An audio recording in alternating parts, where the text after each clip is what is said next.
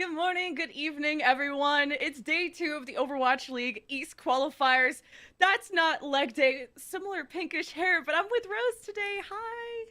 Hey, what's going on? I'm super excited to finally get a chance to enter into the Eastern region. I feel like there's been so much fun over here. I like gotta get a part of that, you know? I know we have to welcome you in, although when we were practice casting all the C9s you had to deal with, we don't get that as much here. Good. Good, and I hope that I don't bring that into the Oh, Eastern I'll blame region. you if you You do. should, honestly. I don't know, the curse continues. We'll see if the curse continues also for our teams today. For a reminder how this works, we have 6 OWL teams facing off against, of course, each other, but also the 4 best contenders players from the spring stage knockouts. It's such an awesome opportunity to see contenders versus OWL. I remember when we started casting, we were begging for this moment. I know, right? I feel like it's been a long time coming, and the opportunity has really allowed a lot of these players to step into a spotlight and actually get a chance to be promoted onto Overwatch League teams. So we get a chance to see a few of those contenders teams today, but those rosters look super different with all of those players getting picked up. It's like both a curse and a blessing. Like, Yeah. congrats, you got signed, but you left your team in a bit of a drought situation where they had to pick up obviously the top talent from all the other rosters, the other contenders teams that didn't make this position. So O2 Blast isn't going to look the same. Dreamers aren't going to look the same. But hey, they this is the reason why they compete to go to OWL. Yep, why they call it the path to pro, really living up to its name over there. And it's going to be so cool to be able to see all of that new talent and how they're going to fare up against these tried and tested Overwatch League teams. Well, we have a treat for everyone today because our very first match is like the ultimate APAC rivalry, the Guangzhou Charge versus the Hangzhou Spark, the showdown as we like to call it, where there's a special rivalry here, right? Because Charge has been known as that number 1, maybe number 2 team if you want to argue Soul Infernal, and Spark has been usually that number 3 in the shadow of these two, but it was Spark that took Charge's spot to go to midseason. Yeah, not only that, but when you look at even just how the Eastern region played out last season, Hangzhou Spark also kind of took that spot away from the Charge as well heading into the playoffs. So they're definitely a team that you can't underestimate when you take a look at this matchup, and I think the Guangzhou Charge would say the exact same thing. Yeah, for anyone who missed yesterday's matches, we said it was day 2, and yesterday was a banger. We got to see the first looks of the Charge and the Spark. If you are curious on how this season works, got Open Division, you got Contenders, we had the Open just wrap up. We promoted 2 teams to the knockouts, and now we're figuring out seeding-wise how these OWL teams slash 4 Contenders teams will seed into those knockouts. Yeah, the knockouts are going to be so exciting, especially when we know that it's going to be the final stop before we head to the grand finals of the season. And you're going to want to make sure that you tune in to the Overwatch League pre-show ahead of the Western Games today, because we will be announcing where we're going for the grand finals. So that's going to be so hype. That is going to be so hype, and who gets there is a mystery. I know APAC especially needs to represent a bit better when it comes to those end tournaments against the Maybe a West. little. And I just have a feeling that summer stage, it's going to be a whole new ball game. A lot of rosters got upgraded. There's a lot of lessons being learned. Yesterday, the Charge came out swinging. They had a successful start. Spark, not so much. It's going to be really exciting too when you take a look at how these teams fare with the brand new maps that we're going to be seeing, as well as the map pool ended up rotating in between the stages. And I feel like even yesterday we got treated to a lot of new gameplay when it came down to some of these oldies but goodies we've got coming in here. I've been excited to see Gibraltar, especially. We had a lot of dive in our APAC opens. Just different looks. It's not just Perma King's Row on Hybrid either. Here's how the standings have shaped up. Seoul and Guangzhou have always been fighting for that first place spot. Now Shanghai is also having a solid start. Dallas is going to have their first match today against Poker Face. Dallas haven't lost to a contenders team yet. They even beat O2, but this is Poker Face we're talking about. It's different. Yeah, it is definitely different, and they hit different, especially when you take a look at some of the team members that they do have on that roster. But that'll be coming up after our very first match of the day, and then you get a chance to see Panthera and also Dreamers make their debuts. I'm excited. Although, yes, I'm so happy the Dreamers players got promoted. That's why they called themselves the Dreamers, right? They had a dream of going to the Overwatch League. This was their final run, and now they can continue that legacy with new talent joining them. But against the Dragons, who look solid right out the gates, which is great to see them pick things up. And Fuel, although they have been seen as one of the weaker APAC teams, they don't lose to contenders teams, at least not yet. Oh, you're gonna curse it. I know. This is the true curse. I have the C9 curse, and you're about to caster curse them losing to a contenders team. Oh no. That's okay. I mean, Spark took an early L, and it's not about how you start, it's about how you end. And Charge, this is your starting roster. This is one of the best rosters we have in APAC. Choice A1, we've talked about how he is probably the best racer in APAC. And you really lived up to that yesterday as well, but actually what was really surprising is that we ended up seeing Choice One actually end up picking quite a few different heroes when it came down to some of the maps that we saw. We saw some Genji, we saw some Mei, and I feel like that makes me really excited for maybe some of the new looks of these dive comps we get a chance to see. Yeah, when Charge won yesterday, we got to see that Choice A1 interview where they were very self-aware that they were a Hanzo, Tracer, Winston one-trick team, and they wanted to show that variance. And there's so much personality and good vibes on this team. They were, quote, laughing at Piggy throwing yesterday, even though they won 3-1. But one thing that Charge said that stuck with me was that they are watching out for the Spark, where usually Charge beats the Spark, but they have Choice A1 said that Spark always peak against them. That's a great mentality to have because you really don't want to underestimate this team of the Hangzhou Spark, and I feel like when it really is the Guangzhou Charge in front of them, you have to kind of look at that and go, okay, like where are they going to turn up here? And when we take a look at the starting lineup for the Hangzhou Spark, I really feel like we're going to end up seeing a lot of great plays coming out from the DPS lineup. I mean, Shy's Sombra has been popping off this entire season, and if Leave is going to have a great game on the Tracer too, I'd be scared if I was the Charge.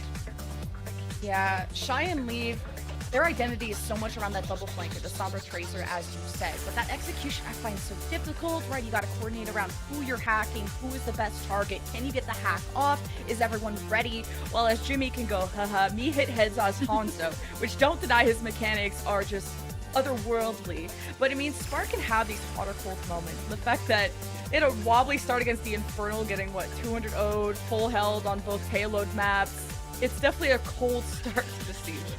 I mean, you talk about Jimmy's Hanzo, but like, haha, Winston from Gushue, like that's really another player you've got to look out for on those dive initiations. They didn't look so hot yesterday. Hangzhou Spark actually taking the L versus the Seoul Infernal, but a lot of that was just kind of a Tracer diff coming through and a lot of pop-off moments. Hangzhou Spark can definitely still hold their own when it comes down to the dive, but with how tight the Guangzhou Charge have been playing too, I don't know, this is a toss-up for me. Who do you feel like could get ahead on this match? I feel like my heart says, my brain says Charge, but the way that Spark took their mid-season spot, Spark, like Choice A1 pointed out, Spark always peak against the Charge, and it's the tank matchup that really can set things apart. Where Piggy, now that he's being able to be a starter, not being in someone's shadow as some off tank, some Sigma player, some random Rhine player, Piggy is the star of the Guangzhou Charge show. It shows in his stats. He has a lot of fun doing it. I have a lot of fun watching him. I really do too. Piggy has such an aggressive play style that is just so fun to watch, and when you have such a dominant backline as well, Farway, Xerneas really helping to bolster up a lot of that aggression, Piggy can put up numbers like that. Absolutely, and I'll never blame Leave for getting diffed by Choice A1 because I found like when watching that Spark match, Shy got caught out. Again, the hacks on the Sombra, it exposes you. You have to be in the back, and if you're well marked by the enemy team. Shy can't get away with these hacks. It leaves Leave in these tough situations where he's going to be obviously on an off angle, on an island, and he has to find his way out. Sometimes he doesn't always do that, but they find their way to Ilios as our first match. Yeah, speaking to that point as well, we've got Gushue that gets put into a really rough spot too. When one tank, you're kind of juggling whether or not you have to heal for your DPS or backline, or just try to push the pace a little bit and get in the game in that front line so early. And if Shy's gonna get marked down like that, then Gushue has to play a little bit more defensively, and that's where the charge could really crack the armor of the Spark. I think Choice One's going to be cracking some backs if he pulls out this Echo, because he was very much known for that in APAC. And a reminder for the viewers that are joining us from the APAC Open, this is a bit different rules-wise. These are pre-chosen maps. The loser does not pick the map, so we don't have to worry about a favor or an edge given over to the losing team. They have to be prepared for every single scenario. Choice One's Echo will be coming out and matching up against Leave. I really like that play too. We're going to see the symmetric teleporters for both teams just to be able to help them get out the gates a little bit faster, but it's all about this Echo setup, playing around these buildings and making sure that you can beam down targets with that focusing beam. And so expect to see a lot of that focus from the Echoes being placed onto the tanks, as well as the backline, trying to get them out of the equation. Gushue had that first jump. Piggy warded him away.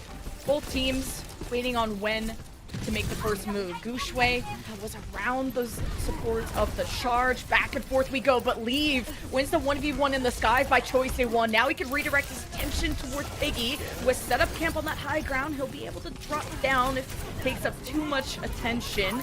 But meanwhile, Shy can make his way to the point to start the cap. It's a lot of stickies and the focusing beam to far away. Guaranteed fight win for the Spark. Oh, that was nasty. That was Spark just kind of saying, I see the opening.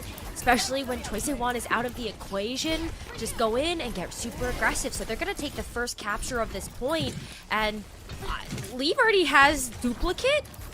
Hello?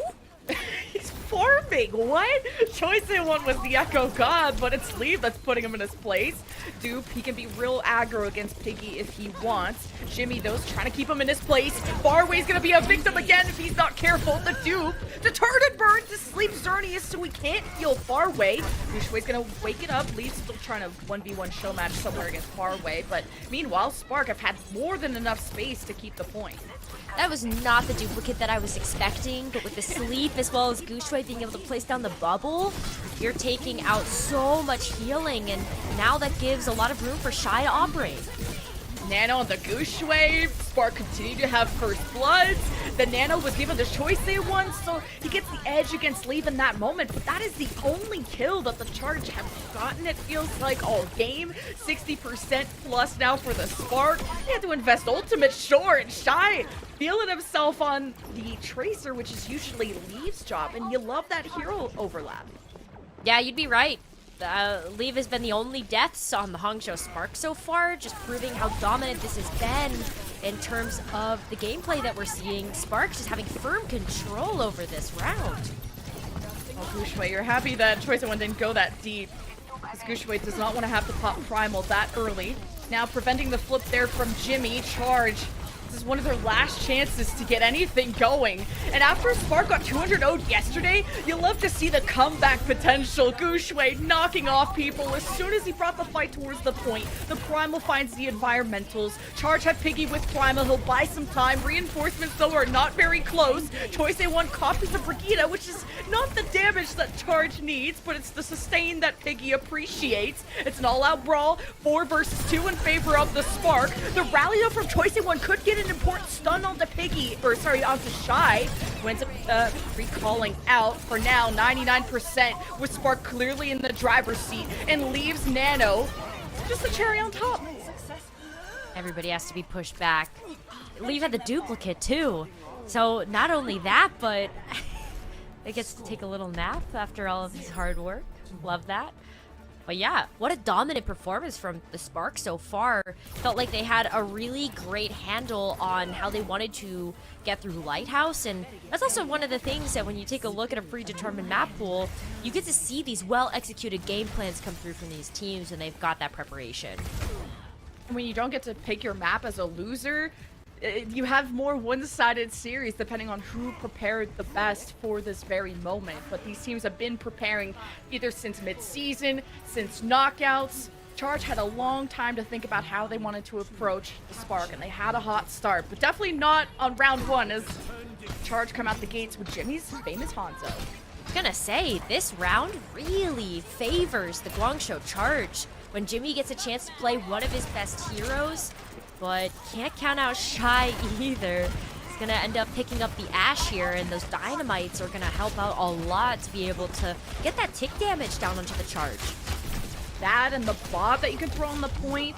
Dragon Strike not as valuable of an ultimate as of late, and Shy can ward away some dives thanks to the coach gun, and clearly that's been working out. Shy hasn't been touched, he's involved in the fight, and Spark win the first fight just like they did on Lighthouse, which if you remember back then, turned into an avalanche where they won 100-0. Charge, gotta hope that they adapt and overcome, but Piggy was antied and could not jump the heels back in time.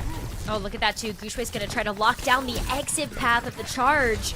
And that's gonna be some staggers if they are able to follow up on this. Oh, and no. just farming too. Staggers, time, ultimate, Spark have everything they need to win the next fight. Guxue ideally just want to use Primal. Doesn't look like he was punished. He's all good. Guxue touched the spawn door challenge. I believe that was accomplished in this match already. And with the Primal Rage up 2, as you mentioned, can continue to get this forward position. We've also tried to lock down Choisewan here out of the line of sight of Xerneas. Really helps to be able to remove that pack advantage that you might get in these Tracer versus Tracers. Guxue almost got the spawn room door touch that you wanted, but dealt with the competition instead, beats Xerneas to death, has access to Mega. Pig is trying to do the same thing, but reinforcements are very far away. He gets the one trade onto Shy, so there's limited damage from the Spark, but Charge, it's not like they're making much headroom now that Piggy is gone. That initiator won't be there to make the space. Unless Jimmy hits a random headshot, Charge will have to wait for Piggy. That's the downfall of running the Hanzo, is you can't necessarily have the same point presence as the Ashe, whether it's through the Bob or even just being able to get in and have the coach gun at the ready, but here's the Dragon Strike.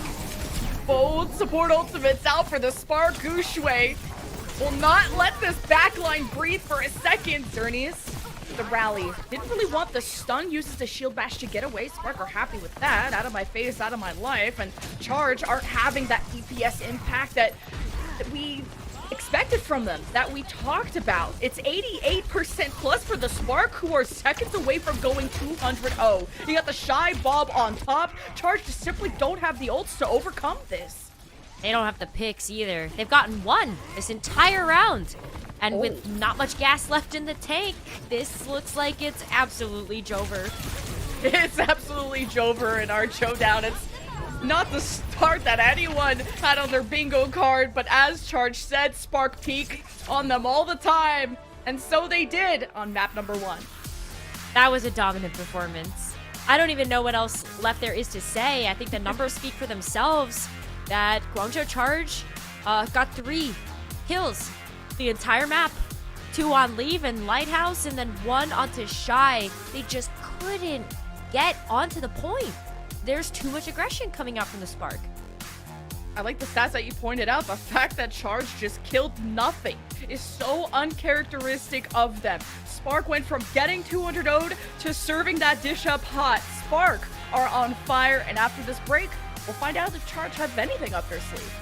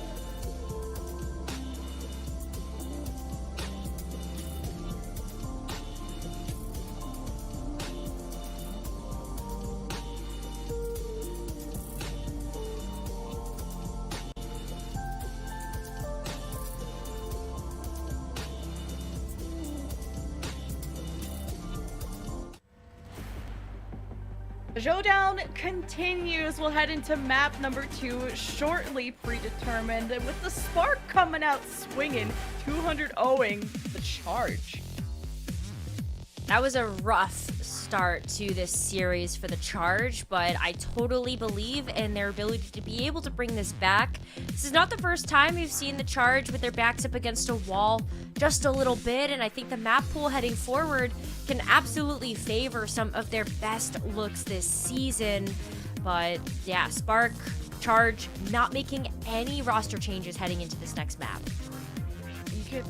The fact that I'm seeing a bit of an eye roll by Piggy when he's not laughing and having the biggest smile on his team's face, there is a fire in the Charge camp, and gotta hope they put it out soon because it's first to 3, not a lot of time to figure things out. But our next map is Midtown, where this wasn't successful for the Spark yesterday either. No, it was not. We ended up seeing the Spark actually play on this map versus the Soul Infernal, and they ended up leaning a lot into the Sombra Tracer Winston, but in the West, we've actually seen quite a few teams try to play the Ramatra, and that's really why I feel like the Charge can start to bring it back in the series, get on the board, because that's a hero that really favors Piggy's play style. Naturally, kind of looking at his ability to play some of these more brawl-centric tanks, especially coming in from being more of an off-tank player, playing a lot of Zarya, I can absolutely see him be able to turn this around. We'll see if Piggy folds and goes to the D.Va too, if he's not feeling good about the mirror. It allows him to have also more mobility to fall back if things in his backline aren't going too well, which was often the case. Farway was a victim of many, many dives by the Hangzhou Spark Echo, which that was pretty niche for them to play. Now I'm expecting that double flanker from the Spark. While the Charge want to show that variance, they talked about it in the interview, but even their tried and true Tracer Hanzo didn't pan out. Felt like they just struggled to really be able to get on the board. The pace that the Hangzhou Spark were setting made it really difficult for the Hanzo to get set up. It does require a little bit of that, right? A little bit of space, being able to be given over to that Hanzo.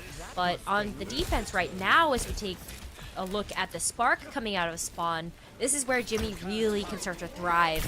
If he's able to keep control of this high ground, the Hanzo can just rain down from above.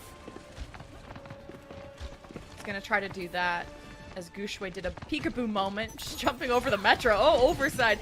Seeing where Jimmy was. The anti from far away just barely keeps Jimmy up while he's hacked as the Spark try to make their way through the underside. Piggy places the bubble and slows that right down as soon as that bubble is popped. Physically, metaphorically, Spark jump their way in, now falling back to peel for their back line, and Sharp keeping them at bay for now. They look way more coordinated currently. I know we don't have a huge sample size at the moment, but Choice A1 actually just got taken down by his own pulse bomb. What? Choice? Okay, no. You're making me look silly saying you were the best tracer in the world if you die to your own pulse bomb and you're not killing anyone with it at the very least. This Spark almost getting that final tick. Charge are still getting stuffed in their chokes, so there's barely any healing coming through up until Xerneas pops the rally, joins the party on the objective. Spark missing that healing, but Monk thinks it's winnable. He nanos Gushue, dives into the back. He will not be stopped. He has Primal, and Jimmy is going to get slapped around a little bit. 88% for the Spark, and this should be a cap. Oh, that was perfect disruption coming through from Gushue. I think Monk really saw the opportunity for Gushue to try to separate out Fireway and Xerneas, and Lee was there to be able to pick up the pieces. And looks like Spark just, once again, kind of continuing these dominant dives. How is the Spark not capped yet? Well, they're still getting all the kills, so it's more of a why A- and no A+ for the Spark, because they dominated that. An amazing call by Monk to Nano. Here's the pulse bomb Sudoku there by Choice A1. You hate to see it. Definitely trying to go after Monk there, but Monk sidestepped away. Choice A1 kind of whiffed, and we're just gonna breeze right past that because he gets another chance at it. I think we won't see that again, but really what I'm looking forward to right now is Shy's EMP. We've got Guangzhou Charge set up on the high ground here, and you can see Xerneas actually spy checking, but that's not where Shy is right now. Hack still goes through onto Faraway, misses the sleep. Spark can commit to the sport. Gushue would have loved that if he wasn't slept and headshot in the face by Jimmy, which we're glad he remembered how to aim after a slow start on Helios. Charge, looks like they're warmed up. Feeling a lot better about the fact that they can actually set up on the defense here. Really allows Jimmy to just kind of keep these high ground positions and doesn't have to worry about something like Gushue's dive, especially when he's not picking setup. Oh, EMP plus a bubble on top of Jimmy. That pulse hits leap, shows Choice A1 how it's done. And the Dragon Strike from Jimmy was just to slow it down. Choice A1 gets his revenge onto Monk. Now both teams missing in the healing department. Lynx at least got a nano at the end, so he's living, but it's just not looking like a super winnable situation out of Spark. They're still healing back up to full after a big investment of the EMP. You're surprised this wasn't a more favorable trade, a favorable fight for the Spark. Gushue already had to jump back for some more healing, but he never died, so they can engage again. You saw great bubble placement by Piggy when that EMP ended up getting laid down, and that allowed the Charge to just have a bit of breathing room there. The rally coming out at a perfect time, too. Oh, it doesn't save Monk, but it is just trying to support the rest of the team. No healers remaining at all. Not full value of the rally from the Spark, and Gushue knows it's a Nell, doesn't pop the Primal, and smart support, ultimate usage by the Charge to live through that. Xerneas' rally timing was just a touch better than Lynx's, and being able to have the nano on top of that too also really helps to bolster up the type of damage output as well as healing that you would end up seeing from Xerneas in that situation. So Charge, they had to use both support ultimates, but the name of the game here is just to stop the Spark, and we're approaching 2 minutes left now. Preemptive dive there from Piggy. He's aggro because he has Primal. Spark, do they counter dive? Do they peel? There's two different ways of approaching that. Where Piggy is, as I call, kind of like the someone strat from Florida, as Spark have to dislodge that because Piggy will have access to this backline. Gushue doesn't care. He goes to the bridge, spots Piggy on the counter dive. Gushue comes back to deal with this, but Choice A1's helping out Piggy on the counter dive. Pulses Gushue before the Primal can come out, and Spark are not feeling so confident after multiple stops on these attempts. I think part of that is that Gushue has died the most in this entire lobby. We've got 4 deaths on Gushway, and if you don't have your initiator, it's impossible to try to land these dives. Gushway has a huge role to be able to play in these dives, and it's just not happening right now. Minute left here. They're looking kind of down the barrel of final fight. Oh, that Sombra is back there. Jimmy marks it. Not my problem for now. Spark actually nano leave, and he's been the carry. We've seen this done before. He can deliver when the pressure is tight, and Spark already having to recall out though on Jimmy, not able to convert a kill out of that nano tracer hurts, but there was so much amazing healing from Charge's backline. EMP though from Shy catches Piggy before the primal comes out. That tank is removed, and Charge running away. They're okay with this, though. You still have a little bit of this point B push that the Spark have to go through, and that means one more fight. If they're able to stop it here, they know where the line in the sand is going to be drawn. And Charge, they're looking at trying to use this primal to stay alive long enough for Xerneas' rally to come online so they can clean up.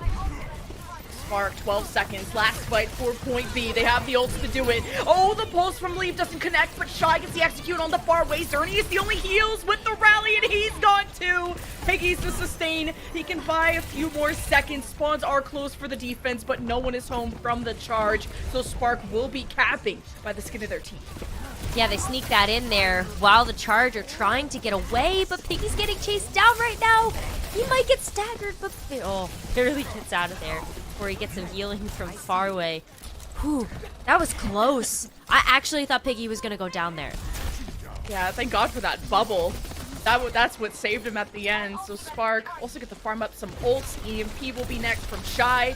Piggy is removed from his perch. If he's up there for too long, he can drop down onto Monk or Lengsa, and Choice A1 is always down for what Piggy has cooked up. Gushway does get pushed down from that high ground. Charge are the ones who can take the initiative, but Leave is in the back, killing Jimmy, so you have a lack of damage from the Charge. Does Piggy stay up there? He should disengage in a 4v5. Charge's supports are on the high ground, and Spark are harassing them. EMP at the ready, but Choice A1 doesn't want to let them set up. The nano's given to Piggy. Choice A1 has his back, and Spark, they have these tools, but they're not using them in time.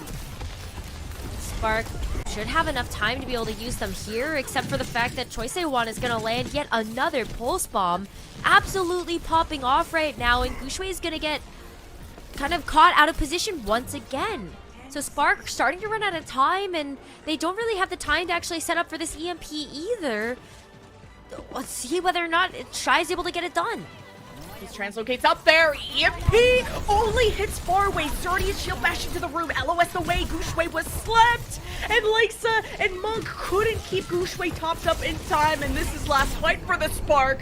Asleep hits Piggy, but the Dragon Strike of Jimmy protects him well. 4v4 though, but no tank for the Spark. It's up to Leave. They keep the overtime wick burning. And with Shy failing to get into the back, it just feels over. Leave does what he can with the pulse, but he's only a one-man army, and it's not enough for the Spark to get to the end.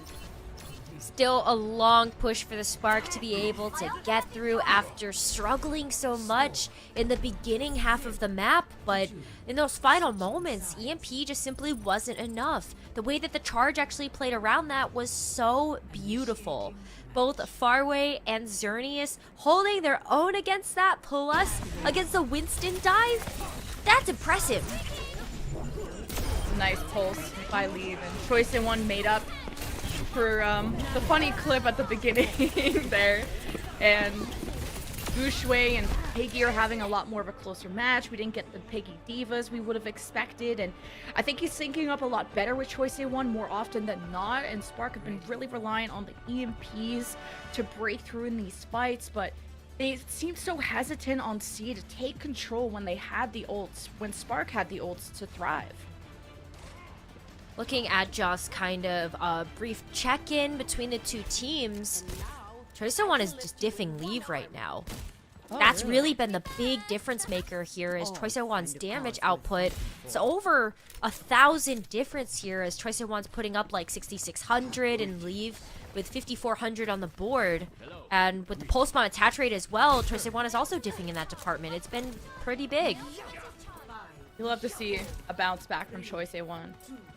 And I think just him following on Piggy's calls, although Piggy isn't known, Winston isn't his #1 hero, it feels like it when he's got the backup of his Tracer. Sort of a preemptive push from the Spark just to get as early EMP charge as possible. If Spark relies on that as their win condition, Shy needs to get that online ASAP so they don't waste time. Jimmy's gonna play like this too. Yeah, absolutely need to see Shy start to put up those damage numbers as well. Jimmy with a pick here could spell disaster for the Sparks defense, just looking for just a singular head. It's a funny approach for the charge to go through the Metro. It means that Jimmy's way more protected, doesn't have to worry about leave dashing in there. 3-man antidote from Monk as charge jumped on in. And I don't think Choice was able to complete that first tick either. Had to leave the fight to protect his team. And Charge only just get hit now after an extended brawl on this Metro. And Spark holds them at bay. I don't like this Metro push either. It just feels like you're setting yourself up to get pincered when you've got just 2 openings and a lot of room for Shy to be able to translocate and just kind of block you down. So I would love to see the charge approach this from a different angle, and it looks like they're just going to go right underneath. I like this a lot better to be able to try to get towards the back of the point and go from there. Yeah, Piggy's commanding a lot of that attention. Gushue doesn't care. He's trying to access Jimmy. He's a lot more exposed playing on the underside versus the Metro, but it doesn't seem like Gushue is really hard committed, right? It's Charge that have to wait on their shoulders to go towards the point, and Gushue is back here setting up camp, forcing out the nade from far away to protect themselves, and Shy gets picked, and that's just not a good start for the defense, but it's an opening that Charge can work with. Piggy is nanoed, trying to go after Lanksa. Denying the rally here would be huge, but he's nanoed and rallied. Lanksa will help this backline reinforce, and the Charge will squeak away a first take and maybe more if they can keep up the kills. I think they can too. You can see Piggy locking down the door with the Primal Rage, and being able to keep that backline busy enough meant that they weren't able to heal up the Spark on the point. Olive had a last second touch. I think he's still hanging around here, but with both his healers caught out, it's not going to work out. Gushue died early that fight too, so it was really up to Leave, buying enough time for Shy EMP. And did you really want to go into that without Gushue? I like the call from Spark to just give that up. Oh my goodness. Leave actually tried to get away and then got whip shot from like another map. I don't know how Xerneas hit that one, but that was a great way to start to stagger that out. And while we end up seeing Shy get into a position to use a CMP, look how spread out the backline of the Charge are playing. They're playing around the Sombra way better. Oh, the EMP hits Xerneas not far away. Jimmy is up in the sky. Gushue climbs up, deals with that problem. And again, Spark are very good at executing fights off with the EMP, but it's their neutral fights that need to be just as successful. They didn't have to use anything there. Charge just kind of took the L on that one, and that's kind of more of a testament to, again, having that heads-up awareness about where Shy is with that EMP charge, as well as also where he might be located. I do still think that the Charge are playing around that way better, and Shy has fallen kind of short on these EMP charge-ups. It's just not nearly as fast as what we were seeing on Ilios to kick things off. What's that monkey of Gushue doing up there? He's just ready to pounce on the far away. Good tracking from Jimmy just to force Gushue back. A lot of time, though, being lost from the Charge, but Spark are happy with that. They had not an amazing push coming out of the gates, but Farway wants to make that different. Nanos Piggy knows he's in deep. Monk doesn't have a nade to heal himself back up, so it's a one support down for the Spark, 1 to go. Lanksa is now in trouble. Choice1 and Piggy are on his back, and Spark are just left without supports, and they're also staggered from each other. This has been some great heads-up play from the backline. Xerneas is going to be rewarded once again for a rally, and that's a huge difference maker. Shy and Leave can't really approach the backline here if Xerneas is going to be able to keep getting those whip shots, keep getting those shield bashes, and now the Charge get a chance to kind of move under the car wash here as they gotta prepare for another EMP. Piggy though, look how far forward he's playing. He almost died too. He had to pop the primal at the last second just to stop the supports of Monk and Lenksa from supporting the rest of the team. Shy has the EMP, Leave is nanoed. It's now or never. There is the EMP. Charge fold like lawn chairs, although Jimmy stops Leave from hunting too much further. It's still the end of Charge's attack for now with less than 90 seconds to go. Oh, they're so far forward, but this is where it actually gets tougher for the Charge now.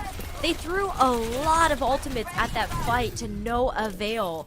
And as the clock starts ticking down, not only do they have to try to make the approach here with Spark having so much momentum, they can get so much damage down on the Charge before they even make a final approach here. Choice One is going to have to start rotating around and land this Pulse Bomb. That's going to be a big difference maker.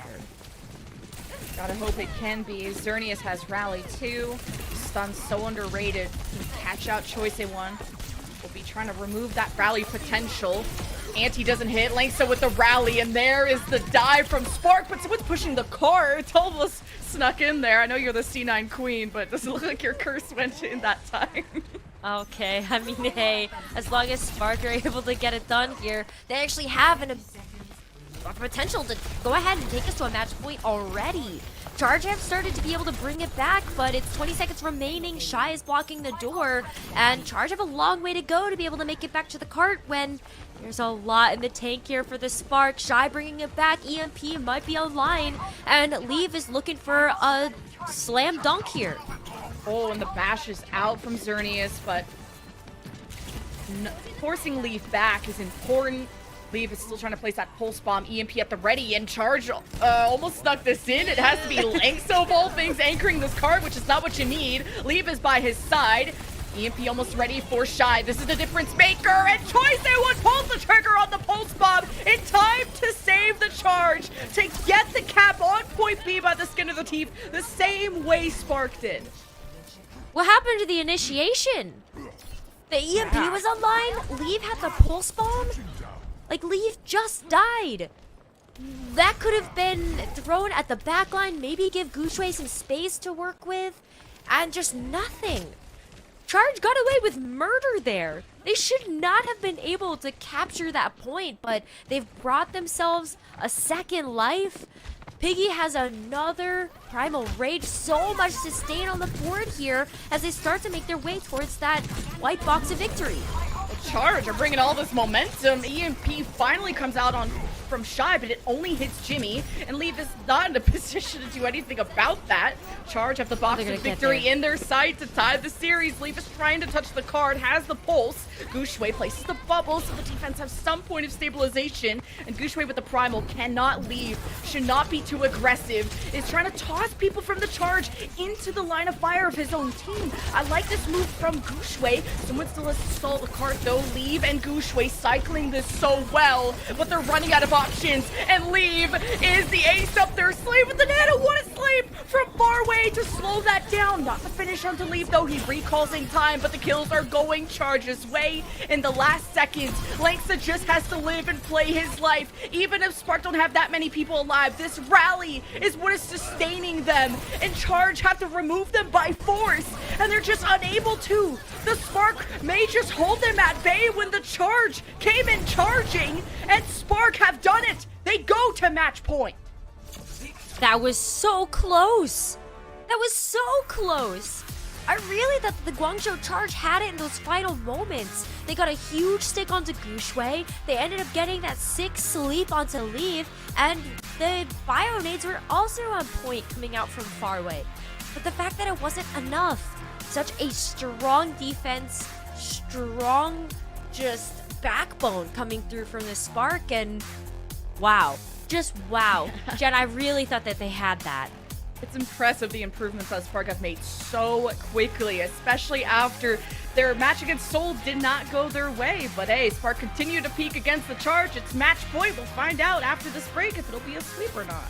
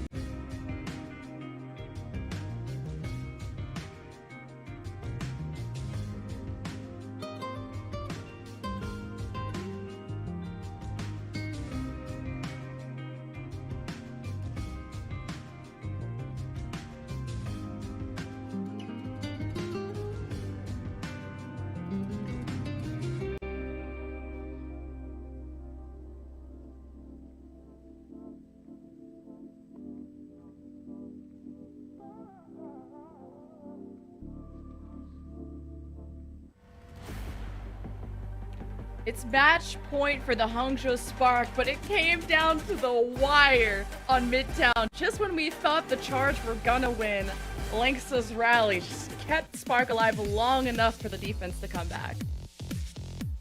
Oh man, what do the Charge do now? The dive just doesn't feel like it's totally working out. I feel like it looked way better on Midtown, but the dive is just cleaner from the Spark. Whether it's off the back of an anti from Monk, the sick rallies from Lynxa, it just feels like a tall ask right now for the Charge to be able to get the difference made up. And when you look at how Monk's been doing on the Ana too, it's rough out here. Monk is so smart, though, on how he delivers his nanos. I feel like Lynx's survivability and how, when you're alive, you can obviously generate the rally much faster, and Monk is the one who does keep not only himself alive to make sure that Choice A1 can't farm off of him. I mean, wasn't it Choice A1 who killed himself off the nade because Monk just dangled him, broke his ankle? Yeah. So Monk is a fearsome support player. It's been really great to watch, and one of the reasons why I really love the current meta in Overwatch 2 is just being able to see how much impact the backline can really have in these team fights. It's going to look no different as we take a look at our next map too. Route 66, flanks for Shy and Leave. A lot of high ground to play around.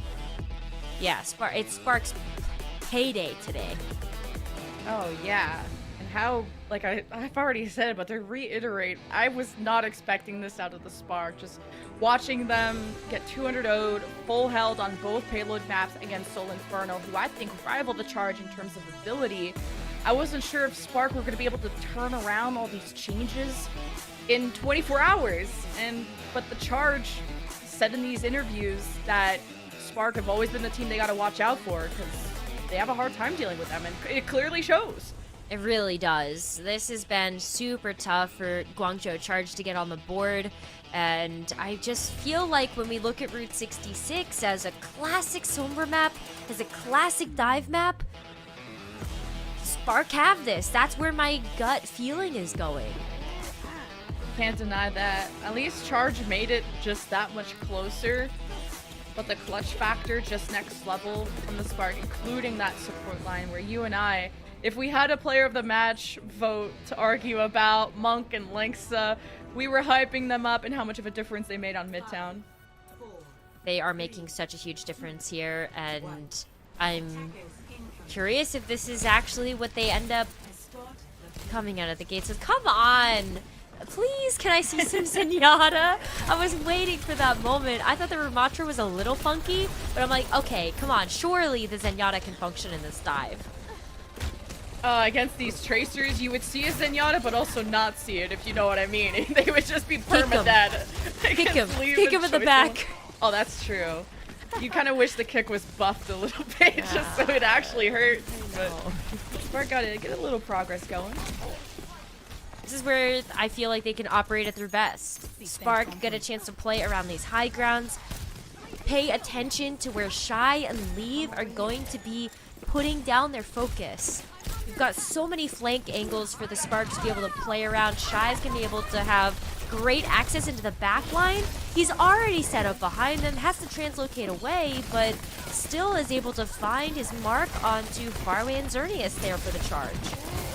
A slow brawl, but Jimmy antied by Monk, and yet again the Spark backline makes a difference, an impact.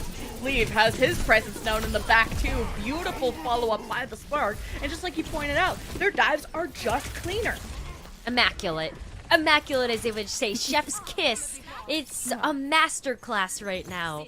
And Charge, while I feel like they had a way better handle on how to deal with the Shy and Leave dynamic duo, it just feels like they're falling apart yet again. Can't get set up here. Oh, no way! Choice A1 blinks behind Lynxa, and then blink of an eye delivers the pulse before the shield could turn around. What a play! Will this save the Charge on the defense? EMP from Shy hits nobody! Ooh, but it's a cap, so we don't look at it. Yeah, we're gonna go ahead and, again, kind of just blow right past that. And I want to turn my focus back to Linksa. Kind of at the Giga Chad pose right there after he ended up getting stuck with the pulse bomb. Said, it's fine. I'm just going to shield bash you to death. And ended up getting the diff on that one. And going down like a hero. Spark, though, get a chance to get set up on the high ground once again, bringing it to the Charge. And Charge just have to find a way to be able to navigate this pressure. It's just not happening. Monk gets the nail. Spark are so low right now. Like, how is Monk already dead? Choice1 gets the one clip on them. Gushue, I think, got nanoed before Monk died, but that didn't really help too much to turn around a 4v5. Winston doesn't do that much damage. So, and Charge also had the overhealth of Xerneas, so it didn't end up, it ended up saving the Charge, but Gushue's nano didn't do enough damage because of that. Yeah, it's an unfortunate circumstance there for the Spark, but they have a lot more left in the tank. Linksa getting the rally. Leave is going to have a pulse bomb online as well. And is starting to kind of just take over the match at this point. Ooh, a couple of headshots. Got Gushue. Little wobbly on his feet. He falls back for heals, but guess who's waiting for them? Piggy with Primal, and this is not where the Sparks backline want to be, but want to sleep from Monk. Pulse gets Piggy so low, and Jimmy's Dragon Strike tried to get, kind of put a red carpet down for Piggy to get out, but it was too little too late. Spark have a huge opening now. Leave is on the hunt, and his prey are these supports. Far away Nano Xerneas to save him from Leave, as the flail, the whip shot kills Leave because of the extra damage. And Spark failed to keep that momentum really going while Piggy is gone, and guess who's back? It's Piggy.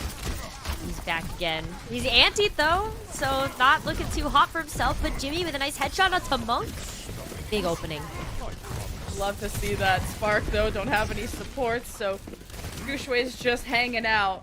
And it'll be, Shy doesn't even need to farm an EMP. He has that, so once Monk and Linksa are back, you gotta hope the Shy EMP hits somebody, because it didn't on point A. Ooh, this time around. Almost didn't get away. Didn't get away in the end either. Choice1 able to hunt him down. And Shy just kind of again in this position of being marked down by the Charge. Choice1 having a really nice time against that Sombra, and being able to mark him down like that means that Shy just doesn't have nearly as many openings to be able to hit this EMP. And something else that's been really impressive here from the Charge is how well they're able to play around this high ground. Spark able to get that early advantage, but Charge just kind of jumping in between each building. Alright, Gushue popped that so early just to get like another hop. I don't know what Gushue's cooking, but he's antsy. EMP from Shy only ends up hitting Piggy, and Spark don't get any kills from that. They're still trying to make Jimmy uncomfortable, and the Dragon randomly kills Monk. That should not be a thing. Spark are doing everything they can to get high ground control, but Choice1 3K styling on these fools. I love the new fire change that we get a chance to see in the elimination feed because, yeah, that's exactly what's happening right now. Choice1 on fire, absolutely having a major impact in this map. And once again, leading the charge here when it comes down to hero damage output. This is why we ended up seeing a huge difference with the Guangzhou Charge on Midtown. Choice1 living again up to his legacy on this Tracer. Spark tried to go through cave. It's just like a different approach. Let's try something new. Come from a different angle to find Jimmy. And then Piggy said, great, your supports are closer. I'm Nano. Walks onto them. Spark don't get killed though, and now it's their turn. Nano onto Gushue. Rally from Linksa, who is stunned by Xerneas. So how both Briggs are running into each other. The Spark have a one-man advantage.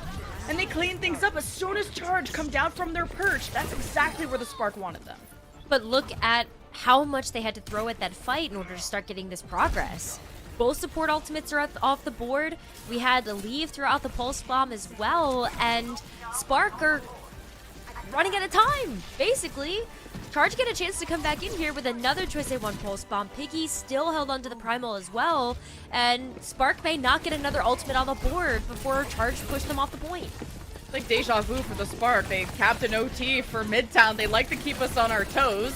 Leave, trying to anchor this as best as he can. Meanwhile, Gushue has found his way into the back, removes Xerneas, far weighs 1 HP. There's just no healing for the Charge, as Choice1 already recalls back and can't make a difference, and the Spark just rolled them, didn't allow any space, and put Charge's backs against the wall. I think Piggy just had to jump off the map as well, make sure that he was able to get back in time to the team and not get staggered.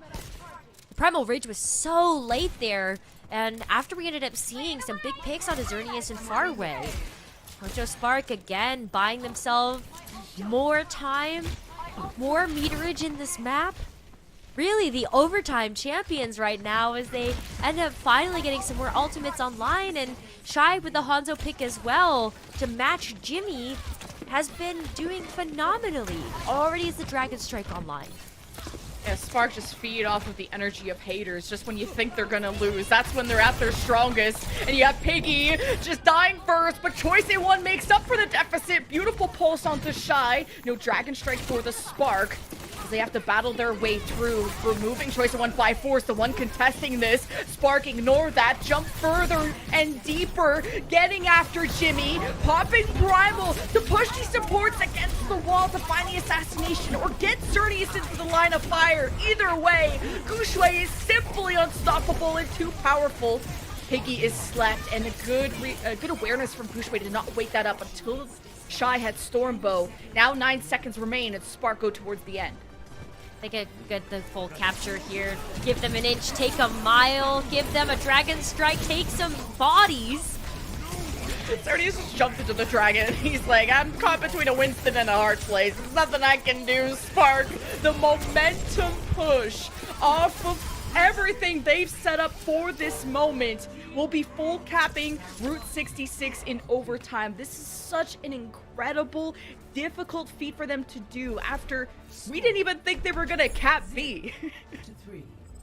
I was so doubtful. I felt like Spark ended up kind of eating what Charge was cooking up, and then all of a sudden Charge started to drop the spaghetti, and now we're here. Hangzhou Spark getting a full capture means that Charge just... they got the work cut out for them. That's all I gotta say. Once again, it feels like, you know, Piggy, the rest of the team, just kind of getting stuck between all the rocks and hard places that Route 66 have to offer. And yeah, Spark, like, honestly, when they start to get the ball rolling, they're such a momentum-based team. They really push with that. Absolutely. Gushui is just harassing Farway and Xerneas so much. They are filing reports. While I feel like Monk is hitting his sleeps on the Piggy, and those crucial seconds where Monk and Lexa can focus on whatever Gushui is up to means that Spark are just more effective on their counter dives, and their Spark's initiative got so much better. We had criticized just Shy not executing the EMPs as quickly as he wants, and he's had some questionable efficiencies on that front, but it still ended up being Spark clutching. They peak. They peak when they play against the Charge. No different this time around. We're going to see the same compositions from both sides as they started out with on that last round. Piggy gets so low. Monk once again able to land such a big ante. Oh, Jimmy. Oh, no. That's what Spark struggled with the most, was trying to kill Jimmy. That's why point B was so difficult. Jimmy was just on his perch, and finally Shy uses invisibility to sneak up on him, get the hack, and Gushui was already ready with the dive. So Spark are gonna try and drain as much time as possible. That's a two-man ante. Gushui smells it in the water and is on the hunt. Farway is gone. Jimmy is next, and this is good time for the Spark. It's not very often you end up seeing a close hold on Route 66 with the dive either. Typically when you take a look at this, you're going to look at maybe like a brawl-centric composition, holding down the fort, but this is impressive. Hangzhou Spark already has an EMP online.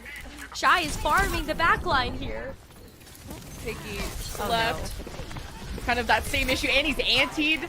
Guaranteed kill. Spark remove that nasty tank out of their face, and Charge still are not going to make much progress without him.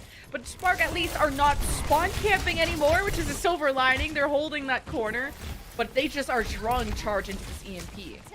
That's exactly what they're doing. False sense of security, bring them forward, keep them on their toes.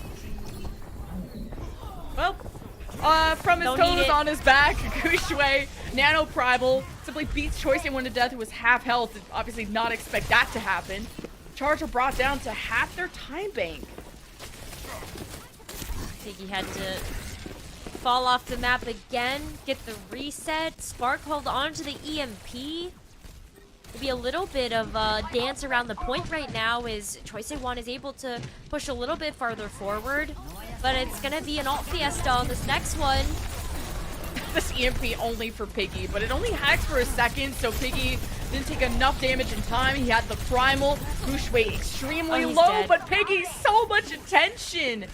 You thought the sustain was enough for him to maybe jump back, get some heals, but Farway was still rounding the corner. Maybe should have committed that nano just to keep that momentum going, because that's what the charge need right now, and also more time, because it's 90 seconds. Spark take the initiative. Gushwei antied. Beautiful hit by Farway. Rally, Dragon Strike, and nano. Charge investing so much in this. They had to. Spark were holding the line so well that the charge could barely get out of spawn. Now that they finally have some momentum, maybe they're able to start to capitalize on this, but Shy's able to kind of keep the pressure down until Piggy ends up taking him down, but Spark are okay with this. That was a huge eco defense from them, getting out both of the support ultimates. Now they get a chance to come back in here with the pulse bomb and the rally. Oh boy. Charge so committed so many ultimates. Do they have what it takes though to push to the end of A? Spark were able to recontest in time. They have the rally, nano, and more. Spark could easily make this a full hold and take the sweep, and it's already starting that direction. Jimmy Zerny is pounded by Gushwei, who's got the nano and more up his sleeve if he truly wanted to. But with Charge at least Silver Line dying so quickly, the 20 seconds we'll have left can recontest. I don't know about that one. Gushwei has a primal rage. He's looking at those spawn doors, and he's got just absolute red in his sights. He wants to be able to lock down the charge. Jimmy's actually going to go over to the Cassidy. Maybe a bit more stable damage when it comes down to maybe the magnetic grenade here, but overtime is active. Who gets to touch here? Choi-Se-Won just recalled. Two walks into the EMP. The door slams in his face. Piggy 4% away from Primal. Cannot do a single thing against the Spark that ignite in their second match. It's a sweep for their Jodown. Guangzhou Charge really not looking happy about that one. That was a tough loss for them to take. They started off the stage with a dominant win over O2 Blast, and Spark kind of just doing the opposite of that. They had to take the L yesterday versus Seoul Infernal, but they are trying to make a statement for themselves. I don't know if the top two teams in the Eastern region right now are the Charge and the Infernal. I think Spark making a very strong case for themselves. They just, if they could be more consistent, I would. I'm still so. Spark confused me. I think Spark even confused the fans sometimes. They're always third place in the standings, but number one always against the Charge for some reason. They are rivals for a reason. Spark took their mid-season spot for a reason. They were able to improve so fast, and one guy who made it all happen, your player of the match, is Leave. Leave's Tracer was such a joy to watch. That's what you expect to get when Leave is on point. Gushwei made so much space for him, and the follow-up that Leave was able to get onto Shy's hacks, any of the antis coming through from Monk. Oh, this Echo was so fun too. That 200% to 0 was a lot of Leave's Echo. Diffing Choi-Se-Won on what I thought was one of Choi-Se-Won's best heroes, alongside the Tracer. Leave got Nano, not only while he was on Echo, but also on Tracer. This is how much the Spark depend on Leave to deliver in these crucial moments. It was 200-0, and Leave, whether it's on the Echo, he could trade that, have Shy play some Tracer. Once Leave is back on the Tracer, it's simply over. He put Choi-Se-Won in his place, he kept these supports in the spawn room doors. Leave was a difference maker today. Absolutely. I love to be able to see that kind of impact come through from this player. I mean, even just kind of being able to keep up with the Tracer versus Tracer as well.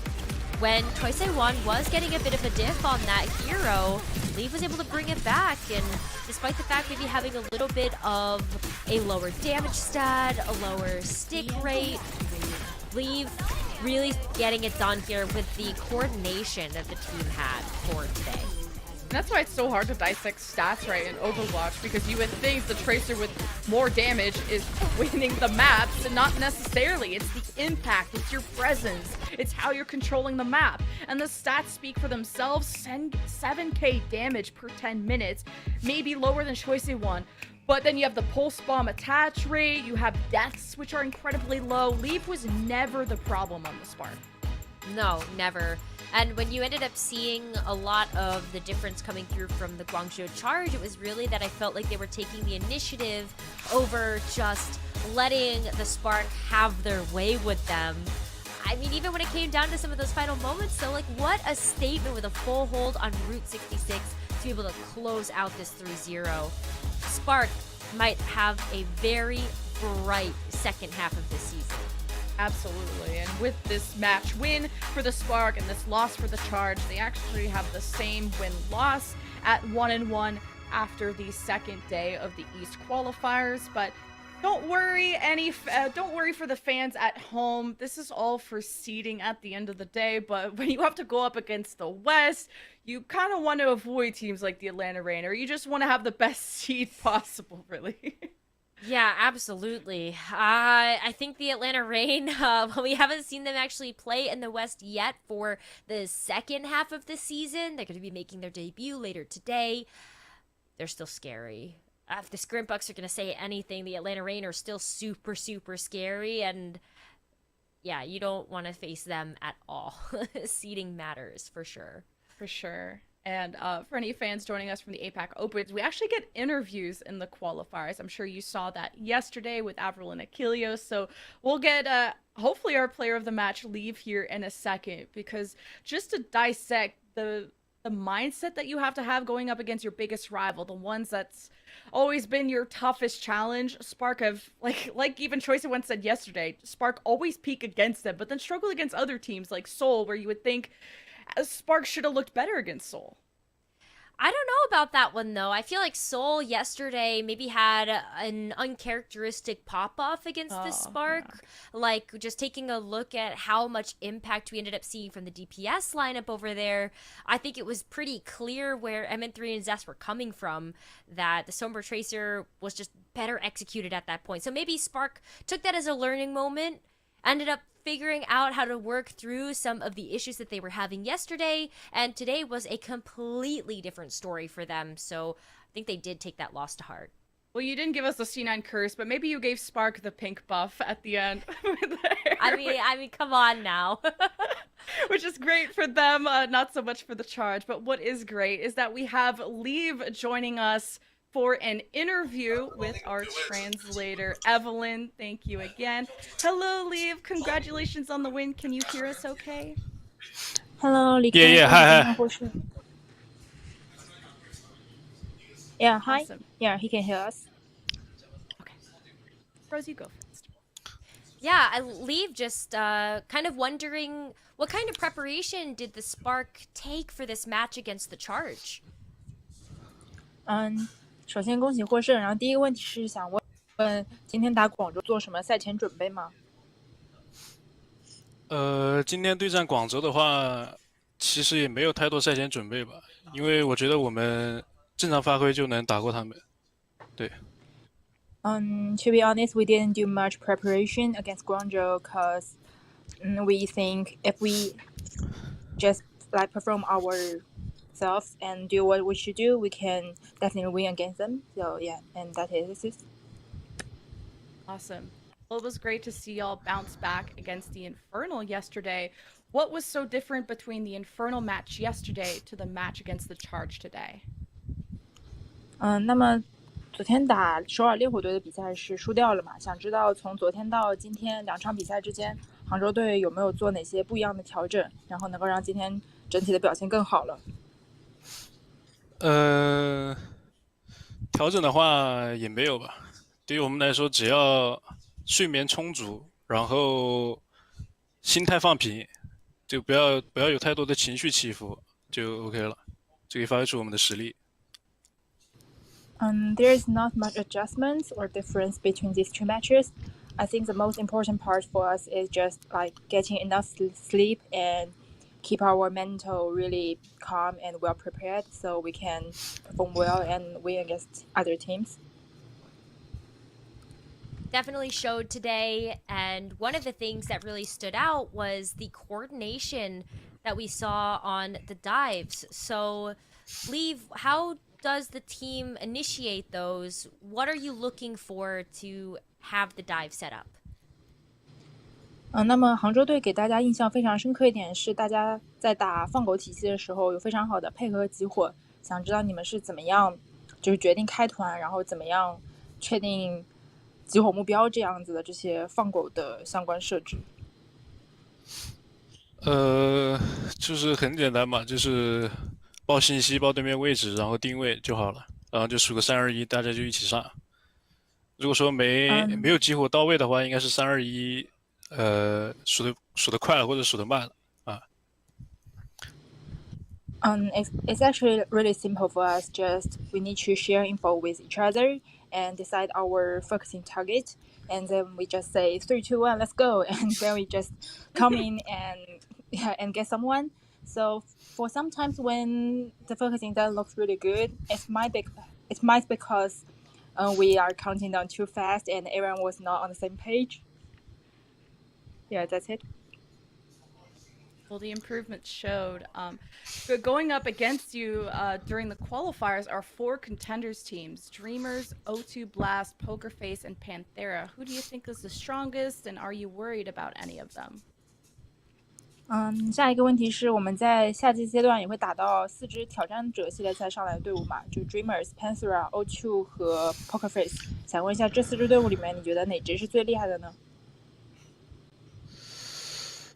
目前来看的话，应该是Dreamers，我个人认为，因为他们击败了广州。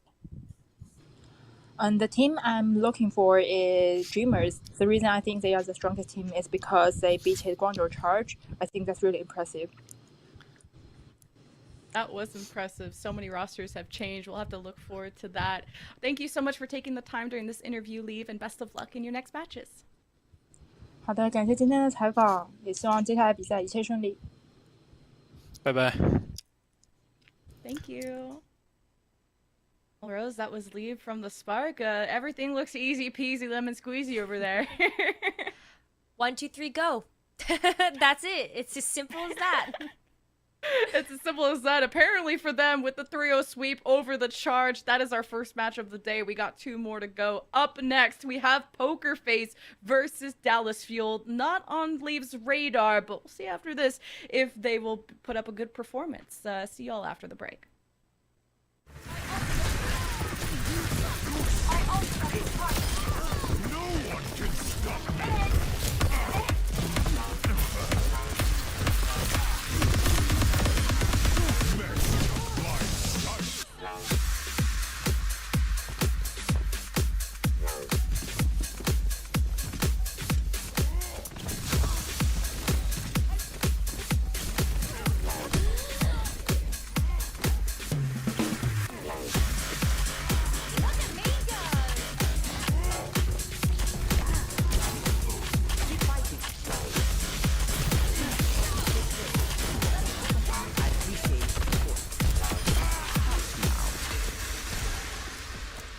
You're powered up. Get in there.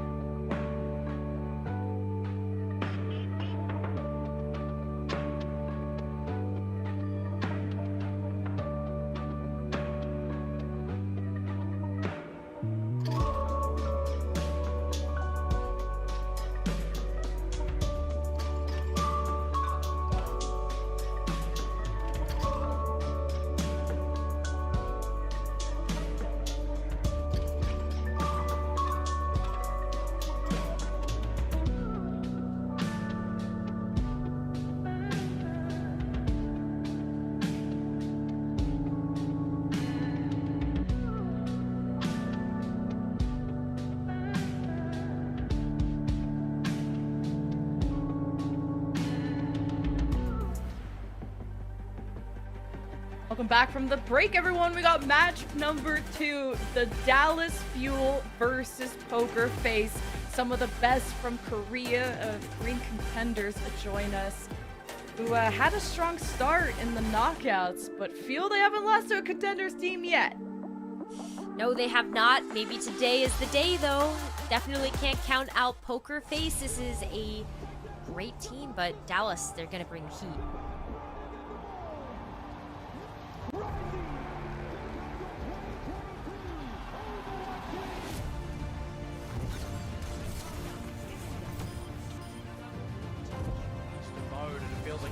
Are just defaulting through that far too quickly. 2 slept. Ungodly connection there with the Rampage. And Harpin, he's come up with the goods again. And Fielder goes down. It's going to be Sal Barry on for 4. Michael's down. Went 3. And Dallas Fuel, Overwatch League champions.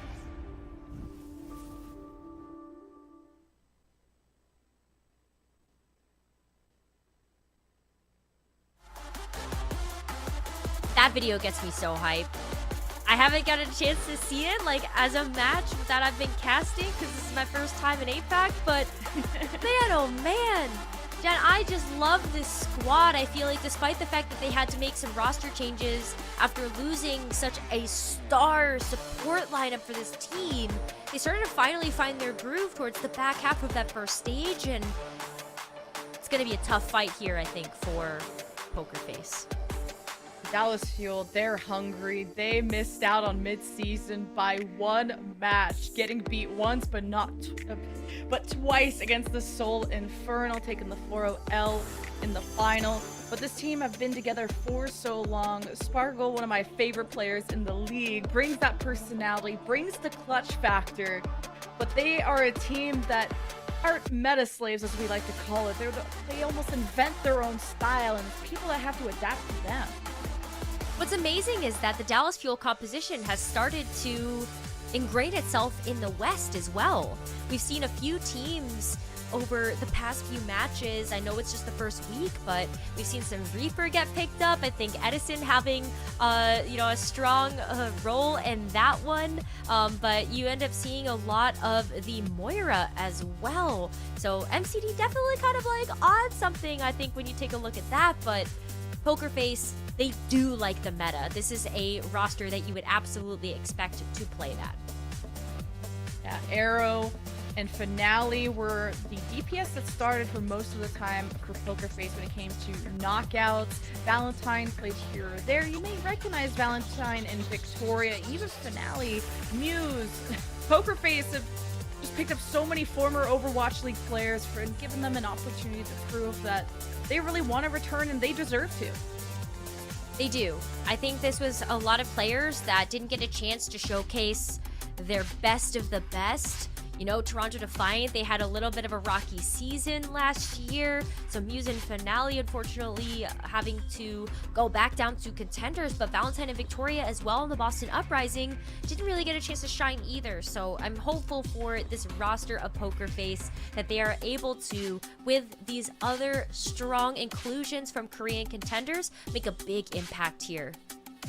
And Sparkle versus Finale Tracer stats on your screen. This is something I feel like close. Finale, it's so close. Finale has always been known to me as that Tracer player. Sparkle's that flex that plays anything, and you don't have super high expectations for a flex. They already have so much on their plate. To be a master Tracer is difficult, but Sparkle has improved so much in that department, and he rivals what Finale is best at. This is amazing. I think the Tracer versus Tracer is going to be such a fun dance to watch for both of these teams. When we head over to Lijiang Towers, their first map, this is why we're going to see Valentine in the roster to start. Sometimes you end up seeing a lot of the Brawl come through, especially when you look at Control Center. Even sometimes on Gardens, we'll end up seeing that Ramatra rush come out. And so that's something that I'm really excited to see, as that's a great look from the Dallas Fuel. That's their strongest angle and composition that they've really found their groove with. And so Poker Face trying their best to keep up with that when they have Valentine on the May.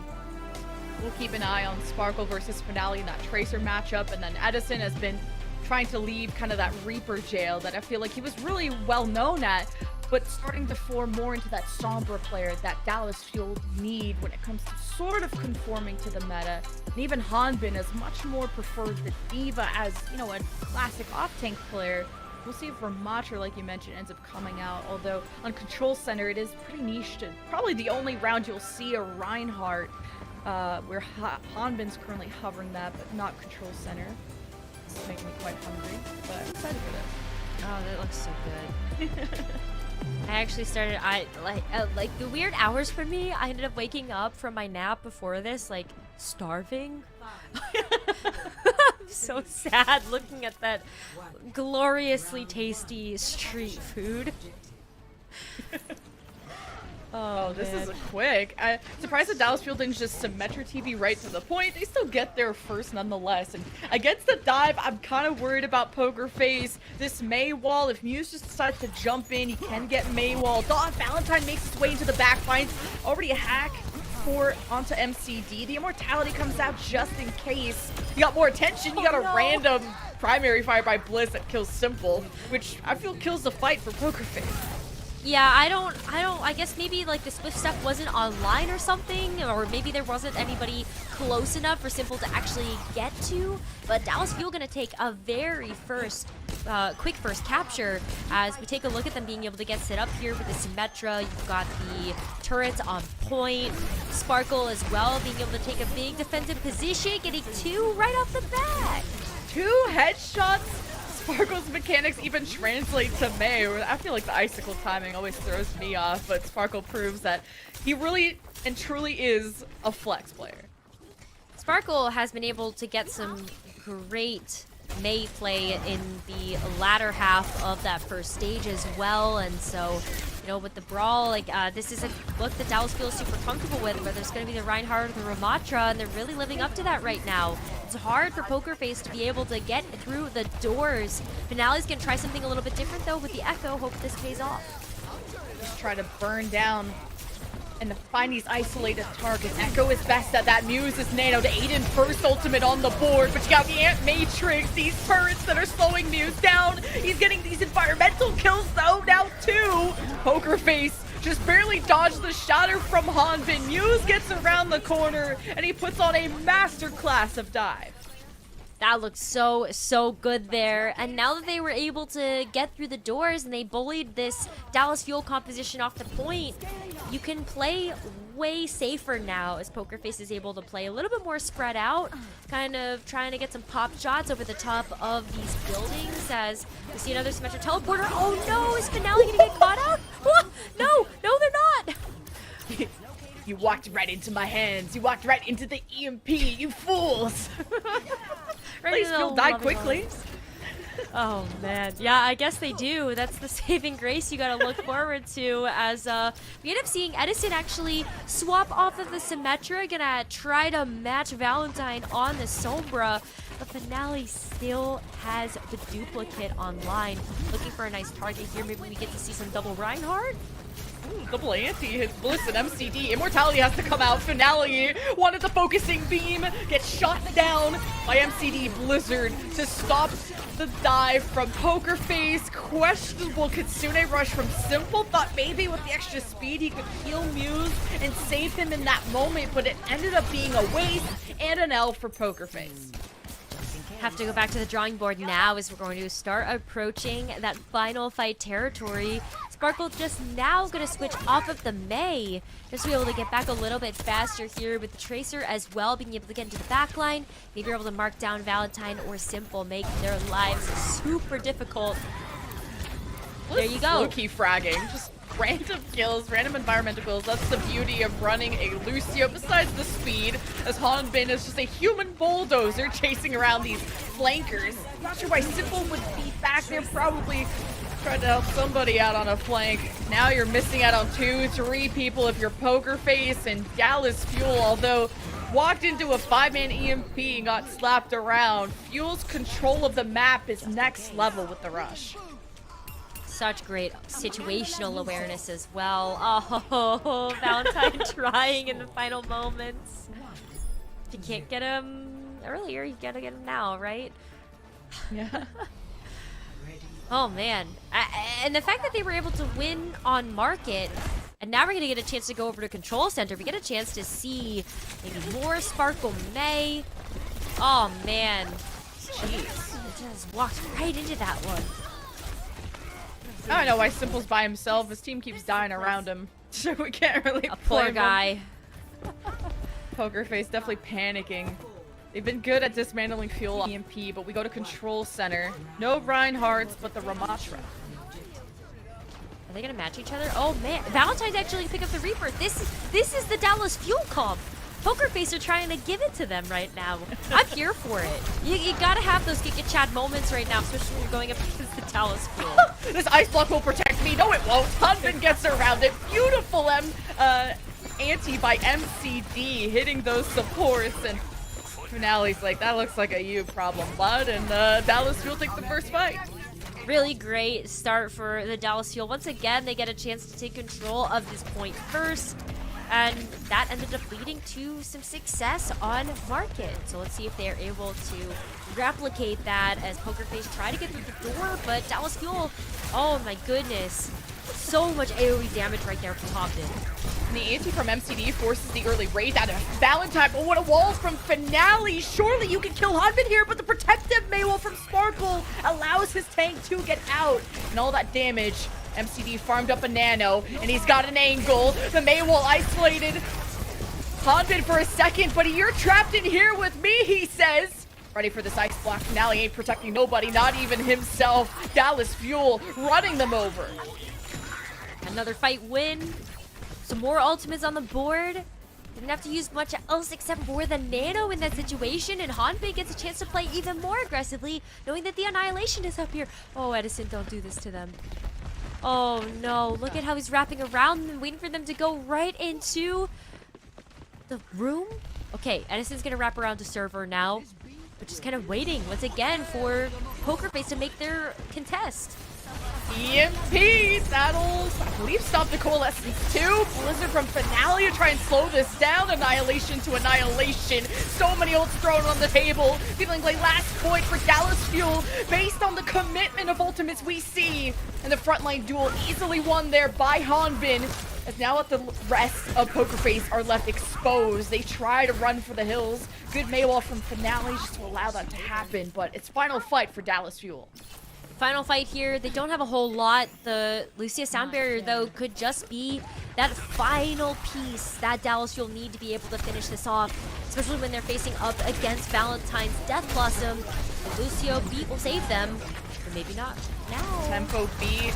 First by Bliss, second by Aiden, Nano by Hanbin, Wraithen, Valentine almost goes unnoticed. It's a 1-to-1 trade using the Death Blossom. Hanbin, though, should be able to deal diff news, especially while he's antied. Hanbin giving him the elbow. Now Simple, does he have the fade to get out of this? He does, but not to touch the point. The Dallas Fuel take a convincing map number 1. Looking pretty good right now for them to not lose to a contender team. Yeah, this series or this stage, this season, Dallas Fuel have their number right now. Lemon Kiwi, I'm scared. I'm scared for Poker Face too, and you heard from Lee that Poker Face wasn't on his radar, but Dallas Fuel, they may be a quote weaker team in APAC, but summer stage is going to be different for them. I can feel it in my bones. Poker Face though, it was an avalanche that they just weren't able to overcome. They tried the EMP, a Death Blossom when everything seemed so chaotic, but you see Dallas Fuel in the camps, they look laser focused, they look unperturbed. Poker Face drop our first game, and Dallas Fuel will head to Hybrid next, and after the break, you'll find out exactly where.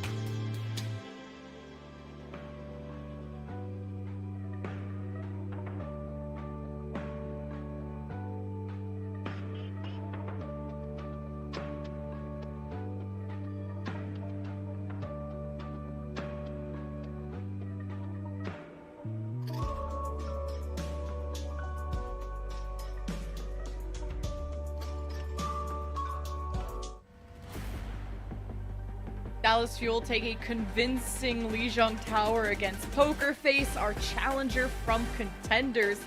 Starring from Korea, but even as good as they are at the dive, they just couldn't seem to pick apart Dallas Fuel's rush. Dallas Fuel have so much synergy that they've been able to build up over the entire course of the season. They have 5 players on their roster. They don't make any substitutions, obviously, for that reason. But the fact that they are able to play with the same 5, especially against these teams that have been able to also build up their own synergy in APAC, yeah, they're just tried and tested.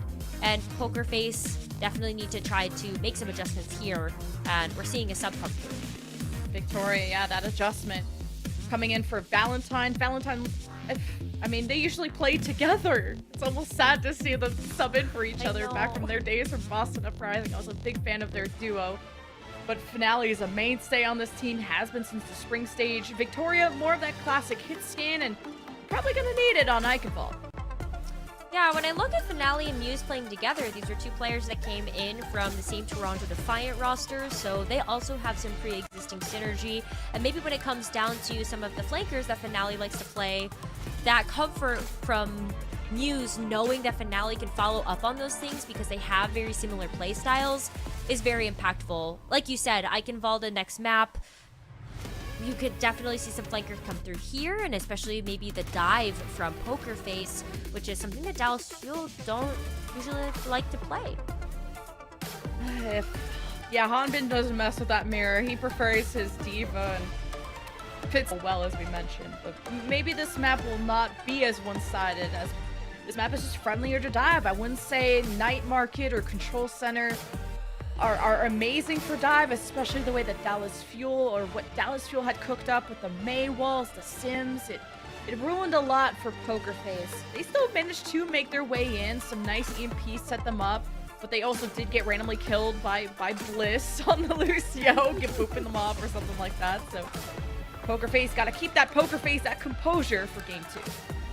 You brought up such a great point during the market round on Lijiang as well, where the Symmetra just made the dive so difficult because of how much slow you were getting from those Symmetra turrets as well. So maybe this is exactly the type of map that we would like to see from Poker Face. You can see them already getting set up on the defense here with a dive, and Victoria playing the Hanzo allows Finale to be able to have those dive initiations with Muse, that comfort of course coming through here, but Victoria being able to set up with these long-range sight lines could set up Poker Face for success. Poker Face have to be aware that Edison somewhere in the back. Victoria turns his attention, almost catching MCD on the cross to the left side from their perspective. As Fuel have their supports in a way safer position. Now Hanbin can just ignore Muse, get after Victoria, who could not jump away in time, and that is the danger of playing Hanzo versus an Ashe versus a Sojourn. You only got that little baby hop and nothing to save you from a Winston. Finale being able to get 2 picks, though, might be able to stem some of the bleeding that Dallas Fuel is going to be putting onto Poker Face. Yeah, another one there. That's going to stop the push. Wow, I can't believe Finale just clutched up, killed 3 or 4 people. As the first ultimate is going to be a pulse bomb, that's a problem. Sparkle, not too far behind, though, so he's also having an impact. Yeah, definitely. But Simple also, just being able to pump out so much healing. Might have the Nano online too for this next engagement, as long as he can keep that up. But Edison is starting to wrap around the back, gets a translocator in place, wants to get a hack down, but Hanbin's gonna have to make the first move. Oh no. From Sparkle!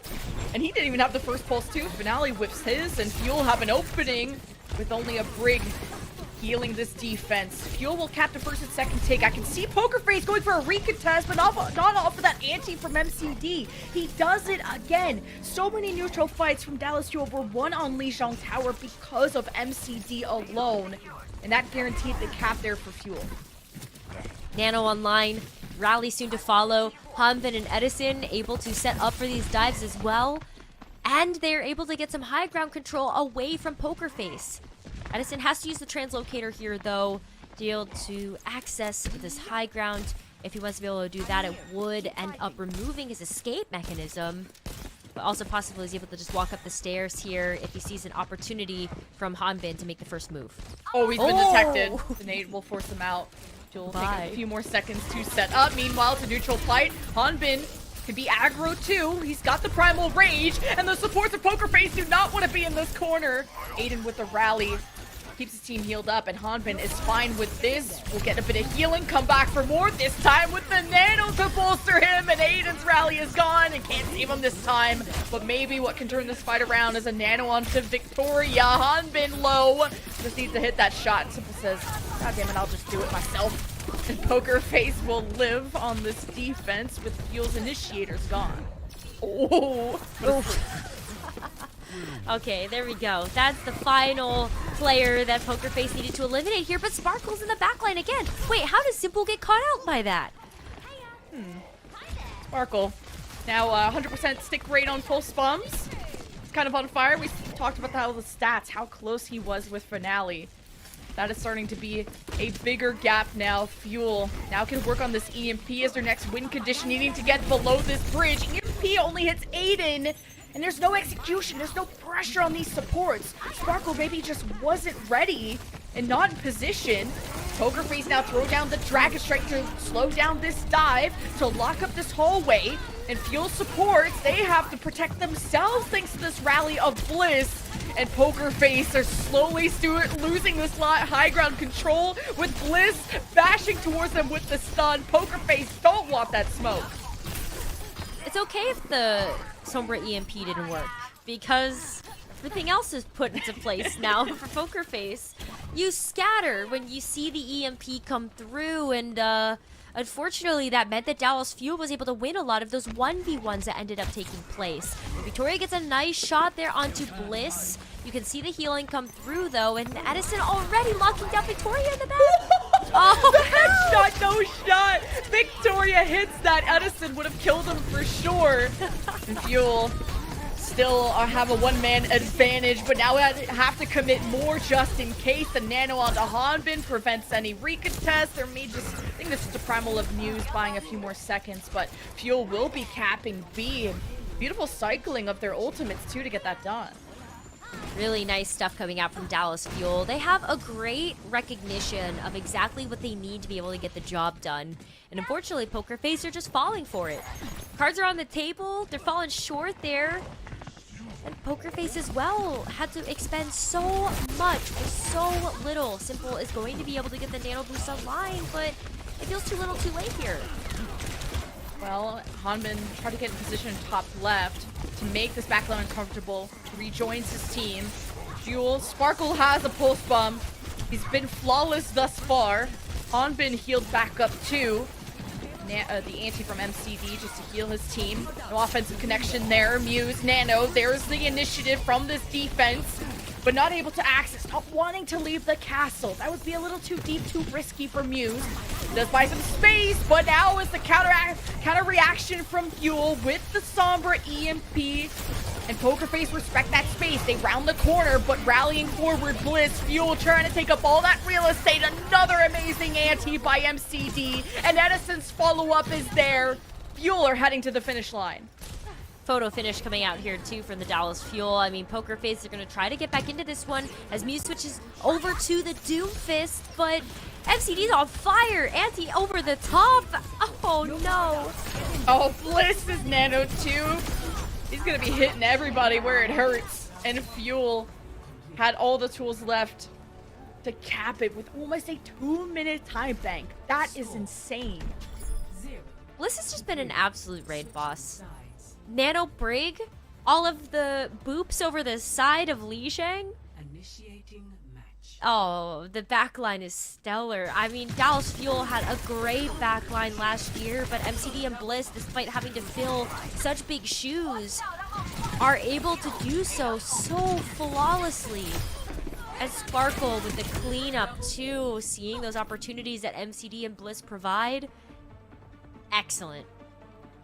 It was an awesome chess match to watch on point C, where one team ults, the other one backs away, then the enemy counters, and then they back away, and as both teams just went toe to toe. where Fuel simply overwhelmed Poker Face at the end. Muse never fed, didn't want to leave Castle with the Nano. Victoria sometimes hits those headshots, but not in these fight-turning situations. Just to make sure that he can claim one before he falls. Poker Face did their best to halt the momentum, but at least they didn't die from the EMP, so that's plan A for Fuel, but Poker Face then just died to everything else Fuel throw at them. I think Fuel as well have to give a lot of credit to Hanbin and how much work he's put into this Winston.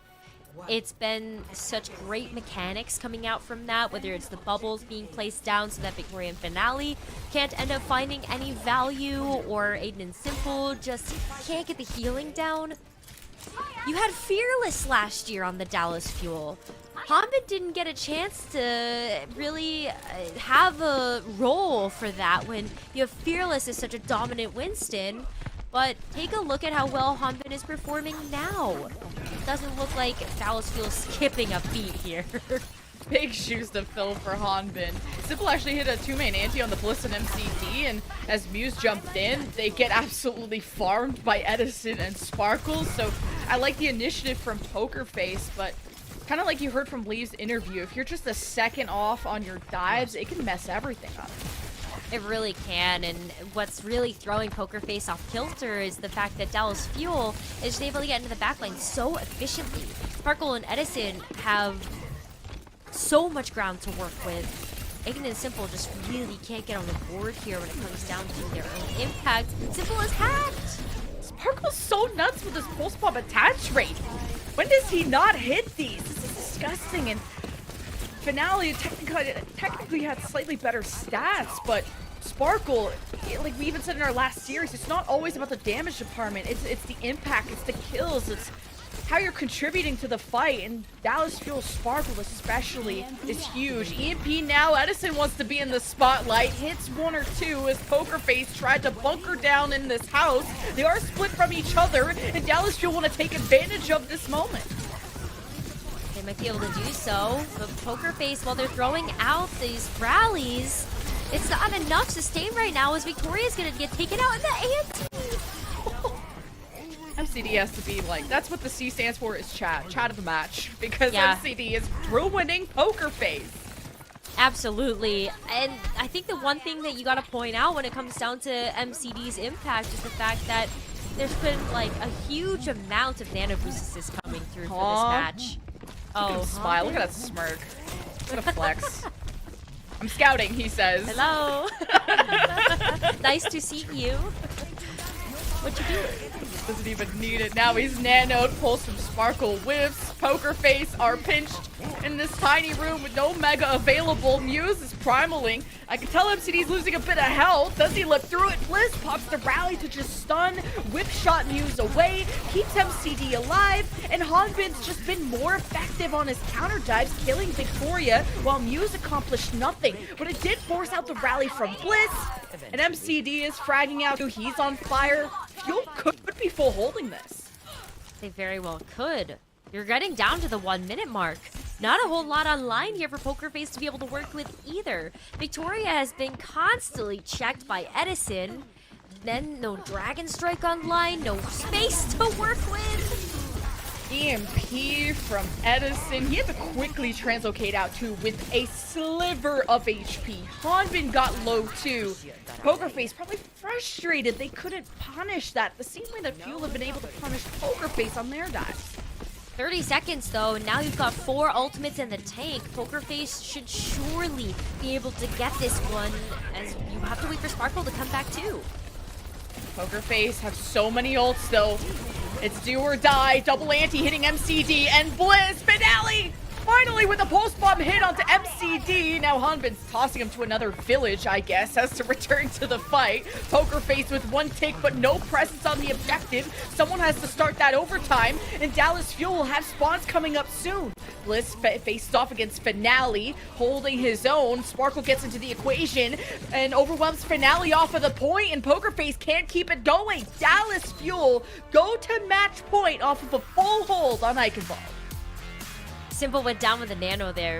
In those final moments, Simple could not get the nano onto Muse to help keep that push alive. And it's rough out here. Dallas Fuel just have such a great time in the backline. Look at how Hanbin is just enjoying himself right now. Yeah, he like primal just to flex. He tossed, I think, the Hanzo off the roof, and that was silly. Dallas Fuel are having an amazing time. They are confident, they are comfortable moisturizing our lane, and Poker Face, that mask is cracking. They gotta figure out what to do next. After this break, find out if it's a sweep or not.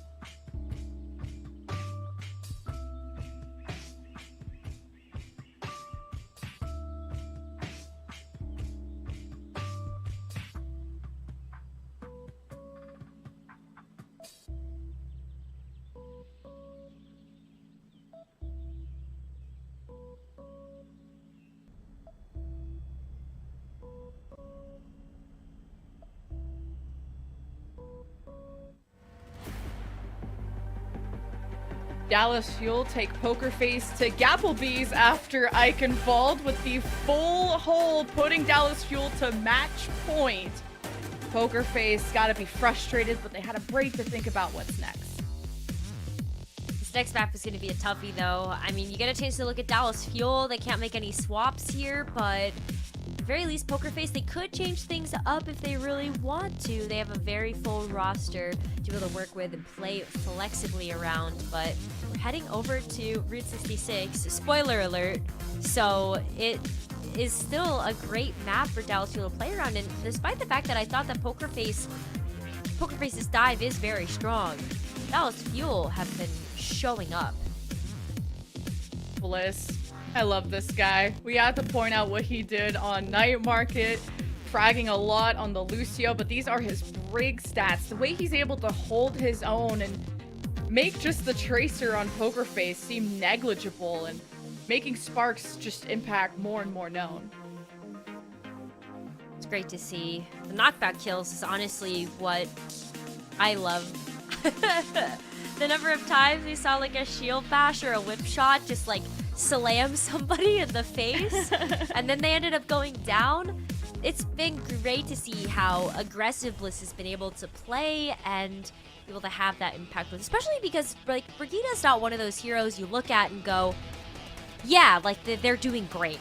It's such a silent killer when it comes down to the efficiency that Brig can really have to change a fight, but Bliss is still showing up a lot in that kill feed. And Bliss's effort, you can feel it with MCD too. When MCD can use his nades offensively rather than defensively, like to heal Bliss, to heal himself. You saw how many neutral fights time and time again from Lijiang Tower, and even felt more on Eichenwald how much MCD ruined Poker Face off of one cooldown, which Poker Face were good at knowing how to fall back, but Muse was often just antied and unable to jump out before all the damage hit him. I loved watching the support lines. I still will. It's such a thankless job when it comes to Overwatch teams and matches. And so being able to give them some love feels really, really good, especially when it is super well deserved.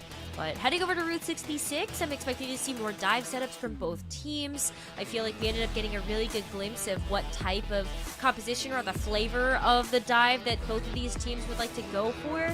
And just expecting more of that here as we head over to Route 66 and start to see these teams get set up.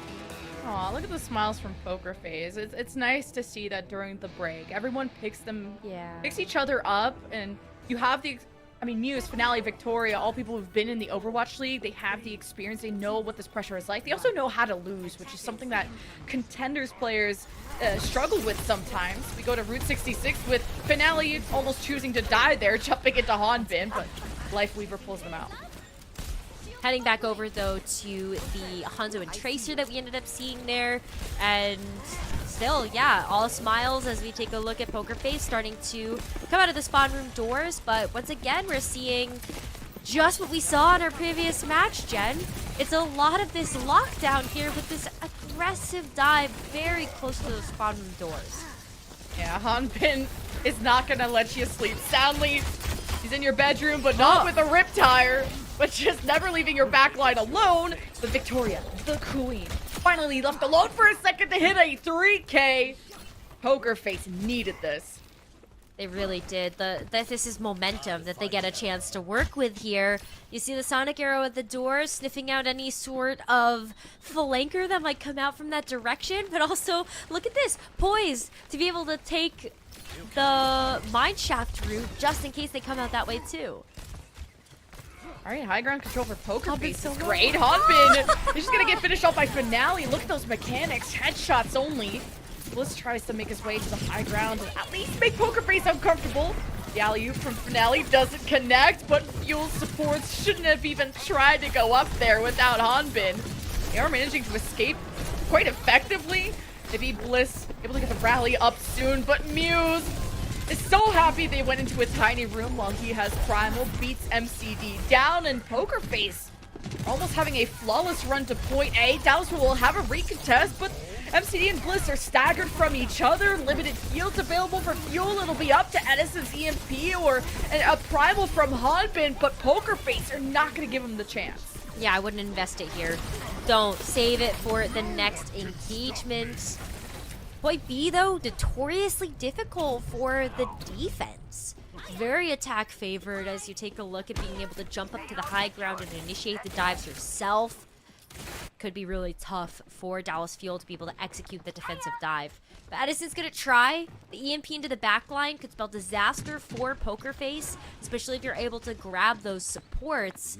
There's not a whole lot to be able to save them from that EMP, but it's gonna be a Dragon Strike first here from Victoria. Nally couldn't get away with sneaking around the back, which may make Victoria uncomfortable on his lonesome, but Fuel able to stabilize on this high ground. Hanbin just patrol around this offense. Muse, whip shot away there by Bliss, I believe. Poker Face gets some steady progress with some high ground control. It's Dallas Fuel to have to stall out this card as much as they can. Finale versus Sparkle face off. EMP from Edison. Did that get canceled? I think it did. Aiden with the rally saves the day. That was huge. Edison not being able to land this Sombra ult means that we have to see Dallas Fuel invest everything else. Yeah, the Primal, the rally, but where are the kills? MCD says you need damage. I got you. Hanbin slaying the competition. Poker Face have a Primal off into the distance, and Muse has slept. That may get him staggered. Finale is stuck with him too, so Poker Face have to reset as a team eventually. They get MCD down though, so this still ends up being able to be a push that can continue, but Poker Face really don't want to overextend right now. Oh, looking for Edison. Wants to try to farm some ult charge there.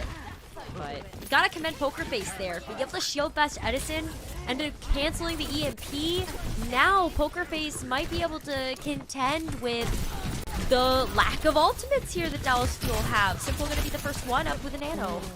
Great anti by MCD that hit Simple, and Edison was on the same page. Got that assassination, but Aiden gets his revenge, so Edison couldn't translocate out in time. But still, Poker Face are going to be desperate for those heals with only a Brig.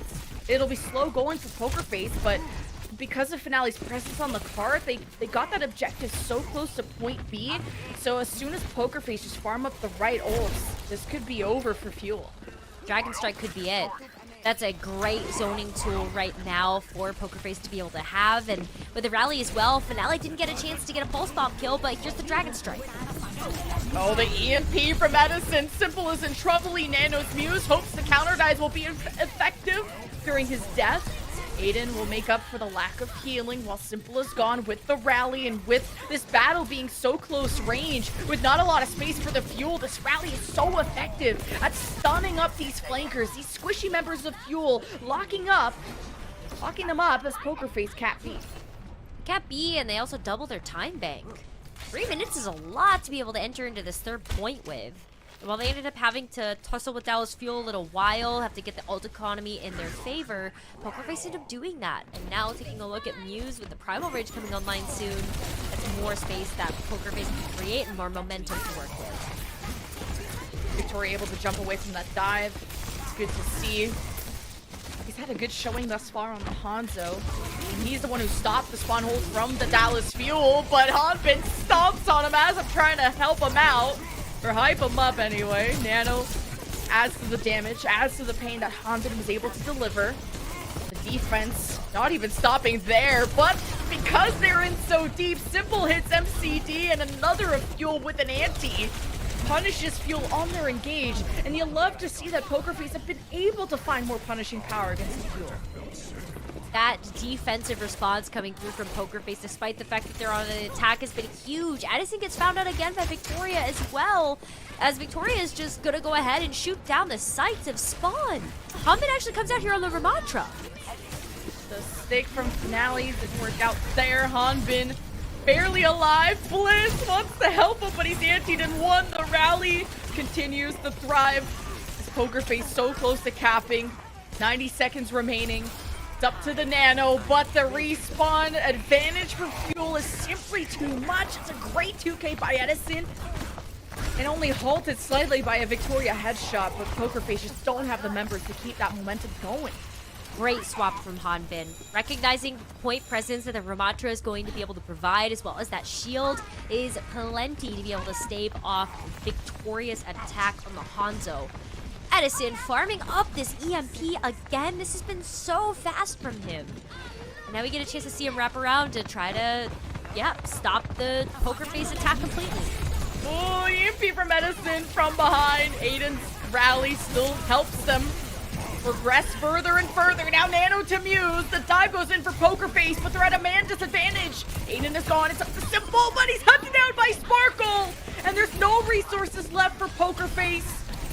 And that'll be it for this attack. They'll be able to squeeze one more out. 27 seconds left. It's do or die for Poker Face, or it's a sweep for Fuel. Look at that. We're going to see Aiden and Simple actually go over to the Ana and the Zen. This is so pick-focused. Simple wants to try to grab some of those Orbs of Discord onto the back line of the Dallas Fuel. Victoria wants to try to get these quick picks once again with the Hanzo, get that Dragon Strike online, zone away the Dallas Fuel, and hope to approach the card. Can Finale even touch the card? It seems like he was able to, and recalling away, and he pulses Blizz, but loses the 1v1 to Sparkle, and there's no one left from Poker Face to touch. Simple, just didn't go to Lucio, which I would have loved to see. Poker Face just will not be able to cap the point. Still a great push from them. They were so close to being able to get that final little bit of meterage. But Dallas Fuel making a quick swap over to the Ramatra really helped out to make sure that their sustainability was online and they were able to keep that card presence that they would have liked to have. Oh, there's the Sulfur cancel. Huge bash there right before that EMP went off. Great timing. What a reaction. That is insane. I've warmed up to the Brig stun being put back on the hero, and at least during the rally, it's just made the impact that a Brig can have so effective, and especially in a double flanker meta, the Brig is the one you have to fear. Absolutely. You gotta stay diligent against that Brig, especially when Aiden's kind of been silently popping off. There was a lot of great uptime on the Brig rallies, actually even a little bit more so than what we ended up seeing come out from Bliss. So huge credit there to Aiden to be able to get that down, give over all of that overhealth over to the rest of Poker Face and keep them in this game. Different setup though from them. Dallas Fuel ended up taking a very close hold, and Poker Face actually trying to get set up here on the bridge. How successful Fuel were on Eichenwald on their offense. You gotta worry about Poker Face not being able to complete the map when they had so much time to do so.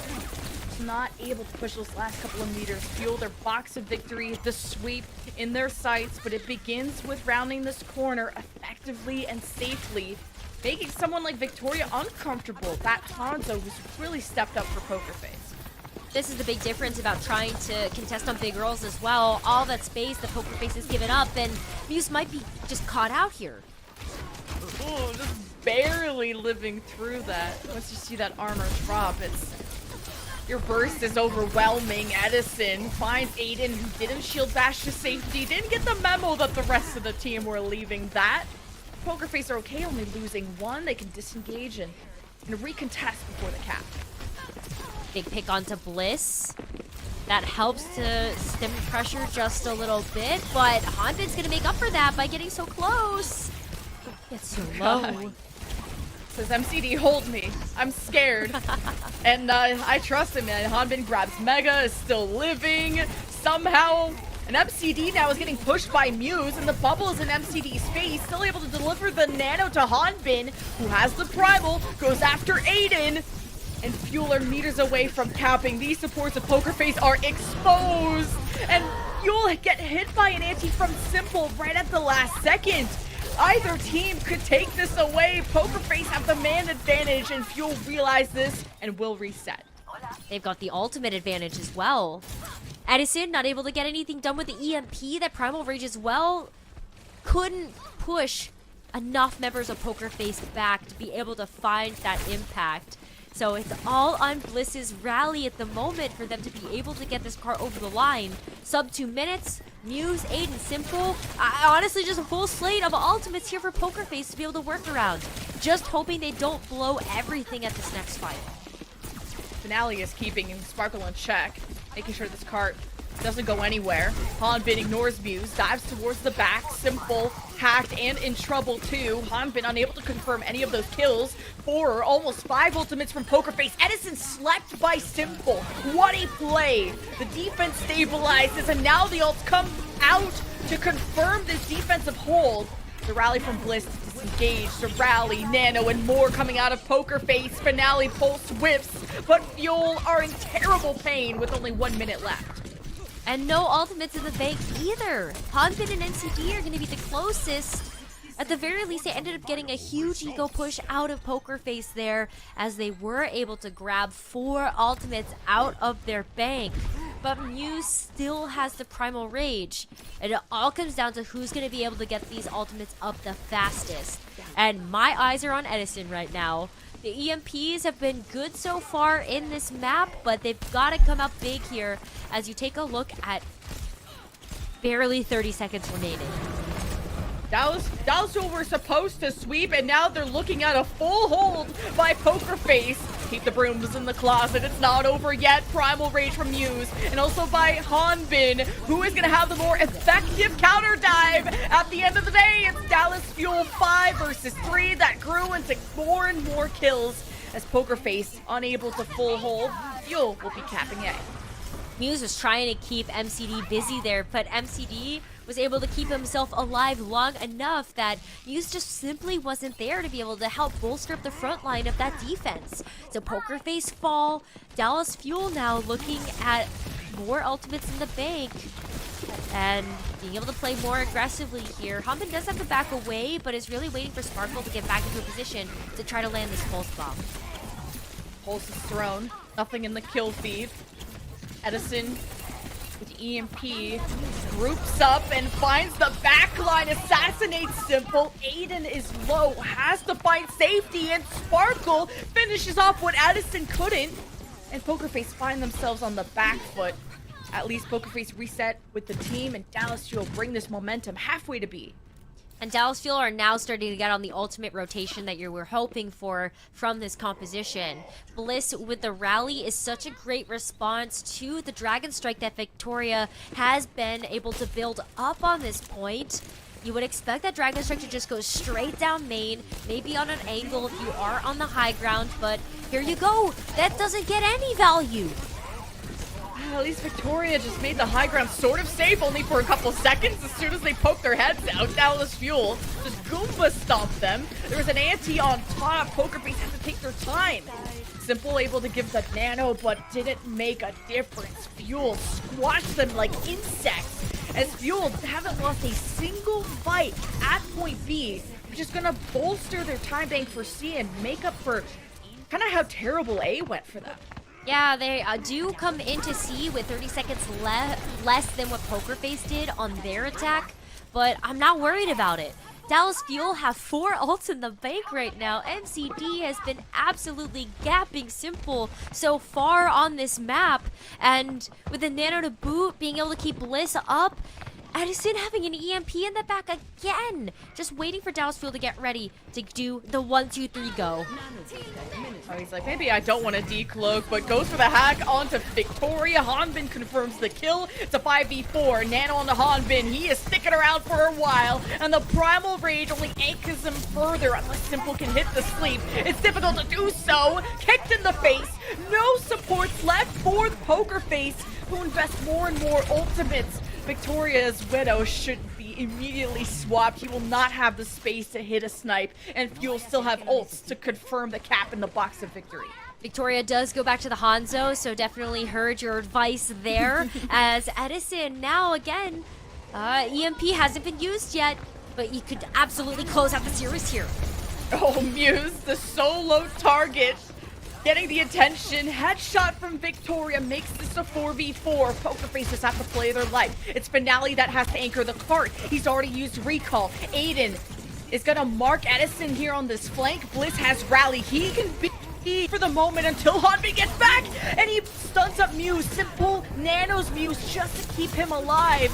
Fuel doing everything they can to push their way through, but Muse ignores the front line, tries to go after the supports, barely lives, still confirms the kill on the MCD. And Fuel, though, they depend on these DPS, and Bliss with a break 2K to get the sweep as Bliss is off his chair. Dallas Fuel take the 3-0. Dallas Fuel continuing to live up to the legacy of not dropping a match to a contenders team. Poker Face, though, they're still able to hold their heads up high. They made that map super competitive. Lemikiwe, I was not, like, super convinced that Dallas Fuel might have gotten that over the line in some of those moments. Bliss is like, I haven't blinked that whole match. Let me get some eye drops. I feel you. I get that way with casting too. Glasses Gang rise up. Dallas Fuel rising up. Burning bright in their very first match of the summer stage qualifiers. Yes, it's against a contenders team, but it was still a dominant showing, and it came a bit close there on Route 66, but this is maybe the season of the Fuel after what we saw from Spring Stage. Fuel coming back into this one. Repeat Overwatch League champions, maybe? I'm starting Without to believe. Fearless? That would be, know, the script writes itself. I mean, it's great to see. Like, I say Fuel as a, quote, weaker APAC team, but they've been middle of the pack. But MCD, nothing but mid. That's not what the M stands for. It's Mick Chattington, your player of the match on Liana. The neutral fight wins, always going their way thanks to this guy. MCD's impact was felt across the world, I think, in terms of how he was able to help the Dallas Fuel get the victory today. The sleep efficiency, really what stood out to me was actually how impactful those bio grenades were. The antis were huge, 2 to 3 player antis every single time MCD was throwing those out, and also how he was able to keep Hanbin and Bliss alive in some of those more dire moments. MCD deserved this one, and I love to see a support player be able to get this. This is so rare to see. I don't think in the APAC Open we saw any support player of the matches. You have to give it to him, though, the way that he supported his tank Muse, or sorry, not Muse, Hanbin, with the nanos. He protected Bliss on many occasions, and because Bliss protected MCD, traded that out with offensive nades, where on Eichenwald was just an MVP for me by far. So clean. Hanbin was so low there too, just being able to keep that up. Look at the 2-player bio grenade just to be able to seal the deal on the full hold we saw on Eichenwalde. Just absolutely huge. The way he steps into Muse's bubble. As an Ana, I shake in my boots if a Winston even looks at me. This guy says, bring it on, gives the nano while Muse is stuffing him, and ends up helping Dallas Fuel win that fight. Getting the heals at a critical moment to save Bliss there so the rally could live on. Incredible. Disgusting. That is like just some of the best Ana mechanics you've been able to see in such a long time. And MCD putting up the numbers to be able to prove that too. He's got the stuff. Healing. Look at the bio grenade kills. That was so fun to watch. So fun to watch too, and we said that it felt like a support line gap. MCD and Bliss, if they can protect each other, they can enable Hanbin. That follows through with the rest of the team able to move forward without worrying about what's behind them. MCD and Bliss hold their own. MCD is by far your player of the match. We're actually going to hear from him in an interview shortly, but I think Poker Face should still hold their heads held up high. I think they put up a good performance and made the improvements later on in the series, but a lot to learn from this. Absolutely. I still think it's unfair in some ways. Like, poor Poker Face, they have to be compared to the Dallas Fuel. And you know, I agree though, like they still put on a great performance and they still have more matches. This is just their very first one. As for the Dallas Fuel as well, a lot more season to be played out here as we still look forward to those play-ins before the playoffs. And these contenders teams, they're hungry. They want to prove that they are a force to be reckoned with. It feels almost insulting to call them a contenders team, although that's what they are, but it's the I players know. on here, right? Valentine, Victoria, like so Fuse, many Finale. former, yeah, like most of them are former Overwatch League players trying to prove that they deserve to be back. Poker Face's next match, actually Fuel also their next match against the Soul Infernal. So a bit of a tough schedule, but an amazing start for the Fuel who start off 1-0. I want to see that match so badly. Me too. We're gonna hear from MCD now, translated by Unknown. So let's listen in. Congrats on your win today. 네, 저희가 일단 단도직입적으로 말씀드리겠습니다. 오늘 MCD 블리스 워낙 활약이 너무너무 좋아가지고 저희가 이름을 엠블리로 한번 지어봤습니다. 어떻게 So, we were really impressed by you and Bliss's performance today, so we decided to call you Embly from now on. How do you think about that? 잘 어울리는 것 같아요. Well, I mean, I think it sounds okay. I like the sound of it. 예. 이거는 저희가 지어줬다기보다는 우리 전체 오버워치 팬 여러분들이 지어주신 별명이거든요. Yeah, so this is also a combo name that the fans have been giving you for some time. 여기서 마음에 안 든다 그러면 큰일을 아니까. 예. 자, 오늘 본인에게 전체 플레이에 점수를 좀 개인적으로 본인이 준다면 어느 정도? How would you rate your performances today? 한 6점 정도 줄 것 같아요. I think I would give myself a 6 out of 10. 6점이요? 60점. 아, 60점? So that would convert into like 60 out of 100. 이유가 있을까요? 이게 상대가 솜트가 아닌 한조 조합이기도 했고 또 한조 조합이 나오면은 아나가 그만큼 프리하기 때문에 좀 So why do you think only 60? Well, I mean, we weren't going against a double flanker and double flankers, and we were going against Hanzo. So then Ana is a little bit like have a lot of space to work with. So it wasn't that much of a challenge. So that's why I think I give myself a 60 instead of a higher score. 네, 30 때는 제가 좀 실수가 많았던 것 같아요. Like, would there be any unsatisfactory performances on your side then, if you give yourself a 60?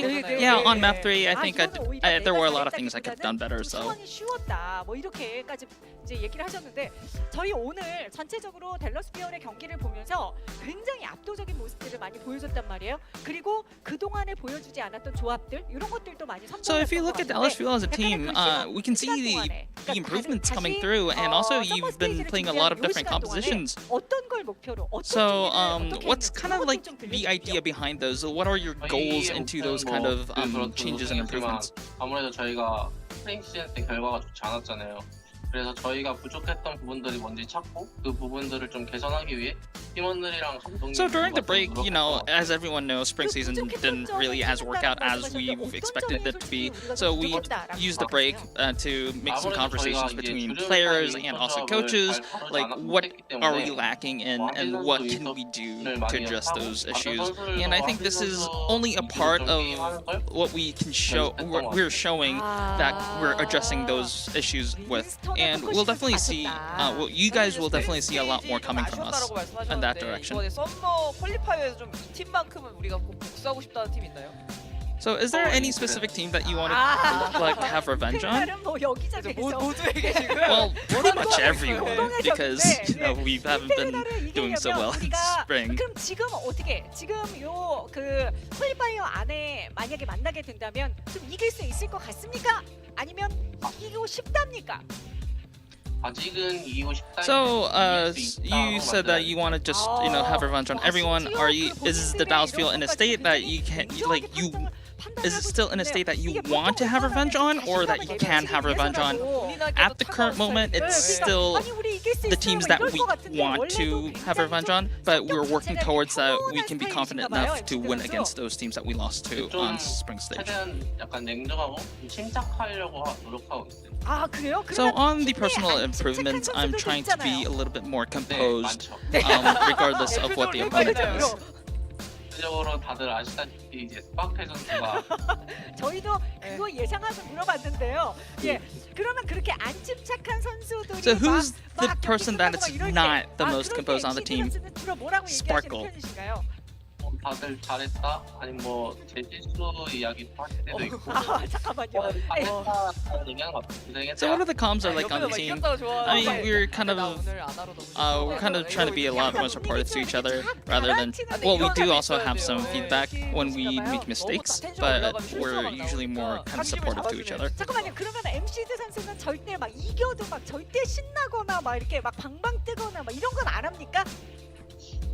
저도 좀 중요한 So speaking of being composed, so for you MCD, are you not like do you not celebrate or do you just try to keep a straight face when even if you win? 많이 신나서 방방 뛰는 것 같아요. 아, 때에 따라 다르다. I mean, it depends on the situation.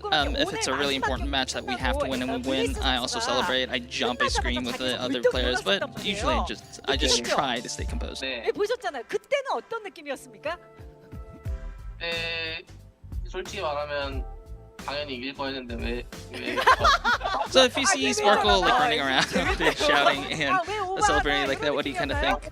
I mean, the immediate thought is like, we were expected to win this match. Or you're like that excited? 선수가 블리스 선수처럼 과한 리액션한 날이 올 때까지 보는 그렇죠, 걸로. 그렇죠. 아 그러니까 상황에 따라서라 그랬으니까 분명히 큰 경기에서 이기면 이제 MCD도 당연히 막 방방 뜨는 이거 기대해도 되죠? So like you said, it depends on the occasion. So can we expect you to celebrate really flashily if you win like a very important match or a really big match? 마지막에 그 마지막 Of course. 승패 결정 날 때 MCD 선수만 집요하게 노려보겠습니다. So we'll keep a close eye on your celebrations. 여러분들께 마지막으로 한 말씀 드려주십시오.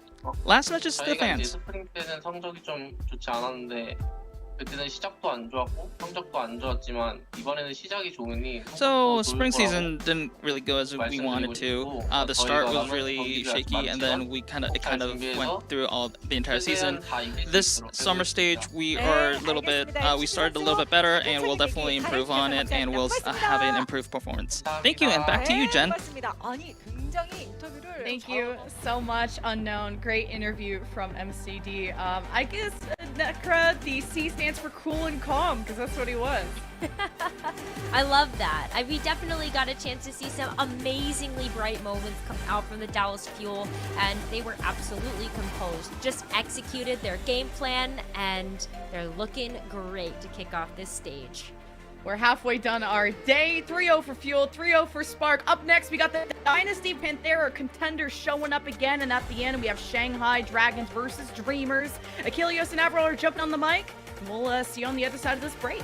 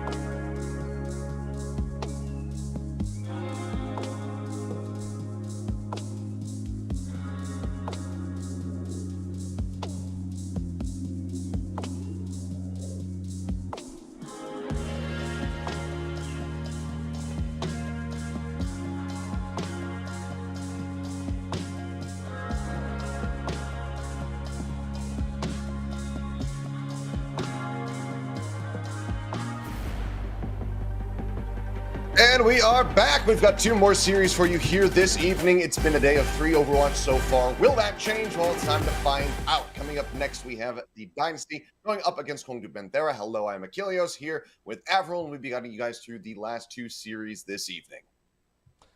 Really interesting day so far. I think both of our top-end matches in yesterday's Infernal versus Hangzhou Spark game and today's Joedown as well, a little bit one-sided, you know, anticlimactic, a little bit 3-0. I expected a little bit more, but yeah, maybe the way things are right now in the East is Infernal, maybe a bit of a tear gap, Hangzhou Spark, bit of a tear gap, Guangzhou Charge, who knows? Transitive property. Still have yet to see Infernal play Charge. Maybe it could be a 3-way triangle. We'll have to find that out later on as we're going to go and revisit Seoul Dynasty and Shanghai Dragons for the rest of the evening, but not against each other versus some contenders teams. Yeah, and I mean, this is the time for both these teams to kind of, you know, break away from the bottom. So far, we've seen, you know, Poker Face very much kind of getting blown out of the water there from the side of the Dallas Fuel with that 3-0. Dynasty, after losing to the Dragons yesterday, absolutely need to dominate in this matchup. Otherwise, there's going to be so many doubts cast across this roster. So we're looking to see if they can be dominant, but also if Panthera are going to be able to get that upset and take down an OWL squad. So we'll have to just wait and see when that happens. And then also, of course, with our last series of the evening, Dreamers, some changes there, but we're kind of the world beater teams during the midseason madness run, trying to get qualified for that, going up against a very reinvigorated Shanghai Dragons, seemingly with Fate in that tank lineup. So a lot of questions around both of these OWL squads, as well as the contenders one, as far as who's going to be able to come out on top. But again, going into this Dynasty versus Panthera one, it does feel like there's a hell of a lot more pressure riding on them at the moment. Yeah, Panthera as well looking over towards their side, losing Fate to the Shanghai Dragons. They've had to replace them with Jasmine. Develops back on this lineup. There's still like 3 Overwatch League, ex-Overwatch League players here. Develop that you probably remember from the Guangzhou Charge. You got Becky from LA Valiant last year. Nice to play for Toronto Defiant, which feels like a couple of years ago now, at least 2.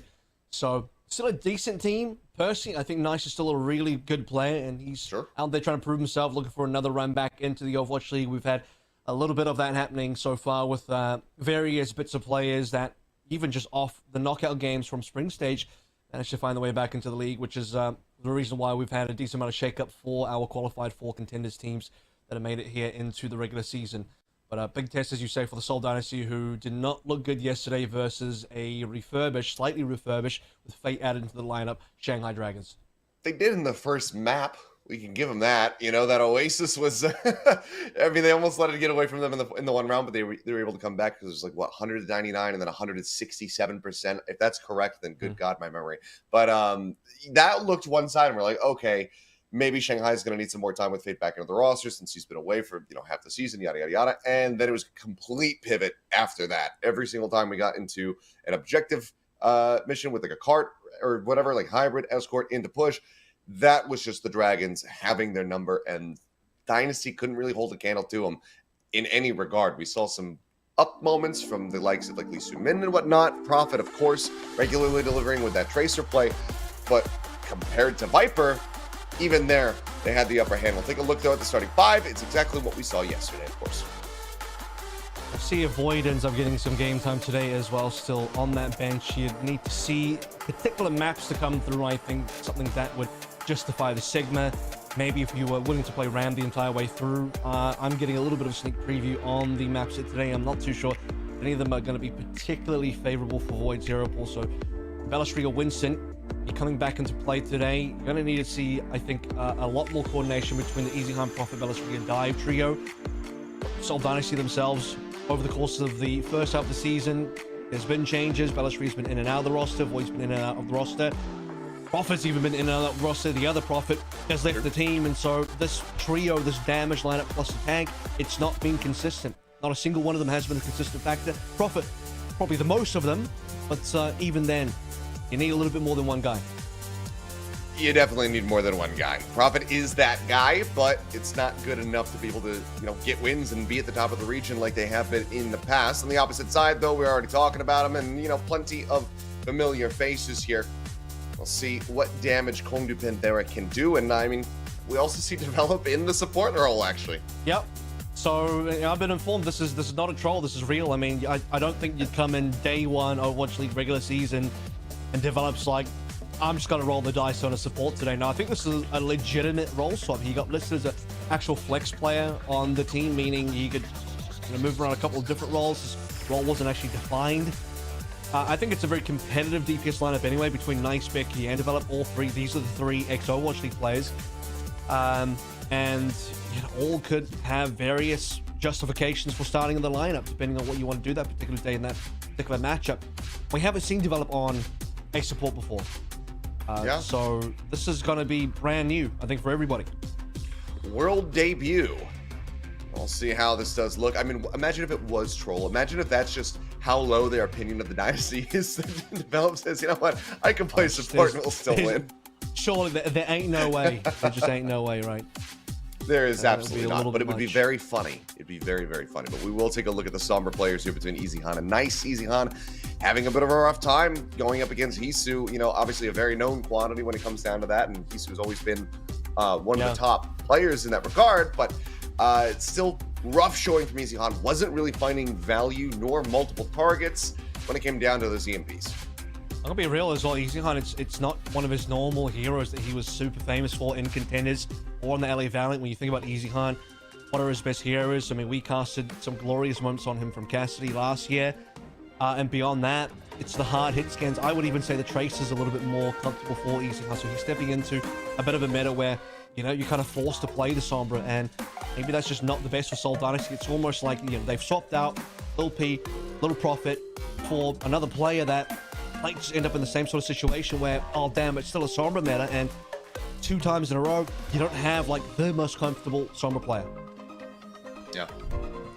We'll see how this does look from the outset. Plenty to prove, plenty to redeem on the side of the Dynasty after the opening loss yesterday. Still just can't quite get the better of the Dragons, but need to be able to get the better of these contender squads if they want to avoid being in, that 10th place position. See how they fare as Busan will be the opening map once more for us. Jump in, it's home territory for every single player, so no one gets an advantage. But especially for the Seoul Dynasty, because they're called Seoul, and yes, I know Busan is a different city, but it's close enough, damn it. I'm gonna take it. I mean, hey, if Gyeongju Panthera has some players from Busan, maybe that would give them the edge. I actually have no idea as far as invade Busan, make it all Seoul. Why isn't the whole country just Seoul? I mean, it basically is, really. As far as population density goes, it's a very large percentage here, yes. All of South Korea is Seoul and Jeju Island as far as I'm concerned. Let's head out now on to Sanctuary. EasyHan on the Ash. Here we go. This is a comfort pick for EasyHan. You talk about comfort picks. Ballless Rio. We ballin', baby. Well, we are. I thought maybe we would see this a bit yesterday from the likes of Mag, but even he wasn't opting to go for it. Ballless Rio out the gate. Operating with that ball. Because Mag was trying to win, that's why. I mean, that's a fair point, but hey, who knows? Maybe Ballless Rio can get it done. Jasmine for now going to be the recipient of that Discord orb, getting poked quite low. Pile driver forward, Ballless Rio looking to pressure him out. Profit goes off here onto the flank angle. Develop kind of just jumping out into the front of him. Puts a little bit of damage down, but so far kill's not going to be found. Recall, sorry, going to be forced out of Becky. I clearly have to wake up a little bit more. Ballless Rio going to be down low. The shield's trying to keep him alive, and hope the last little tag will find the first kill as he goes down. Opening cap was there, but the flip is going to be quickly found to the side of the Dynasty, despite not having a tank. In control for now, can take a lead, but Profit going to be finished off by Slay. Becky goes chasing around the side, looking for a little bit more. Doesn't want to push right up against EasyHan, it would seem, but counter flip is going to be there. Panthera back in control. You're starting to see the weaknesses of this Seoul Dynasty ball lineup as well, this composition. The issue is you're playing ball into a ton of ball counters. It's Tracer, Sombra, and Anna. All 3 heroes kind of ruin ball's day. Panthera starting to get that lead going now. They've lost the early cap, but they're firmly in the lead, just waiting for the EMP next. You can tell that Nice is, I mean, they're trying to chase for kills, and Nice is like, I want some of that damage, because you still got to build that EMP, but everyone else is just doing so much on this team. Yeah, 72% in that regard. EasyHan nearly with the Bob. Both support ults available at the moment here for the side of Panthera. Becky going to get pressured low. Pops that recall, keeps himself safe for the time being. His Profit continues on the chase. A little bit of extra damage down to Ballless Rio, just going to be occupying the point, threatening this flip here. Hack does come across, however, he's going to be falling low. Pops that shield, doesn't get too much. At least just dead to Jasmine once more. Now the Primal's in, Krillin taken down. EasyHan just getting juggled around, just getting knocked closer and closer to the spawn room, but won't be able to make it through. Jasmine coming up with 3 kills off the Primal. Huge value, points still in their control, 61% established, and they only had to use 2 ults. That is the superior tank ultimate, the Primal Rage. Pretty much the best tank ult that we have instead of Annihilation. Nice a went bit wanting. really aggro onto that one, and Lee Suman just pops back into spawn. Yeah, I think a bit overzealous with that one, but all the same, still keeps them zoned back, at least for the time being. So buying some space here for the side of Panthera as they get closer and closer to Final Fight territory. Threat on the flip coming through. Transcendence has to be burned here from Lee Min. Not quite when he wants to use this, but the Pulse Bomb makes it absolutely necessary. Now they're without that, the rally is going to be popped from Slay, now matched by Krillin on the opposite side. A bit of pressure here on a Jasmine. Nate comes down, Develop looking for the sleep dart there on Belstria, and he manages to nail it. Easy Han now in the meantime going to be taken down by Nice. Slay will fall. Krillin finding that elimination. Now Jasmine taken down by Belstria as well. Still though need the flip. The mine taking out Develop should certainly help this to come through. They can now gain control, but it's 97% already set up here for the side of Panthera, so they get the flip, they get the win. Good pressure put on to Develop there as well. You can see that Develop was trying to find that nano boost. Desperate to heal up Jasmine as well, who was on critical HP, and Belstria just kind of rolls up, slams down, gets slept, but creates the space required, and all memes aside about creating space and zoning there, Develop did get zoned off, and he did get really put under pressure there, costing him the lives of many of the teammates, and an opportunity for Dynasty to start getting a bit of an ult lead back if they can. Halfway there as far as the percentage is concerned. Hack on Jasmine takes him low. He's going to try to jump out. Pulse Bomb all lobbed in, hoping for the connection, but Prophet going to be a bit shy of that mark. Easy Han, however, will take down Nice as he tries desperately to catch up towards this EMP, having since swapped over. 15 some odd % off. Not too far to go. If Nice can find value this time around, then that could just be the end of Sanctuary here. Just one fight, right, Panthera? They're gearing up for the one big Doom push. 4 ultimates about to be online. Huge amount of resources to pile into this one, with Lee Sumin really desperately trying to get this Transcendence up. It's the only thing that can essentially save them, and save them against a lot. Has to get huge value. For Develop, knocks him up into the air and thinks maybe he's going to die, so he does send out this nano boost over to Jasmine to try to keep him in the fight, just in case. Now Primal going to be popped, just beating them away from the point, but they need to contest this one here pretty damn soon. Jasmine going to be taken down. EMP now online. Insta-pop. That's going to be Lee Sumin taken down. Krillin as well falling. Now supportless. 3 players here, all with ultimates, trying to fight their way back in here to keep control of this point. Ultron going to be sent out. Only just find some mines. The flip is there. Panthera in control. Contests at the very last second for Prophet, but he's dead. Just trying to dash away. And Becky just holds down left click to be able to finish him off. Easy Han occupies it for a brief little moment. Belstria now crashing back through. The EMP from Easy Han goes across, finds Jasmine. They're looking for the elimination, but it's still not found. Alive. Jasmine's still alive. The heal's just getting pumped forward here into this Winston. They keep him in the fight. Rally now rolling. Krillin trying to keep them in this one. Transcendence going to be used. Slay gets taken down. Nice down to a sliver of HP. Has to translocate away. The flip getting ready to come through here from the side of Dynasty. If they can just clear the point. The Discord Orb is working wonders. Jasmine has to leap away. OT bleeds down. And somehow, some way, Dynasty managed to secure this round. I mean, there just ain't no way. Panthera, they had that 5 versus 3 at one point. Both Krillin and Lee Sumin down. Solo EMP from Nix, and I think it's totally worth it because you get rid of the Transcendence. You know it's going to be the key ultimate in the fight. And Panthera massively in the lead. They had Minefield on, not Minefield on point, but they had basically Prophet to deal with, who went for the touch. Prophet gets a touch. Belstria barely managed to come back in, and because Belstria just lives, I guess one thing that Ball does a fantastic job of doing, staying the heck alive. Soul Dynasty, they eventually pile back on in. They get their own EMP off, double support ultimates, and they flip it over. Panthera lose the damage output required to be able to clean up Soul Dynasty despite being so far ahead. Wacky last fight. Panthera let that one slip through their fingers. Certainly going to hurt, but now we're just going to go back to parity here between the two compositions. Mirrored across the board as we are now on downtown. Belstria just looking to play the high ground, drops in, looking for developers. Hack goes through onto Slay, and they will be able to find him. At least Sumin's going to be traded at the same time. It's actually going to be a trade up, but now equalizes. Prophet also just find the opposing brigade up. Supportless on either side. Belstria down to a sliver, so eventually Panthera managing to persevere here. This Jasmine just dances around the bubble. Looks to go ahead and just get the cap in first and foremost once more. Soul Dynasty trying to slow this one down. Yeah, Prophet's out. Because Prophet's out, no one else can touch. Easy Han's gone. Belstria dead. Soul Dynasty will end up losing the opening fight to Panthera. I'm up a little bit stronger than they were earlier on Sanctuary, but they lost that additional 9% at the start. As Belstria under pressure. Slay, though, low HP. Pushing up into the bubble to finish him off. Becky, as well as Nice, is getting up into his grill. Managed to find that kill. It's going to allow them to hold this point for a bit longer this time around. Saw them flip it at 7%, then gain it back again after 9. Easy Han cleaned up here for some additional stagger. The support's just kind of stuck here into the side room. Eventually should be falling. Pulse Bomb even committed to the fight just to try to guarantee that they can get these staggers. Jasmine, in the meantime, quite low. Will get finished off by Krillin, and suddenly this could be a tempo shift here in favor of the Dynasty. But that EMP comes through. Look at the eliminations, but so far nothing found. Rally popped as well. Krillin keeps everybody alive as they work their way over to the point. Issueman next for the Nano. Soul Dynasty have a lot to use here. They have to pull in everything to be able to win this one. Nano might have to go to Krillin if he's low HP. They're not even on the point, but now the Velp is going to be taken down. Nano was used. Slay the recipient of that one. Rally is ready. Might use that on the back end of this primal. It's Jasmine just going to be anti, taking a nap.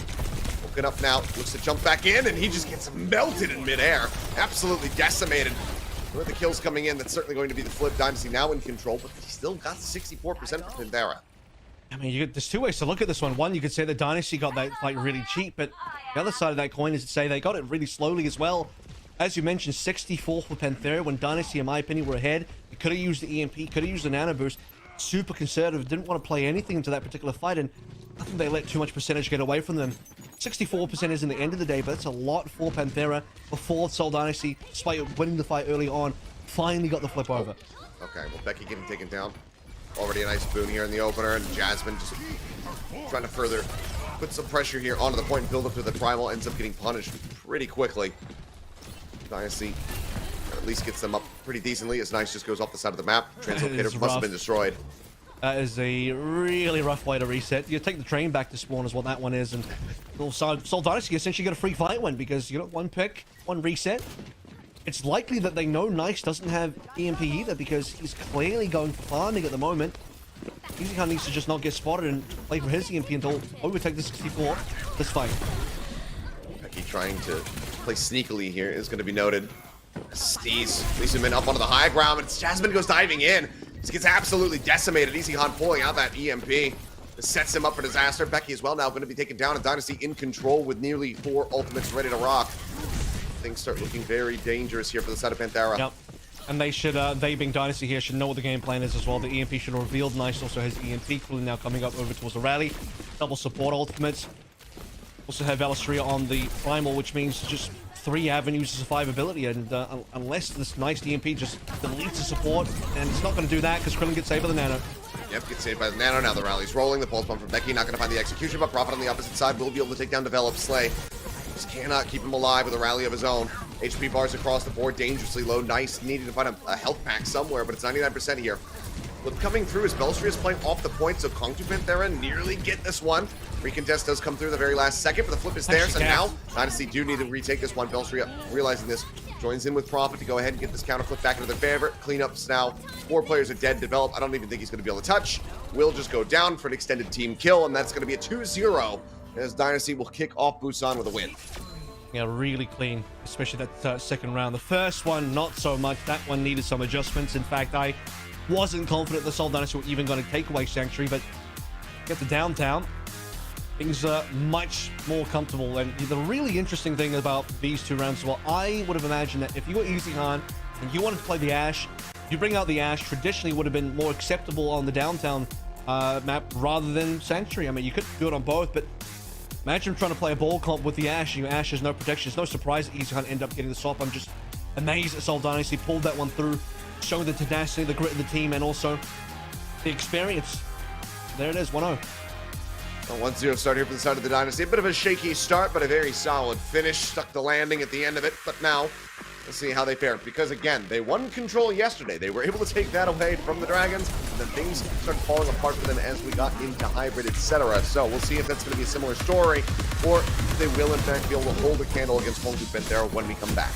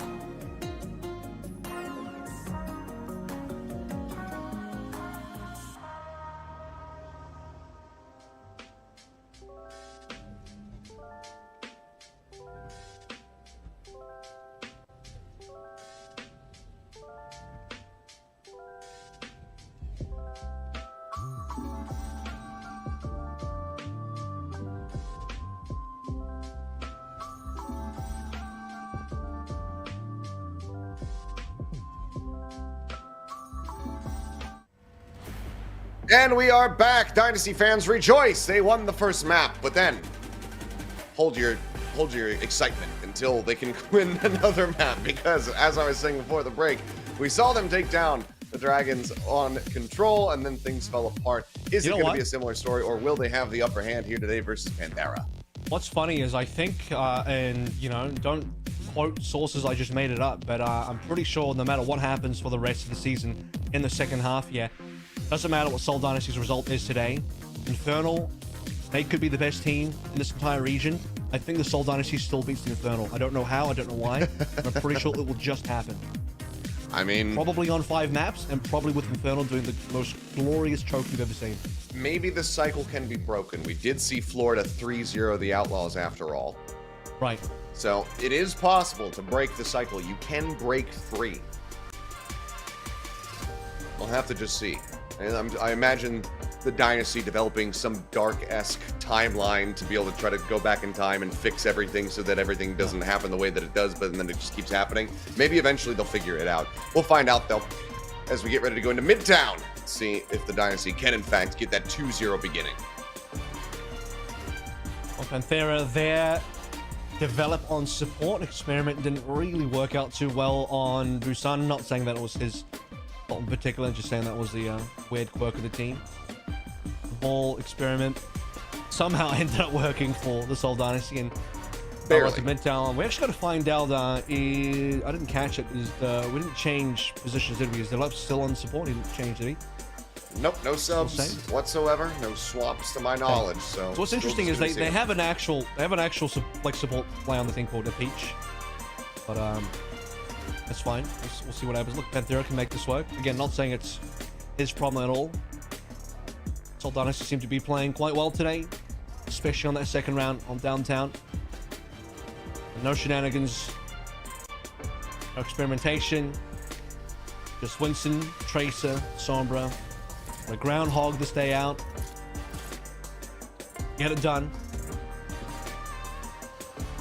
That's all I gotta say. I'm out. Fair enough. All right, mic drop. Aval's done. I'll be solo casting the rest of this broadcast. Maybe he'll return for Dreamers versus Shanghai. We'll find out. Well, for now, it is going to be first on the defense here for Panthera. Dynasty on the attack. And some initial shots across. Then the swap. Belstria back over onto the Winston. The aggressive. I thought you were just going to stay silent. I thought you were that would have been funny. But I thought you were just going to let me go. I'm a nice guy. I'm not going to leave you hanging. I was ready for it. I would have found it hilarious. I do leave a little bit of intentional dead air sometimes just to let the game breathe. A little bit of that happening there. So Panthera were playing quite aggressively. The pullback, a decent amount now. A few players even drawn backwards to the point. So Dynasty though. This could just be I was going to say maybe it's a slow approach, waiting for the nano. No, Prophet just gets a 1v1 kill.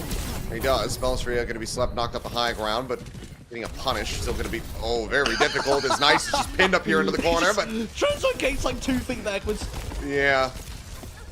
Blink and you miss it, but yeah, he's right there. Does not get punished, though. It's still under fire, but has a very solid lead as Easy Hunt's going to be taken down, but the cap is already in. It's 5.5 minutes, just about now into the time bank. And oh boy, the wheels are coming off. Wow. Panthera went missing from that defense real damn quick, and just as we move away from this point, I just want to remind everyone, if you look at the fire truck to the right where Lee Min was, it's a very different looking fire truck than the one that we pushes a payload. I don't know why. It's very strange. What it means in the Overwatch world, we have normal looking fire trucks, then we have whatever that thing is. I mean, it's just, it's to take the people along. I don't know. Either way, Prophet gets a kill. Again. Develop gets taken down. This one's not to put out fires, it's just to transport the firemen themselves, I suppose. Prophet, however, will end up falling on the back. One nice little punish from Jasmine, leaping up into the high ground. False bomb from Becky. Not going to be finding an elimination, as this is one of the scrappiest fights that I've seen in a damn long while. Primal Rage rolling from the side of Jasmine. Nano's on the Krillin, though, however, to keep him alive. And we'll be able to do just that, and the push can now resume. Let's get the CMP going nice. That'll be the next step for Panthera. Here it drops onto 2, and not enough damage at all. Belstria is fine, he's chilling. Yeah, he just breaks line of sight. Doesn't really particularly care too much, I suppose, that Becky is beaming him from above. Becky, however, is moving up quite quickly towards this next pulse bomb. very much surpassing Prophet, who had used his first develop. He's going to be EMP'd, throws out that nano over to Jasmine before getting to take it down. Krillin going to be traded on the opposite side of things, however. Nice finds that elimination. Oh, It's nice. just going to go back and forth. Now either team with supports once again, feels like the third time this has happened so far in the series, and it's only halfway through the first map. They gotta stop the push though, because while this 3v3 is happening, Dynasty are getting more and more push happening. Yeah. They're letting this one fall away from them. I don't know, Panthera just not being great about contesting the objectives thus far. They will be able to stop it. He's been sneaking that payload distance this entire way through. Whether it's fight win, fight loss, no matter the game state. Now it's time to get into the territory where, okay, what other ultimates coming online? Primal is going to be the answer for Bellatrix. He's been holding on to that one for a while. Juggling around into the side room, eventually does exit. False bomb chucked out. Prophet not going to find too much of anything for that one. Come back into the opposite side, looking for Krillin. Gets the stick. Nicely done. Great maneuvering around the staircase to be able to find him. Lisa Min just kind of stuck to the lintel of the door. Will eventually be taken down. Yes, that's a real thing. And Bellatrix now going to fall as well. So very handily won fight here from the side of Panthera. But Prophet again just pushed the payload further. So actually, despite losing, Dynasty got, I don't know how many more meters, but they got out of the car wash. They actually got under the underpass. Not every underpass is a car wash, FYI, but they managed to get to the end of B essentially. So they really lose. I mean, they kind of lose, but objectively they won as well. So they didn't really lose that hard. That's what the moral of the story is, as both the EMPs about to come online. Panthera can start retreating the payload distance if they can snowball this EMP a little bit. Nice in a decent position. Sees the Ana, but would like a little bit more than just a solo. For the hack on the Prophet. He does get it, but already dashed out, so punish not going to be found. EMP at the ready. Who's the target going to be? It's both supports right now corralled together. Lisa Min and Krillin. Thanks. Glued to the hip. Nice does reveal, though. Shifts down to the low ground, trying to come around the flank. Waits. Stealth now at the ready. So looks like Dynasty's widely going to be shifting up to the high ground. The longer this takes, the better it is for Panthera, so you actually respect that Nice is not really forcing anything just yet, waiting for the better opportunity, knowing that payload is stuck currently, and while that's happening, time is just slowly bleeding out. Okay, EMP first from Easy Han, though. Develop into the backline. The dive comes through. They manage to find that elimination, but Nice does exactly the same, and Krillin gets caught up. Talking about it, these guys stuck together, end up falling. Bellatrix now has to exit down low on HP. Easy on a Prophet, just going to be lingering as much as they possibly can to try to get some ult charge here. Push cannot resume, despite having a monstrous timing at the beginning. Easy on even dies in the back end. Despite how much time they had, it's now down to 1 minute and 20. So that's about, what, 4 minutes fought? Panthera slowed the game down quite a lot. Hovered the EMP over the top of Dynasty, made them scared, made them split. Easy Han actually went in for it, but the counter dive was just as good from Panthera, in fact better. So we're looking at a real possibility of a B-hold here, but still, the nano from Lee Sumin, the game changer play, and Jasmine. Ooh, nearly died there. Bomb out. And not finding anything but Becky on the opposite side. Lee Sumin once more. Nano not in this fight. 48 seconds remaining. Any additional kills? Just that much more stagger here for the side of Panthera to help ensure this hold, and Krillin dies really late. You know what, there was a good start for Dynasty as well, because they forced a Primal out. They just had to sort of survive for the duration of the Primal, play through their ultimates afterwards, and keep their supports alive.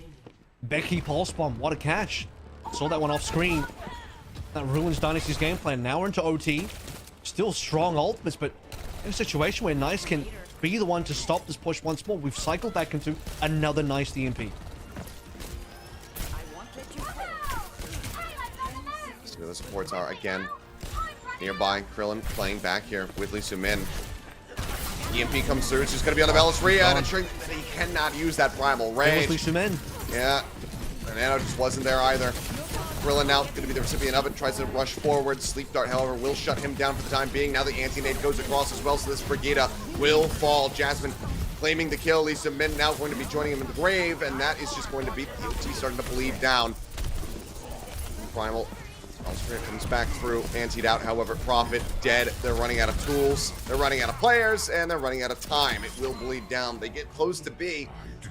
The hold is successful. Panthera deny them the objective. Yeah, I mean, A was a complete clown show, unfortunately, for Panthera. They let that one go almost instantly. Soul Dynasty paired on the payload, or paired on the point itself, capped it away.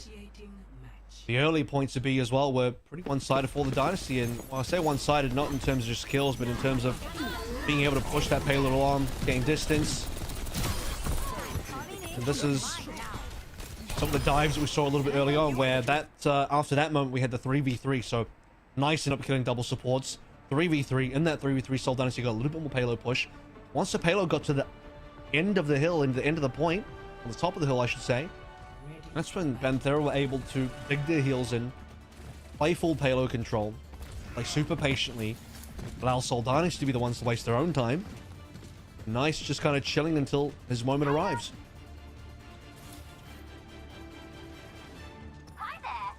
Oh, now Dynasty needing to have an excellent defense of their own. I believe this is what we were seeing, though, from Infernal versus Spark, where it's a push just in front of B, hold comes through, and then they full held. Does lightning strike twice with two different teams? It does. Be kind of wild to see. Panthera right now have this map in their hands to be able to try to tie this series up. 3, 2, 1. Attackers incoming. No surprises, everything the same here.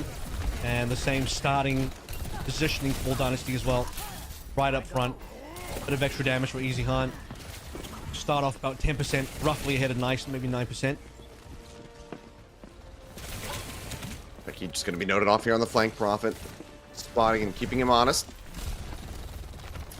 Dynasty operating on the high ground. Eventually, we'll need to swing around. Try to keep this one contested. Nice gets forced to translocate, and Jasmine starts occupying the point. The contest instantly there. Prophet being the one to arrive there first and foremost, but Easy Hunt gets taken down. Jasmine just stomping him. Finds that kill. Bellsfree now trying to get himself into the back line. Put some pressure here on the development Slave, but they widely do stay safe. Prophet download the dashboard. Becky trying to finish him off with that melee hit. Can't quite get it done. In the meantime, first hit going to be established here on the point for Panthera. Should be a retake though. Dynasty have members alive. Easy Hunt's back. All 4 members, the remaining inside the train. They got to get onto point they have. Sleep on the Jasmine. Will be able to keep it contested for the time being. Bellsfree low HP. Jasmine as well getting pumped up, and they're just at 89% now with Becky nearly at a pulse bomb. Develop a bit further ahead towards that nano. Pressure applied. Bellsfree pushing forward into the fire station, looking to try to find some kills, and Jasmine's going to be taking down Prophet, finding that elimination. Stick goes in. That's going to be developed. As well eliminated, so very close, but a minute and a half now gone as the cleanups will come through. Some additional stagger found here from the side of the Dynasty. 2 ticks already. Looking very good here for the side of Panthera. Yeah, well recovered by the Dynasty as well, because it was looking pretty tricky for them. Down to 4 members. Easy Hunt taken down early by Jasmine. The Dynasty had to make sure that if they were going to really retake that one, not to lose any other members, play super safe, allow 2 ticks to get away from them, go inside of the subway train itself, come back when the time is ready, and they have to really fight tooth and nail, lock Panthera up in the fire station, find the picks from then onwards, of which Prophet got 2. Now the long defense begins for ultimates. Spent. Nice. EMP through, counter EMP, catches on to 3. Nice, going to be antied out. Let's take the translocator to safety. Keeps himself alive, but Easy Hunt now eliminated. Jasmine will follow up with that kill. Lisa Min eliminated as well. And that is just going to be the cap coming through. Go ahead and bump them up to 4 minutes just about. And yep, 4 minutes exact now. So you can get this payload rolling. Still a decent distance that they have to cover. 3 players from Dynasty didn't even get to use their ultimates, which is quite upsetting for that defense. They would have liked to have been able to pile them in, extend that defense a little bit longer, give themselves a real shot at winning. So you teed up the possibility of maybe the Dynasty full hold coming on through. Unfortunately, not going to be the case, as I think losing 2 ticks super early on definitely put the pressure on the team. And even when you look at Panthera, they didn't really have to spend too much. And now let's go over to Bellsfree. Slay taken down early. Nice and developed as well. Just Bellsfree punching his way through. Eventually does come up with that elimination, so we'll slow the cart move for now. Not bad for just a nano. And because the payload is right at the entrance, they can, you know, play on the rafters, see what Bellsfree is. They play quite aggressively. Be super annoying around the scaffolding as well. Jasmine kind of corralled here onto the stairwell. Does pop that primal. See if he can try to segregate some of these supports, but no, the sleep dart will put him to bed. Woken up with the ante, jumps back out to safety. Does manage to stay alive, but doesn't get the targets that he was looking for. Good pressure applied there from the Dynasty to be able to find that. As the Pulse Bomb goes onto the bobble, so it doesn't actually get a stick. It doesn't get a kill. Prophet not finding anything in that regard. Now he's in a really rough position. Nice stopping on the chase for a brief little moment to get that hack across, and Becky is actually able to hound him down, so just find that kill at the very end. Bellisria now into the back line.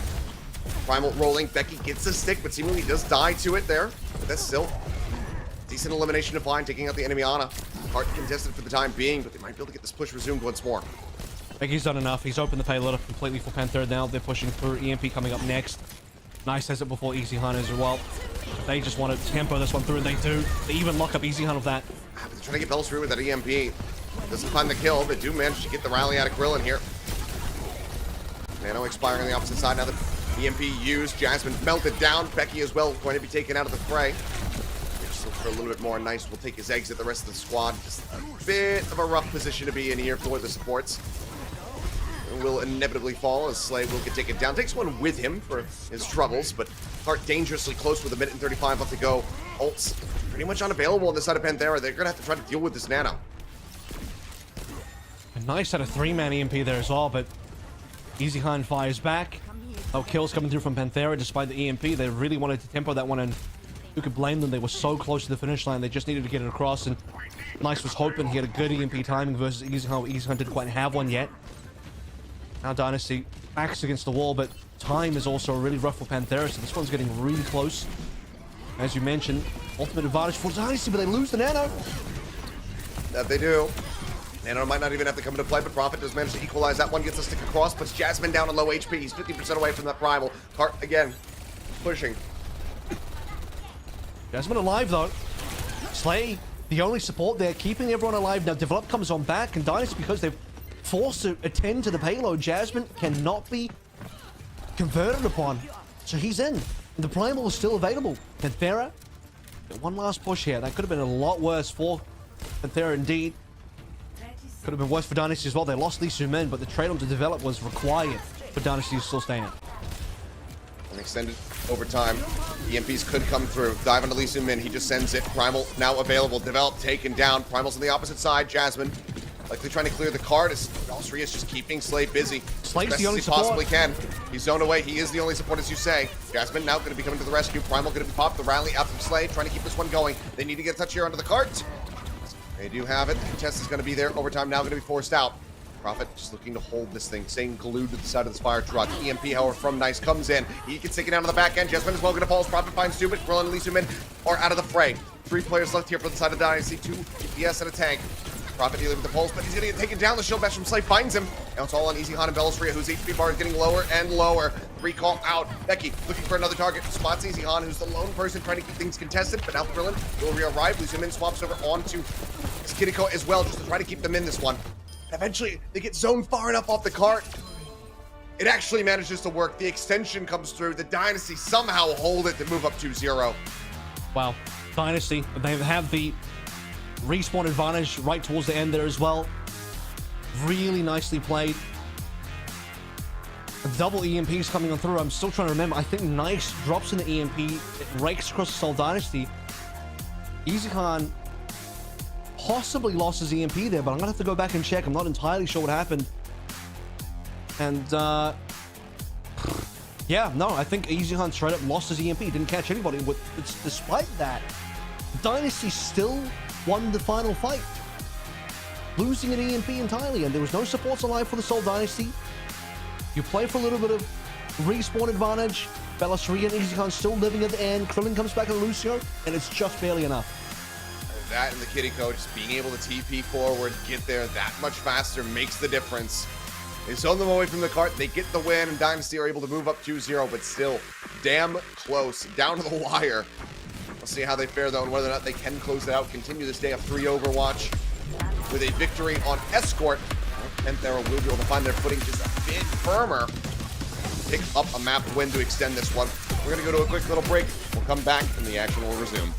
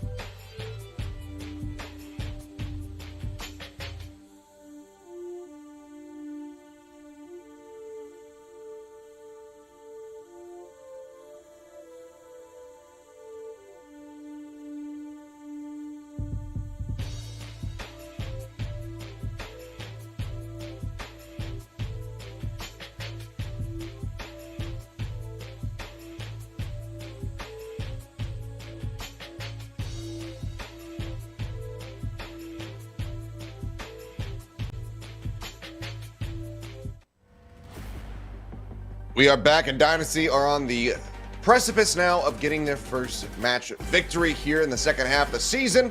They're 2-0 up over Panthera after a nail-biter finish there on the side of Midtown, but can they close it on Escort with Dorado on the horizon? We'll have to just wait and see. Not only just their first win, but possibly a sweep as well, as the 3 Overwatch day is poised to continue, is what it seems like at least. Panthera, man, they've had some reasonable moments. Looked really good on Sanctuary, although I think that's partially due to Dynasty's strange team composition at the time. The defense on B for Midtown was really nicely played, but then the A defense was a complete juxtaposition of how good the B was. A was a complete disaster, and then attacking side, there is a possibility they could have won that last fight as well. But unfortunately, zoned off the payload, failed to get the final touch in there, losing to Respawners. They even had a better EMP, cancelled Easy Hans one out, really nicely played in there. Now look at some tracer stats between Becky and Prophet, where all said and done, pretty close at the end of the day. A very close. Prophet only getting the edge in final blows, as well as slightly less deaths, so staying alive a bit more there. Obviously paramount, but nowhere close to the performance that we saw yesterday from the legs of Zest. But you know, that's pretty much you're not going to be able to replicate that. But we've got Dorado coming up now. We'll see how they fare moving into this one and what the comps are going to be looking like. Likely to be very similar to what we have been seeing, but maybe someone will be cheeky enough to run a sniper, perhaps. Some time ago, teams also considered D.Va here, but of the tanks, I think only Jasmine would really look towards it. Jasmine's really shaped up his hero pool as well, because previously an off-tank player has looked pretty reasonable on the Winston today. Gotta be honest. 3k Primal on Busan, not bad. That's what I'm saying, right? Panthera have had some reasonable moments. I think he's had some good moments. Saw in the stats there, competitive, even beating Prophet in various amounts of stats. Good pulse bombs that we saw on Midtown. And Panthera put it together. Can they get this 5-man unit together to get an actual map win? And they've been so very close. You know, even just that one round on Busan very much getting away from them, so it's been right on the edge of finding that victory. And can they get it now? As for the time being, Nice is flashing the Echo. That's a very OG pick for him. Oh, he might lock it because, you know, I don't know if people remember me saying this from yesterday, but on Dorado, especially for A rooftops right at the beginning of the point, Echo, really good hero. If you want to play aggressively for the first point defense, and it seems like Panthera do, this is the ideal comp to play through. I do believe that the Echo falls off a little bit for the back half of A, but the front half, extremely strong. Quick destroyer there on the teleporter, yep. Easy Hunt not finding anything there.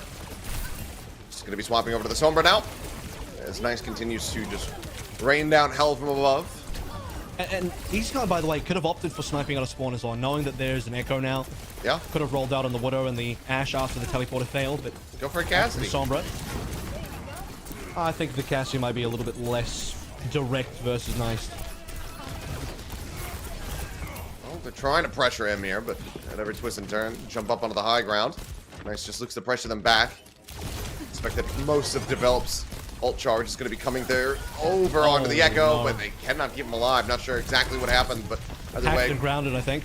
Yeah, it seems like the most likely culprit. Didn't quite see the hack go off, but either way, a very good opening kill to be found, and now the floodgates have opened. It's like going to be taken down. They've identified Develop's position. The Bionade is not going to dissuade them whatsoever. They will find those kills. They will find Jasmine, and they will likely find a cap on A. Nice is going to retain this Echo, so I was thinking like, okay, you lose the first part of A, this would be the right time to swap if you do want to swap. Not going to happen. Really wants to hold on to some of the duplication. As Seoul Dynasty are about to get towards the fountain, and towards the end of the point, contenders Panthera still waiting for the retake. Jump forward. Neck and neck as far as the primal charge is concerned here is Jasmine. Pulse bomb into the back line. Prophet looking for the kill. Not going to be able to find it, but Belzreal will once more take down Nice before he can get that duplicate online. And like you said, after this point, does the Echo really find that much value? Getting up to 80% and then having to sack that ult charge to swap over to something else definitely feel pretty damn bad. As another quick cap comes through here onto A. Recent Min going to be slept, going to be absolutely destroyed, but it doesn't matter now. He's going to fast run back. Develop in a bit of a rough spot, kind of pinned. Looks like he will be able to exit through the side room though. So will keep his life intact. Belstria not wanting to overextend here. It seems like Nice is going to stick on this. He's locked in. He's 95%. I mean, you're so close to an ultimate. At this point, you just kind of have to roll through with it, play the ultimate through, go for a swap later. It's not bad on B. I think the back half of A sucks, but B is kind of reasonable for the Echo, so I could even see him staying on it a little bit longer. It's just that Panthera have struggled to really get anything done with the call so far. Well, EMP onto the high ground, and EasyHan is dead, as is Belastria, so that one completely falls apart here for EasyHan. Lee Sumin taking a bit of damage, tucking away behind the fountain to try to stay safe. Heals will go towards him. And given the proximity to the spawn room, you would suspect that they're going to be okay, but Develop actually manages to find him. Really good late kill now being found. Main thing for contenders from Panthera from here is to not die. They're still going to commit the Nano, however, to this one as he charges forward, finds Grill, and the staggers continue. Yeah, they want to keep getting these kills, and for now, they are getting some kills. Nano keep Nice alive, and the hack will take him down. No chance to duplicate that. I think Nice would have gone for it as well. Unfortunate death, but payload started sliding backwards, so Panthera didn't lose too much there. Wasted a bit of time from the Soul Dynasty. Even better would be if they forced Soul Dynasty ult, but they couldn't quite get that done. Alright, again now, moving forward. They've fought themselves about 1 minute and 20. Decent little time by there. Both support ults committed. Definitely does hurt. It's Becky. Pops a recall back up to the cart. Forces one out of Profit as well. Still taking damage. Has to break line of sight. Pulling back away to keep himself safe. Now, the dupe is going to be invested. Goes over towards Nice. Adding another Ana into the mix. Sleep Dart. Gets the connection here onto EasyHan. They're looking for the elimination, but he still somehow translocates away. And then, okay, Becky will find him at the end. All the same. Anti on the Jasmine. Good amount of pressure being applied. He's going to go ahead, reaggress forward. Once more, as Belastria gets taken down. Support's just completely separated from the rest of the team. I can get the rest. Should be staggers. Really good splitting. Coming through here is Krillin. They just go low, but they're actually going to be using the Nano. At least with the melee hit will take down Slay. Belastria takes out Nice as well. Prophet's Pulse Bomb not going to find anything, but this Nano onto Krillin actually completely turns the tide of the fight. Prophet scooping up 2 in the back end. It's an extended team kill, and the cart's still pushing forward. I don't know how the Dynasty got themselves out of this. Wow, it was just a Nano onto Krillin. I'm not going to say that there was a bait onto Panthera. I think Dynasty should have been team wiped there, but yeah, Panthera failed to be able to clean up the last few members. It was like 3 members, no Belastria alive, a couple of supports. And it could have gone poorly for Dynasty. We're like, okay, you Nano and you lose anyway, but they actually got the team wipe on Panthera, so I want to say it's a pretty big fumble on Panthera's part. Slay got noted there. Or Slay noted EasyHan, rather. And yeah, now certainly has been spotted. Sleep Dart going to get drawn out there as he translocates back. EMP still at the ready. Goes back into the stealth. And I mean, given where Slay again. Developer, yeah, where they're positioned, and it's just taking so long. EasyHan's been revealed a couple times now. He just can't get his EMP off. But the supports just aren't really in a diveable position because they're back in the doorway. And now you can say Slay is, and yeah, okay. As soon as he rushes forward, trying to offer up some help with that rally, the EMP comes through, instantly shut it down. Another team kill comes in. He's not in a double position until he is, when he rallies up and walks forward. 3 gets caught in the EMP, and EasyHan is going to be rewarded for the patience. Forced patience, I might add, because he's going to again got revealed a couple times in that fight. On time, but Soul Dynasty finally get the cap, and now towards C. Lack of snowball potential. They'll have it again once they have the Nano available, but for now, Panthera in a decent position to play aggressively with Jasmine. Primal available, needs to bail out. Trying the back. Pulse Bomb, not going to be committed. There it is. Gets it in behind the shield. Becky with a nice kill. Develop going to be turned on the opposite side, and Prophet finds Slay as well. Becky, however, takes down both the supports to equalize the count, but with Jasmine falling. The advantage very much here in the hands of the Dynasty for the time being, but the run back a bit faster for Panthera. Cart in the meantime has been inching forward steadily. Still gaining some distance. Becky dead now. A lot of firepower gone. Nice forced out. Yeah, Becky dying at that time was quite inopportune. Becky did set up the defense, so if it wasn't for Becky, Panthera would be in a really bad spot right now. Jasmine held on to Primal from the last death, didn't want to use it. The payload is now moving along, as Panthera had to wait a little bit for Becky. We're just poking and prodding, just zapping from the flank. Jasmine up above Prophet. Pulse Bomb in, does find Develop. Slay now. Lone healer as the cart continues to glide forward. The contest needs to come through here sooner rather than later. It's just moving up. Does the touch come in? It finally does. It's going to be Nice and Becky with no HP, keeping this in contested. Now Slay arrives. Now Jasmine comes in. The Primal's already been rolling. his supports are just getting cleaned up. The primal expires, and that's just going to be him getting taken down and the cap coming through. A sleep garden to develop, but yeah, not long for this world. Ends up dying, 53 seconds remaining. And the Dynasty will be able to push their way with relative ease in this final stretch all the way to C. Look, Panthera didn't see 9, but what they did do is still forget the payload. Jasmine diving super deep on the Primal, was thinking maybe his team could just hold the payload, but the rest of Seoul Dynasty is like, all right, well, you have fun in your little 1v1, and the rest of us are going to move this cart along. Let's take a look at that 3-man EMP for a little bit earlier on. Slays in the open. Yeah. Sadly, you see Becky even diving straight into Easy Hunt as well. That one wasn't even intended, but take those 100% of the time. Back to this final point. Yeah, Seoul Dynasty, they just ignored Jasmine, went for the rest of Panthera, finished off the push, and by the time Jasmine re-arrives to touch the payload, it's basically gone.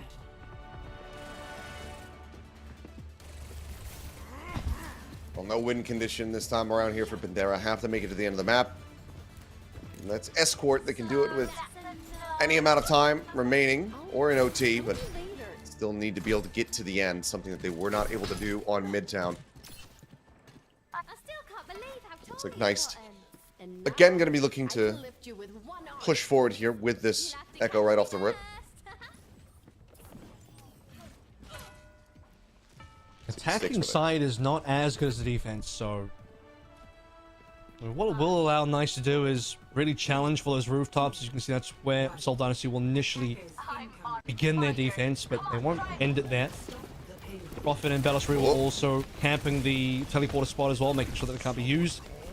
As more teams wisen up to that, less teams are actually going to go for the teleport, as we see. Easy on here around the back. Beam looking to take out Bellisria, but just not enough damage to put actually finish off that Winston. Sticky bombs to try to zone Lisa Min off his angle. Decent amount of space opened up. Looking towards Easy Han, who's now been noted somewhere off screen. You can hear him firing off to the right-hand side as Jasmine gonna get slept, antied. Damage follow-up, however, not there, and with Bellisria also getting antied out, just cannot continue to pursue. So both Winstons have to go their separate ways, and for now the cart can move forward here. That's the thing, with Bellisria back, he's not dead, but he is forced away. That is the impetus to allow Panthera to make some realistic payload push going.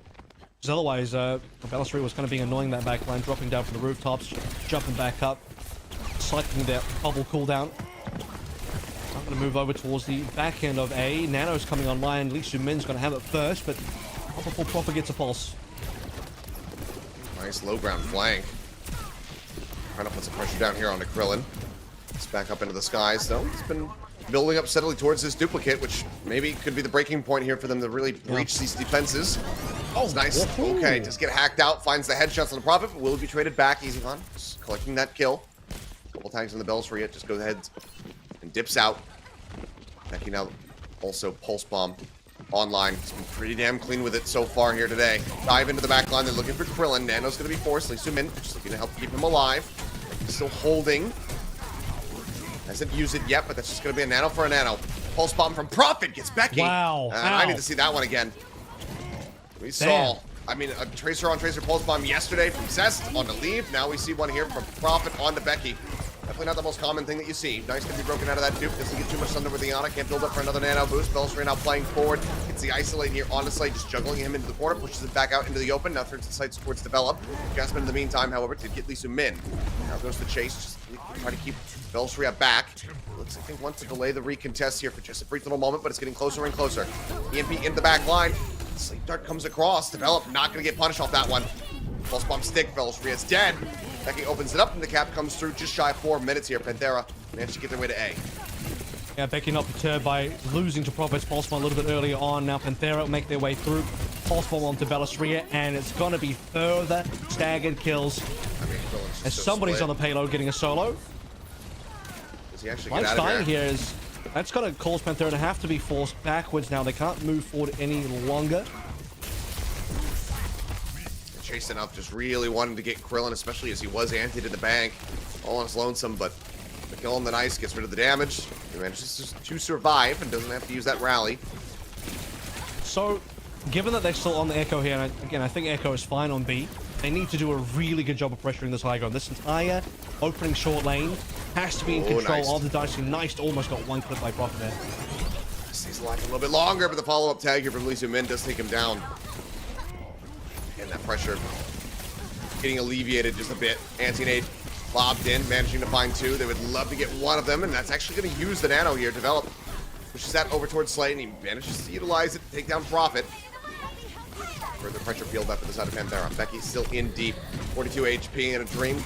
Turns his sights over, grabs that mega pack. Would have loved to have gotten that pulse bomb through onto Krillin, but instead we'll just keep it pocketed for the time being as Lee Min under some fire. Jasmine still does get slept, but nice above with a beam. Takes him down. Pulse bombs now when Krillin's eliminated. That is going to be both supports out of the fight. Belshria trying to stay alive to get the primal online, but just cannot do so. Has to go for a reset. It's just not that much time to actually try to get a recontest, and I think they have to concede it. Depends how close to the rest of the members. Can they nano Krillin onto the point? I think they will. Certainly going to rally. That means you're going for it. Yet. Yeah, rallies Nano in next. first. Nano still here. And Wiley, it's just Panthera backing Panthera away, fell respecting back. this one. Yeah. Well, they're just not going to play into the rally at all. I think if they played that one, they could have also forced out the nano, and then you can retreat. Back on to Slay in the back line. The card gets closer, but Slay now dead. Anti on the tune develop. Falling lower. Nice. Drops in. Gets the sleep across. Nano still rolling though. Krillin trying to stay alive, but he won't be able to do so. Becky eventually joins in alongside Jasmine. Helps take him down. EMP still committed, however. Now the Nano online. Nice able to build that one up with a dupe. Sends it towards Jasmine. Receives it. Comes back to the cart to try to recontest this one. To try to move it forward. They just got 1.63 meters left to go, but Jasmine now going to fall. And all the ults committed to the fight here from the side of Panthera end up coming up short. Wow. Yeah, Jasmine down. Full reset. Chip starts to fall. Extra nano coming through from Lee Min. The EMP from EasyHan. Dynasty get the miraculous B point holders. Looking very capable from Panthera. That would be really bad if Prophet goes down here. Time is a huge factor. Remember, Panthera have to finish the map, so it's not comfortable sitting on a minute. They're only going to get 1.5 minutes for capping B, and nope. Well, that's a very long range pulse. I don't know about that. Yeah, trying to lob it. Develop just easily sidesteps that one to the left. All right, from his perspective. Belshria up onto the high ground, just looking to try to keep, I believe, Slay Zone back. Actually, no, it's both of them. Sleep Dart, however, will come through. He gets woken up. Looks for a little bit more. Jasmine, in the meantime, taken down as the supports are occupied. Belshria just looks to maintain control of this position, not give them access. 28 seconds now left to go. 3 ults to work with. Nice, getting closer to the dupe. Closest thing here for Dynasty is that nano. I think they're going to have to really spend up hard here because we're definitely going to get the Lee Min nano coming into this play as well. A little bit longer than that will be EasyHan. Cart's rolled back decently as well. Oh, but that's Lee Min huge. take it down. That is a monstrous bio into the beam there from Neist. Plays that right off the back perfectly. Krillin out, taken down. That's both supports dealt with. Do they even bother to contest this one? Looks like the answer is going to be no this time around. Belshria just wants to try to get his way out to safety. It seems like he will be able to do so, but an extra lease on life, 1.5 minutes to try to get to the end of the map. Unless they can really steamroll their way through, and they're going to get him. Such a huge stagger. Yeah. Allows them to get through the opening gateway. And that's gigantic. That is like if Dynasty actually went for the recontest, but even worse because Belshria, it's about as late as you can possibly die there. They didn't have to use Prophet's too got many to be ults careful either. not to follow because Prophet would have to be another player getting staggered out if he goes down. And you're right, in terms of ultimates, they didn't have to use too much because Lucian died that fight. Okay, EMP from EasyHan. Instantly finds both supports. A little bit further delay, stopping the cart from getting around the final corner. Nice down on the back end. They look for a little bit of extra stagger here. They can't afford to really get too delayed here because, again, they got to finish the map, and one lost fight is about the maximum you can really allow here. One more fight lost, it's done. So this one's going to be it. They're thankful they have more ultimates. They're thankful they only used the 1 nano to get past B. 4 whole ultimates now, but they've lost positioning. That was the consequence of losing the last fight on C. Well, not done yet. Nano off the rip, probably with a false bomb. Not going to find anything. Becky's still holding on to his own. See when that comes into play as the anti flips onto Belshria. He comes back over towards the cart. Push way up into the air here as this on a sleep dart. Tries to get that one woven in behind the shield. Not quite going to happen. It's a low ground. Instead, it's just offering up some extra healing here towards Jasmine. Now going to be antied out, but still has that primal to rely on. Shots across. Krillin, EasyHan going to be taking down Lee Min. Also out of the fight. The cart once again pushing forward. From Jasmine going to be expiring. Belshria doesn't use his. Okay, one more fight. That's fine. It's one more fight. He's Still trying on to the min-max Mercy. this one right now. The res. They're going for the res. He reses Velostree to get him back into the fight a little bit faster. Does he stick through with this? No, he's going to swap back over to the Brigitte. Nano at the ready here from Develop. The one ultimate that they have to work with. It goes towards Jasmine. Velostree on the opposite side. Looking to juggle them here in the hallway, but he's falling so low, and he can't get out. And I don't think anybody else... No, they don't touch! They don't touch the cart! Wait. It's the Dynasty! The Dynasty won! They were all distracted by Velostree in the hallway. Then no one touches the cart, and they just completely C9 it. Huh? Excuse me? What? Oh, no, dear that didn't Lord. happen, right? Wait, really? What? I thought we were going to time bank. No, there is no time bank. The time bank my doesn't brain. exist. It is a figment Help of my our brain, imaginations. please. Oh, My brain. Oh God. My Prophet brain of Velostree requires in the nano cam. boost. Huh? I'm in. I gotta see it back. I gotta see it back. Oh yeah, they just. I mean, Velostree is dead, but there's like 3 people on him. Yeah, the other 2 members. What happened to the rest of the team? I have. There were 5 members alive on Panthera, and Jasmine was nano boosted as well. Jasmine was nano boosted. 5 members were alive. Where was everyone? Where did everyone go? This has just inflicted so much psychic damage to me. I want to scream, but I have neighbors and a wife in my apartment here, so I can't. But internally, I am shrieking. My mental vocal cords have been shattered. I need a top-down view of that. That's one of those ones where like a normal replay wouldn't even cut it. You need like a top-down replay. I just want to know where everyone went. Where did everyone go? They went into the hallway. They were all distracted by the big monkey. Only 3 people went to the hallway. Then I don't Where know. were the other 2? Screw it. Hey, Prophet's player of the match.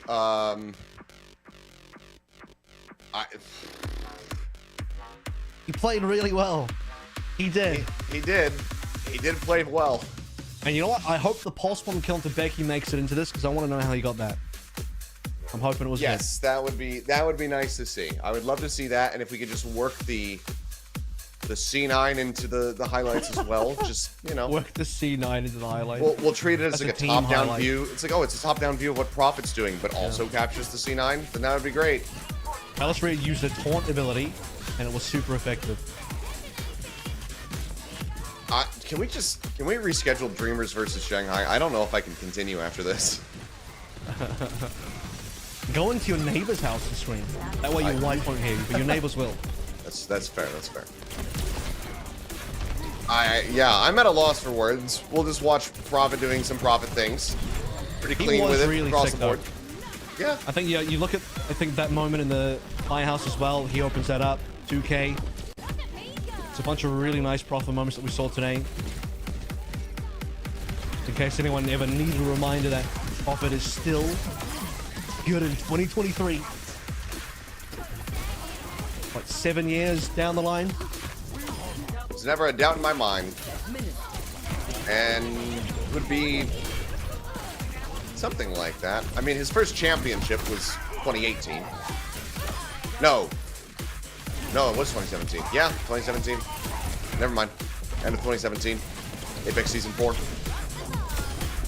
Yeah, man's still very good. And, he decided he needed to take a break. He needed to reset. And, oh, there it is. That's not bad. He just take those. corralled him. He just got him stuck in the doorway and just absolutely... Yeah, activated his trap card. Yeah. My mental is so broken from that C9. That's good. I'm still trying to figure it out too.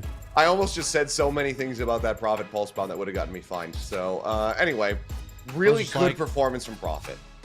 My mind was like, yeah, we're going to time bank. Why does it say Seoul Dynasty 1? Well, aren't we going to time bank? The game engine must be broken. Yeah, was there a bug in the game? Why did it say Seoul? Oh, it didn't make any sense to me. We'll find out. Yep. Well, Seoul Dynasty 3-0 sweep. They did it. 3-0 sweep. The interview is ready, so we'll go ahead and get ready to hear from Prophet and hear how he feels after this series. Probably quite good. Yeah, I mean, we were kind of seeing it from him and Velostree in the camera, flashing just the peace sign to everybody. But let's go ahead and hand it over to Unknown for the translation. Congrats on your win. 선생님. Hello. 안녕하세요. 아, 예, 안녕하세요. Hey. 예, 승리 축하드립니다. Congrats on your win. 부탁드릴게요. How do you feel? 네, 좋네요. Well, it definitely feels good. 끝인가요? 네. 네, 그렇군요. 저 승리했으니까 당연히 좋을 수밖에 없죠. 아 근데 무슨 느낌인지 알 것 같아서 저는. I think I know how that 아까 feels. 저희가 웃잖아요. He's also laughing over there. 그러니까 프로피 선수 오늘 뭐 POTM도 받고 트레이서 잘했어요. 잘한 건 맞지만 진짜 아까 말씀해 주셨던 거 정말 승리 당했다. So, I mean, player of the match is all good and all, but I think that smile is really from, you know, getting one rather than winning. I think a little bit Panther won it for them. So I think that's kind of what's on his smile right now. 아, 2세트도 그렇고 3세트도 그렇고 마지막 순간에 이제 C9이 나왔어요. 그때 뭐 선수들끼리 뭐 이야기했던 거라든지. So we actually had two C9s, both in map 2 and 3. So what were the comms like over there? Was map 2 a C9? 3세트는 제가 거절을 받고 있었는데 네. 상대가 안 받는 거 보고 야 C9이다 이렇게 했고 2세트는 C9인지 몰랐어요. So in map 3 we were like, hey, I'm on the payload, they're not, so it's definitely a C9, and we were ready to type C9 in chat, but I didn't know that map 2 was a C9. 그냥 명목상 한번 그냥 말씀드린 거였는데 뭐 어쨌든 예, 이렇게 연속으로 좀 나오게 됐어요. 자, 어제 아쉽게 패배를 했지만 오늘 승리 챙기게 되면서 1승 1패 이렇게 기록을 하게 됐습니다. 그래도 초반에 파트너 상대로 승리를 거둬서 이번 서머 스테이지 이 다음 경기들을 봤을 때 It must be definitely a relief for you that because you lost yesterday and you leveled things up with a win on Panthera today. So any thoughts on that? 저희가 많이 부족하지 않다. I think we still have a long way to go, although we did win today. Yeah, like even in yesterday's game and also in today's game, there were things that we definitely should work on. So we have a long way to go. 비밀이라 말할 수 없어요. 저는 프로피 선수. So how are you planning to kind of like, you know, work on address those things? Yeah, of course it's a secret. 아, 근데 팬분들이 사실 어제는 많이 아쉬워하셨어요. 근데 오늘은 그래도 기분 좋게 좀 보셨을 것 같은데 팬분들께 좀 한마디 해주시죠. 많이 So your fans must 걱정을 be 하고 kind of like on the 계시더라고요. roller coaster because they were disappointed yesterday. They definitely should be happy today. So do you have any messages to the fans? 다음 주 경기는 두 번 다 이기도록 할 테니까 많은 응원 부탁드리고 항상 감사합니다. So next week we'll win 2 matches instead of 1. So keep supporting us and thank you as always. 기다리고 있거든요. 그 팀들한테 좀 한마디 해주신다면.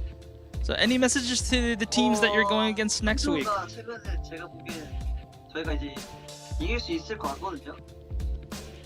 그래서 다음 주 So based on our practices and scrims, I think we should be able to beat you guys. So beware. 여쭤봐도 될까요? 그것 또한 비밀입니다. 그렇군요.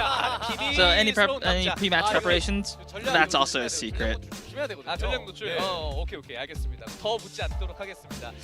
자, 어쨌든 오늘 승리 축하드리고 프로피 선수 POTM에서 선정이 됐는데 다음 POTM도 한번 기대해봐도 좋을까요? So congrats on your win today and also your play of the match. Can we expect more play of the match performances from you? Me? You're asking me that? I mean, of course. I mean, what else do I say? 오늘 별로 못 보셨어요. 그래요? 금손까지. 확실히 이 프로피 선수가 롱런하는 이유가 여기서 보이네요. 그러면 본인이 생각했을 때 어느 정도 붙여야지 그래도 오늘 좀 붙였다 막 잘 붙였다. So about your pulse bombs, what what kind of do you think is the standard for you to be a good attach rate? 60, 70%. About like 60 to 70% is what I would think is good attach rates for pulse bombs. 60, 70% 정도는.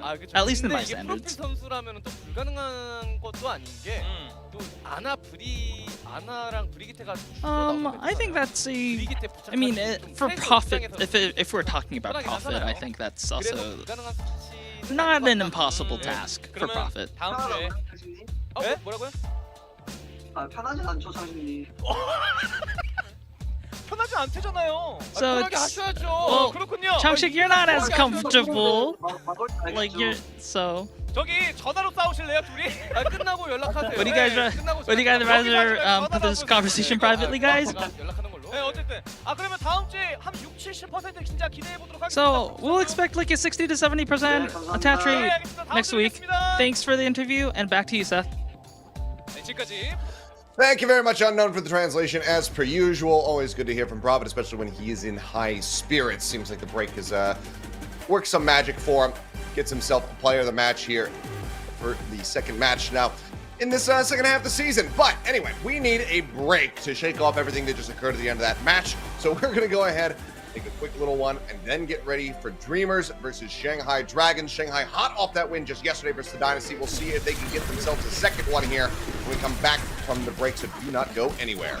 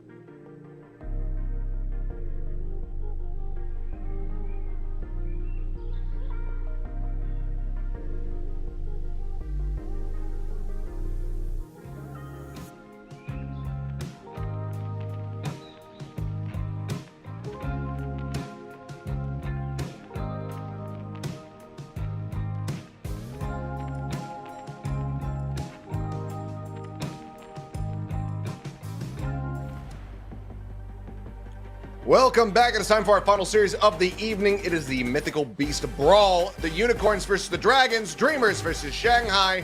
See who is going to be walking away with a win. Dreamers were able to just completely surpass all expectation in their run through the mid-season madness qualifiers. Dragons, just yesterday, looking hot when they took down the Dynasty.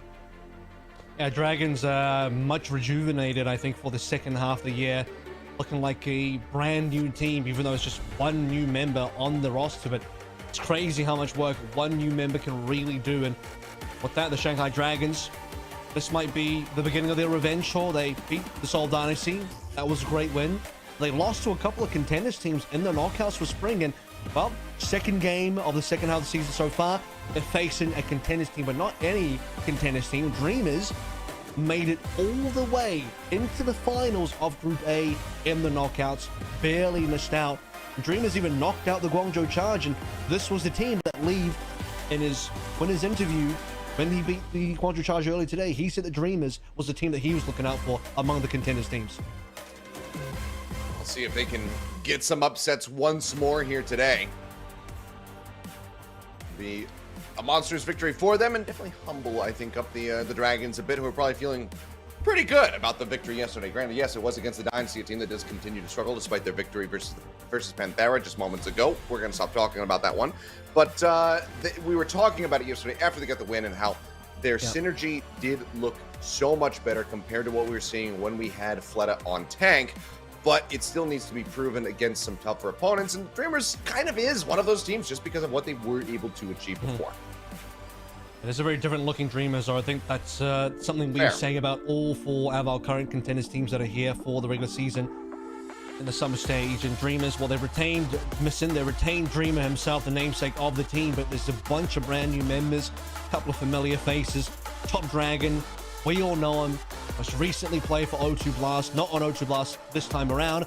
He wants to be part of the Dreamer squad instead, and another one of those players that I think is among the ones in the pipeline potentially to get on an Overwatch League team. He'll be joined by Sad, who is a player that's been kind of floating around for a while. Last seen on Team Diamond, also played on SLT. I always felt like Sad had a really decent amount of potential. Now we can see if he can show it on Dreamers.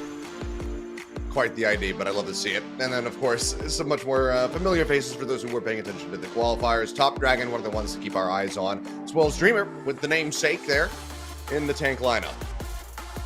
Would you like to see Sad and Happy on the same team? That would be amazing. Maybe one day. Many more emotions for me put on a single team. Hey, if he pops off and someone grabs somebody else, maybe it can happen. But on the opposite side, Shanghai Dragons, we're talking about how reinvigorated they look, how much more synergy we're seeing from them just yesterday. With Fate back in the roster, I think this is a breath of fresh air for people who have been sticking with the Shanghai Dragons, because Fate was just a monster for the squad in the past, you know, when he was with his squad. And then they also just have pretty stacked lineup across the board with Viper there as well on the Tracer. Genji, if it does come out, we'll have to see. But Hisu, of course, also just looking absolutely fantastic. Even Gangnam Jin and I think Iris falling into their roles a bit more so yesterday than we have seen in the past. Gangnam Jin has been, you know, I think the victim of much deserved scrutiny. So we'll have to see if that performance is going to carry on today. I think one of the quirks about getting Fate onto this roster, as you can see the play cams there, he's with the team in Shanghai, is that he holds on to his, I guess, pro player visa he had from the Chinese government last year. So he's one of the few players that if you want to go to get a player that can very quickly enter the country, into China on a whim, probably is going to be like Fate, because he's still got that visa running. So here he is. That they fast track a brand new one. I don't know, maybe Shanghai worked some magic. Let's take a look at some stats between Missin and Iris on the Ana, and Iris had a really good performance yesterday as well. I think all of Shanghai did, but I noticed a lot of well-connected fire nades. Missin was a player that in the knockouts was a bit of a standout as well. Had a couple of funny moments, but beyond that, I think largely he impressed a lot of people. It certainly did. Let's see how it fares out today, because, I mean, Iris was also very much on one yesterday going up against Dynasty. Saw just continued shutdowns with sleep darts, as well as Bionades catching multiple players the whole way throughout. It will be Lijiang Tower. We'd say formerly some very familiar territory here for the side of the Shanghai Dragons, but Obviously, it's no longer Lee Jae-gon Tower. So the opening control map yesterday for Shanghai was the only one that's a little bit rough. Not too sure about Shanghai's performance there. 0-2 versus the Seoul Dynasty, and that was kind of like, oh man, is fate going to be enough for this team? Same old Shanghai. Nope, they came through. We're good for the rest of the day. And now as we head into hopefully the rest of the stage here, I mean, previously you would have looked at Shanghai and thought, oh no, this is be a rough game for Shanghai. Did they lose to another contenders team? But right now it's like, I think Shanghai are probably the favorites here, just quietly, without wanting to curse it too early. Dreamers are, again, of the contenders teams, are probably one of the more favored of the 4 contenders teams to get some real damage done. Well, we'll see how they fare. As Viper for now showing us a soldier, but something tells me that that's not going to get stuck to. Had a lot of bait happening. Oh, wait, ooh. Oh, face brawling. Yeah, we're brawling. We brawl for real. Take a look at the teleporters. Let's see what we do with the teleporters here. Likely it's going to be TP into window. Both teams go for window at the same time. It's going to get crazy. No, Hisu swapped. Okay. They're going to try and break teleporter. They do, but they're already in. Made it except one. I think everyone made it except one player. Yeah, but they can just go co-side to get themselves through. It's the main. Top Dragon didn't make it through. Yeah, Dada just went back over to help get Top Dragon faster over to the point. And Viper's going to get taken down. Wall comes up from behind him. The biofield is not put down fast enough, nor would the healing throughput been nearly enough to keep him alive. So, like an early shutdown here from Dreamers. Very nicely done. Wow. That was 4v5 as well. They just, you know, backed themselves onto the actual point itself. Losing your Mei early, and when I say lose, I don't mean he died. He just wasn't part of the fight. It means that you can't make any sort of wall play, so lock the dragons out, isolate Fate. You can't really win those neutrals as comfortably. But the Viper playing this soldier instead, they just don't have the ability to fight up against Mei. And Fate's going to go charging forward, but I mean, so too is Sad. Just rushes him down. Beam is just full strength, just absolutely annihilates him. Pin gets the catch, and Gangnam Jin gets taken out. One run hit here from the side of Dreamer. I don't get this. I don't really understand the double hit scans. I think, yeah, he should go Sim. He should just swap off the window, go Sim. There it is. Sim Mei online. I don't know why they even bothered playing the Soldier Sojin. Like, they clearly knew Dreamers were going to go for the TP play. They just opted not. Oh, dear Lord. Oh, my God. That's an Atlanta Rain moment right there. Double amped. Window in with a fire strike. Not going to be able to find 5 players, but it does get 2 of them. About half the team, so huge shutdown here from the side of Dreamers as the swaps come in. Shanghai Dragons not really even getting a taste of the point yet. I think the Atlanta Rain version included the Orisa Holt as well. Who remembers that? Who remembers old Orisa, huh? That was on the whole village. Okay, that's how good my memory is. I think you casted it too, so I wasn't part of that. Gets 5 people with a fire strike, is I believe how I worded that one. Oh, a little bit of fake out there on the shatter, but not going to be able to come up with anything. Fate shuts it down, and then it's going to be 2 people on the floor now. Dada, ends up getting eliminated. Rush forward. Still do have these turrets up, however, to beat them down. And Hisu going to get caught up. Sad. We'll find that elimination. Wall comes up to try to cut them off. Gangnam Jin in the meantime. Top Dragon off the side of the map. We'll see if the Blizzard can come to play. Now Viper will find Nissan. Fight still very much going the way of the side of the Shanghai Dragons, but over 90% here for Dreamers. This is still excellent.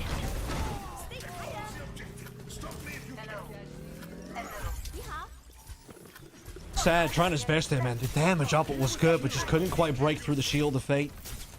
Couldn't get enough work done there. Losing Data early sucks, so that was a sound barrier taken off the table. Sound barrier would have been so important in that fight. This next one starts so early. Dreamer just pins Fate. I mean, the pin, he does get taken down. Blizzard rolling, but Top Dragon counters with one of his own, and it's just headshot after headshot for him. Shout out to Bren. Gangnam Jin and Viper both fall. All right, back into the point. Only 23% established at the moment here for the side of the Dragons, and they're back in control. Now someone needs a touch. Okay, TP forward, Hisu. Tries to set up for it, but Iris is dead as soon as Dreamer just comes charging back in. Hisu taken down. The beat from Gangnam Jin shielding up the final 3 as Viper's on a Pharah to try to turn this one now. But Fate is going to die. Dreamer will get a shatter if it's even necessary, but it's not because he just seemingly cannot miss with these fire strikes. Yeah, and that's the first round going incredibly one-sidedly to the side of Dreamers. He's loving it. Dreamers absolutely loving it. You've seen the cams there, all smiles all day. The Shanghai Dragons, I just feel like they never really recovered from the opening gambit. It's just such a weird decision for them to come through with. I mean, in what world is Sojin Soldier with the Rhine Brawl like the correct answer? I can't personally imagine it. The Shanghai Dragons behind the 8-ball from that point onwards. Dreamer was having a field day. The aggression, the confidence, you see him pinning in. This was a fly strike just straight into the window. A window through another window. Windows into windows. Absolutely pound him into oblivion. Well, they're going to be starting on the correct comp off the rip this time. Let's see how they fare in the neutral. Wall for wall, looking for the pin. Oh my god! That was Viper. a frame perfect block there from Viper to avoid getting pinned. His life flashed before his eyes. Absolutely did, but they're still going to be able to turn this one around as Fate gets a kill here on a top dragon, looking a bit better for them, but Dreamer still comes up with a pin. He's asserting dominance here with this Chad Reinhardt play. Yeah, I mean, he's straight into the face of Dragons, no fear. 2 pins that nearly connects. One of them actually does onto Fate.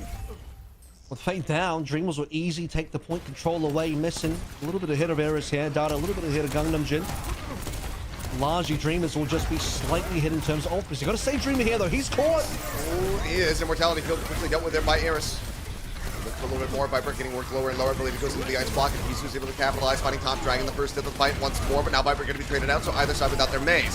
Shatter at the ready. Dreamer drops the hammer. Fate is 2% shy, but yeah, he just gets absolutely destroyed. Eris will find Sad. They're not going to be able to find the point you would expect. The second kill here for the Baptiste, but time barrier expiring. Just looking to try to somehow stay in this one. Gangnam Jin able to stay alive. They occupy the point for the time being. Coming back around, Dreamer charging forward, intercepts this before the cap can come in. Fate is back into the mix, swinging across. Shadow now at the ready, and Dreamer going to get forced out. He wants to be able to hold this Shadow now for the follow-up, but it seems like he will be able to do so as the cleanup comes through. So somehow, someway, it's Ears and Gangnam Jin extending the point for the rest of the team to join in. And now they get the flip at 49. Eris totally collections up huge plays coming through from the back. You want to talk about old Atlanta Reign. Eris made a name for himself on this hero, on an old version of the Atlanta Reign, and now I would say maybe still his best hero. Gets to bring it out, shows why it's his best hero. 2 frags to pull Dragons back in. Fate respawns, comes through, a couple of frags in there, Shadow in hand. I'd love to get Shadow to Dreamer here, get some revenge. For Viper. Dreamer, again, kind of getting cut off in the rest of the squad. Fate as well, falling low.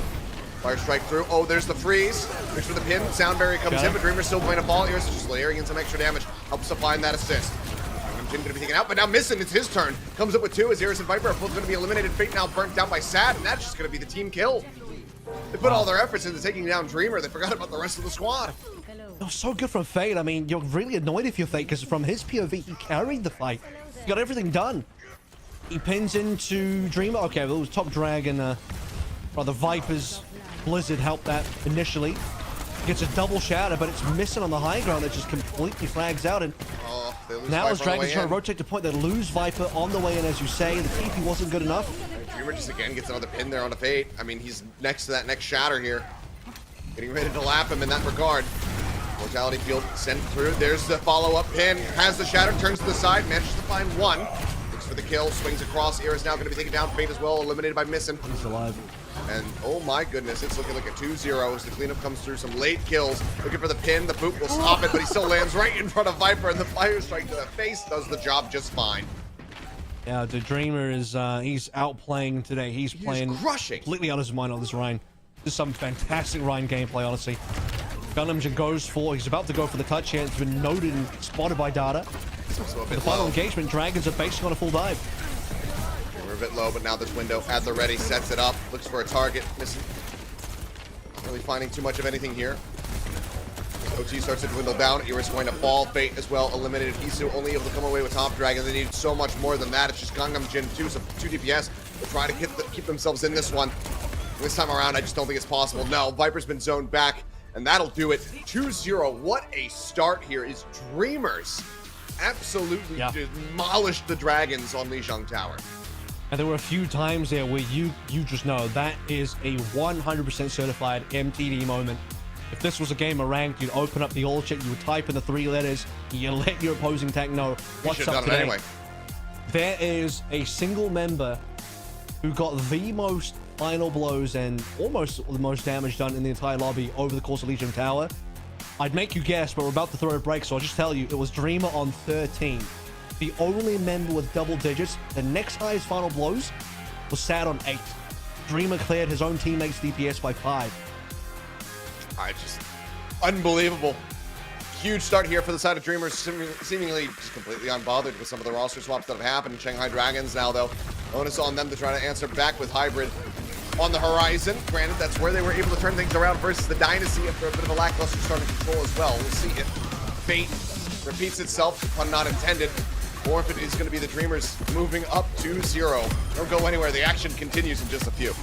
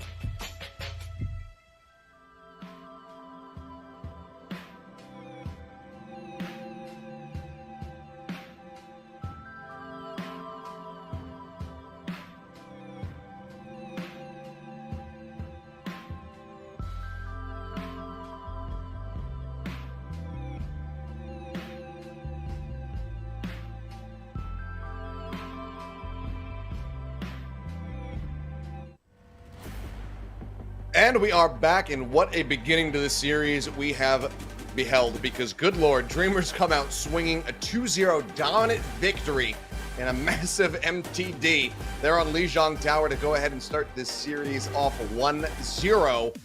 But now, as we take a look at the cams, as you can see, everybody in some pretty high spirits here, but we do have Liga stepping in for Dreamer. That's right. Dreamer's already done his job. He's like, I got my MTD done. Let's bring in the other tank. Let's see what Liga can do. And honestly, watching Liga play for Dreamers in the spring stage knockouts was really impressive as well. Liga still got it. A player that only played a single map for Hangzhou when he was on the Hangzhou Spark. I think you and I actually casted that game. I was on Kings where he played a little bit of Sigma, and that was it. That's the last time we saw Liga play for an Overwatch League team, and now he's on Dreamers. Now he's forced his way into the Overwatch League regular season on this squad instead. I'm trying to like think about what this could be about. Yeah, he won't be denied. I'm gonna spoil the map choice because it's related to why Liga might be in. That's, by the way, behind Fate. You can see Fleta, new assistant coach for the team. As I'm pretty sure going to Numbani, we're going to see some D.Va play. But here's the Dreamer stats from map number 1. Like I said, final blows. Wait. He had overall 13 final blows, and that accounts to 19.3 per 10. So when I said DPS getting 10 per 10 was the same, this man nearly got 20 per 10. Nearly got 20 per 10. I mean, I'm looking at that. I'm looking at 31.7 eliminations per 10. Almost 3 Earth Shatter kills per 10. I mean, that was just... This is like the tank version of the Zest stat card. Yeah, but I mean, like, the map was so damn quick because it was just the double 2-0. Shanghai barely really got percentage at all. So it's super fast, but the damage output and the way that he was involved in pretty much everything happening on the map was just superb to witness. So that was some top tier Reinhardt play. And it wasn't a spoiler because we already showed the map pool, but you were right in saying that we're going to Numbani for a second map. So yeah, it seems like D.Va is going to be the likely culprit. I think most teams will just keep playing Winston here, so it's really interesting the sub out happening. It does also mean that you're kind of locked into the D.Va unless... I don't really think Liga's going to go play any Winston today.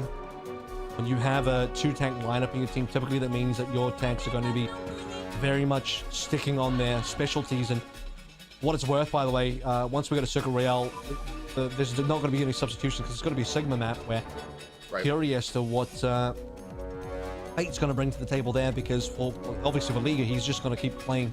We'll play with Sigma. He's comfortable in that. Streamers, I mean... This could be a 3-0 if Numbani goes away Dreamers as well. Circuit, I think, compositionally is weak for Dragons.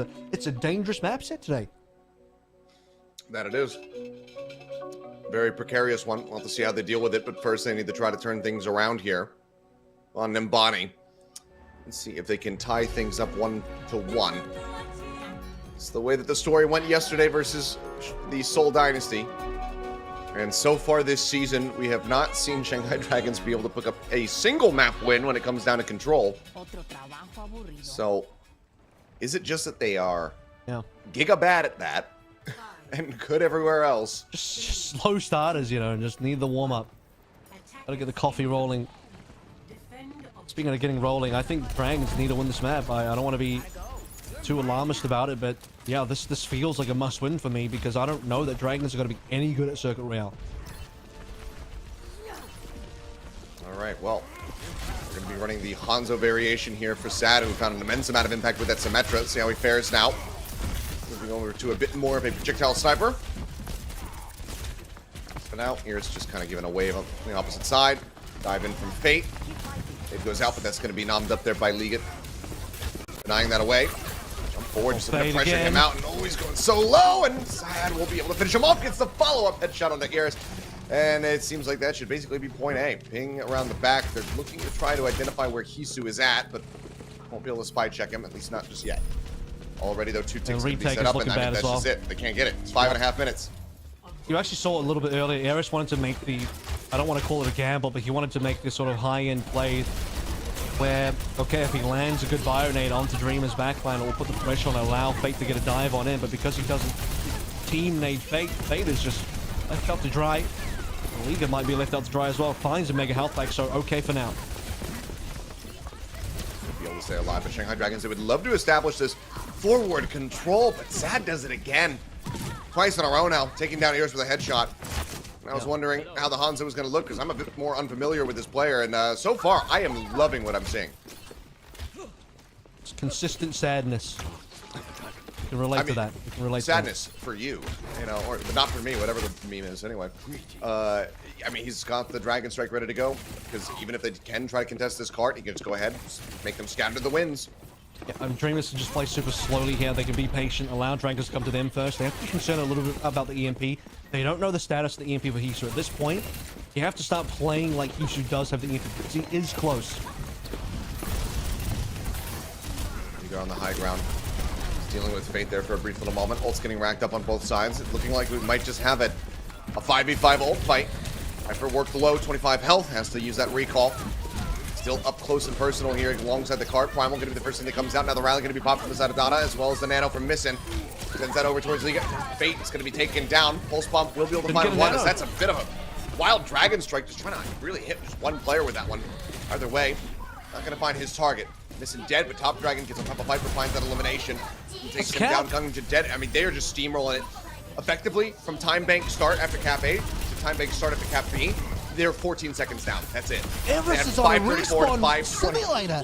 This is insane. Eris can't play the game. He's constantly dead. He's dead to everything. And at this point as well, there was no nano from Eris onto Fate. Fate should not have died in that last fight. But Eris was pushed out. Fate went too far forward. And the two players did not connect a line of sight at all. And that ends up being Dragons losing their tank, losing the ability to get any decent amount of damage on the EMP. Clearly didn't do enough, and Hisu just gets rolled. What happened? I mean, he even had his translocator set up. It was never cleared. Now Nano out here on a Fate to try to do something to slow this up, because it is not going well whatsoever. But still, they continue to push forward.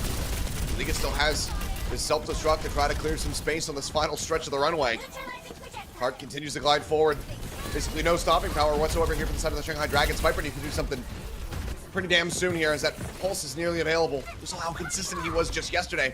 We need some more of that. Pulse into the corner. Recall out. Top Dragon stays alive. Sleep Dart now on CD. Hard. Just a couple more meters left to go. With so much time still remaining.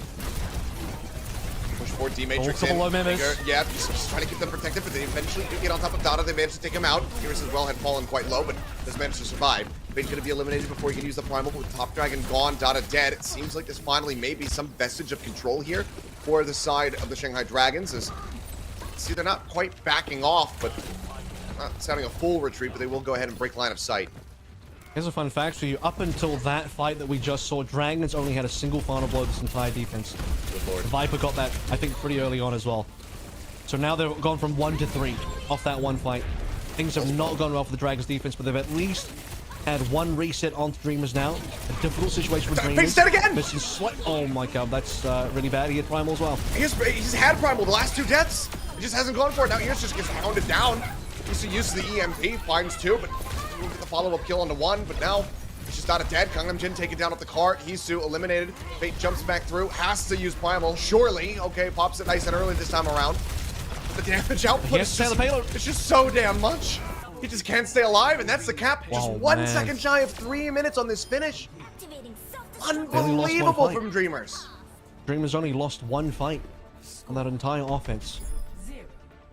And it wasn't even a full loss. They had some kills of their own. It was two players died. The one fight they lost was 2 players died. That was it. So you know, okay, here's the final. Since we're at the half point now, here's the tally for the entire half: 15-4. Dreamers 15 final blows. Shanghai Dragons 4. And 2 of them they only got in that one fight that they won.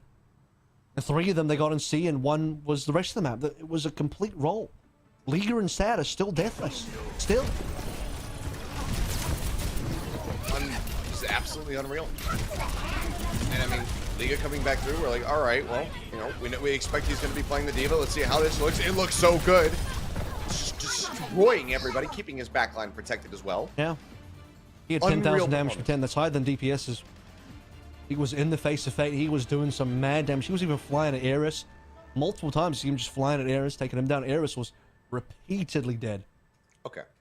I have a proposal. Let me know what you think about this one, Albert. Let's take Chengdu's slot and give it to Dreamers. Okay. Fully assimilate them into the Overwatch League. Drop the contenders so they could be the... they could be... I wanted to do that for O2. I felt like O2 have done enough. They contributed enough to the Overwatch League. That's like shipping something like 30 players over the course of their lifetime. Probably more than that, actually. Got to do a full count. But, we can call them the Ulsan Unicorns, or we can give them the Daegu Dreamers. One of those, you know? Daegu Dreamers. I think it would work well. Cries in Busan. Busan's still 13. Cries in Busan. The Jeju Island Dreamers. Sad now going to be moving over to the Ash, just really showing off his hero pool a bit here, it would seem. Okay, Viper Genji. Punished. So I noted that this map was quite friendly for Echo. Viper's choice is going to be the Genji instead. I think we saw Choi play that yesterday. It's dead. Dragons will have to wait because Fate's gone, yep. Sleep on the Liga. Will be knocked off the bus, but there's just no way to punish him realistically here. Look how far forward he's allowed to play as well. He's just in the faces of Dragons at all times. I mean, he And sees no that dash in goodness, from he's really Viper. He's threatened. immediately tracking him. He just is so worried about that backline. He's just ready to cover. And by the way, before joining the Overwatch, this was Viper's one trick. This is the hero that he was known for. He was actually more known for Genji than Tracer. Unfortunately, Genji's not a very good hero at the moment, so we'll have to see how this goes. Oh, they know that they got the anti, so he wants to go rushing in, and Top Dragon will go ahead, joins the fight, helps take him down.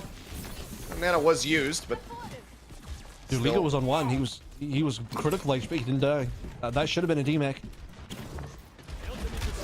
And now for the next one, if they can DMAC him, he's going to have a self-destruct to get back through. There's no hack you can have to really stop that from coming in. So, are they going to wait for Nano Blade or just Nano Fate? Because the problem is, you want to wait for Nano Blade, your time is, half your time's about to be gone.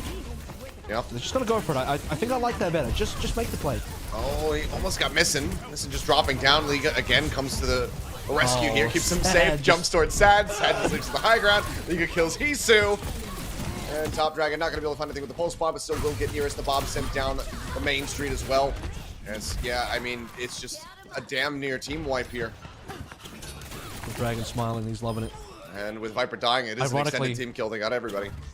Ironically, he is the top dragon in this matchup. The other dragon is not having a good time at the moment. The only silver lining out of this situation is that dragons have 4 ultimates. The bad news is you would have liked to have seen them be able to use those a little bit early on to get a better fight, and probably that last fight actually. I mean, hey, Fate having Primal clearly doesn't mean anything. How long did he have that on the defense? Strike in. Okay, Dragon Strike to try to clear off the high ground. Does decently well. Viper's pressured. Yep. Pressured low, 92 HP, drops to the low ground. Will get top back up. Hisu melted down. Top Dragon just gets on top of him. Primal pulled, now Blade out for Viper. Finds one that's going to be sad. Eliminated, shield bash. He's got it. Let's just go ahead and keep him at arm's length. Swap over now. Hisu looking to rejoin on the Soma, but Gangnam Jin going to be struck down. Liga still trying to stay alive, and they still have not been able to demech this man. He still has a self-destruct. They saved them off. It's now less than a minute remaining. They just try to exit through the low ground here, through the basement, but now sweeping around the backside. Here is Top Dragon looking to catch somebody on that exit. Will get forced back. There's no time left. There's no ultimates left. I'm never really hopeful for Blaze anymore. I feel like Blaze are always a bait. You just never really get too much done. Final Nana to go through. This one's going to have to go on top of Fate. And Dreamers have to win one more fight and they'll get the 2-0. And like I said, Circuit Royale is probably a favorable map for them. This is an awful look for the Dragons. If they can't get this map win, I'm dubious as to whether they can do anything in the series. Nano again over to Fate with shot trying to keep him at arm's length. Missing, however, still under some fire. Going low, but not going down. Liga finds Viper. Sad gonna fall. Hisu coming away with that kill. Anti out on the both supports here on the side of the Shanghai Dragons. The push in, the stick, the kill. Gangnam Jin taken down. Top Dragon continuing to assert dominance, and now it's just 5 seconds remaining here for the side of the Shanghai Dragons, and someone's gonna have to touch. Fate working his way forward. Liga looking to push in back and make their way over the point. They have the contested for now, but Fate is gonna be anti taken out. Dada finds the kill, and that should just about be it. Viper's already used the dash. He cannot get there. The full push with nearly 3 minutes remaining, and into a full hold. Dreamers are absolutely cracked. Type it in the chat. It's MTD twice. Guess what? Liga went deathless on Numbani. 0 deaths. Did not die. The only player in the lobby ever got did not die. No, didn't get DMAC. Didn't he have to use self-destruct? I don't think he... No, didn't use self-destruct. I don't believe he did. Nope, didn't have to. Didn't die, didn't Unreal. DMAC, nothing. He was invincible, immortal diva gameplay.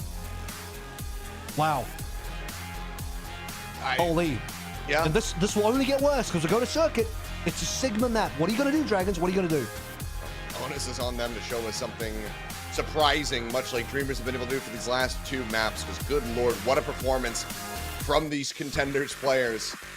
Absolutely crushing and looking to maintain some 3 Overwatch here the whole way throughout. The Dragons need to try to turn things around. They need a reverse sweep, but they want to start off with yet another victory. But I just don't see it happening given the form that we are seeing right now. We'll find out though after the break, so don't go anywhere, because the action, the dominance, it may all continue here in just a few.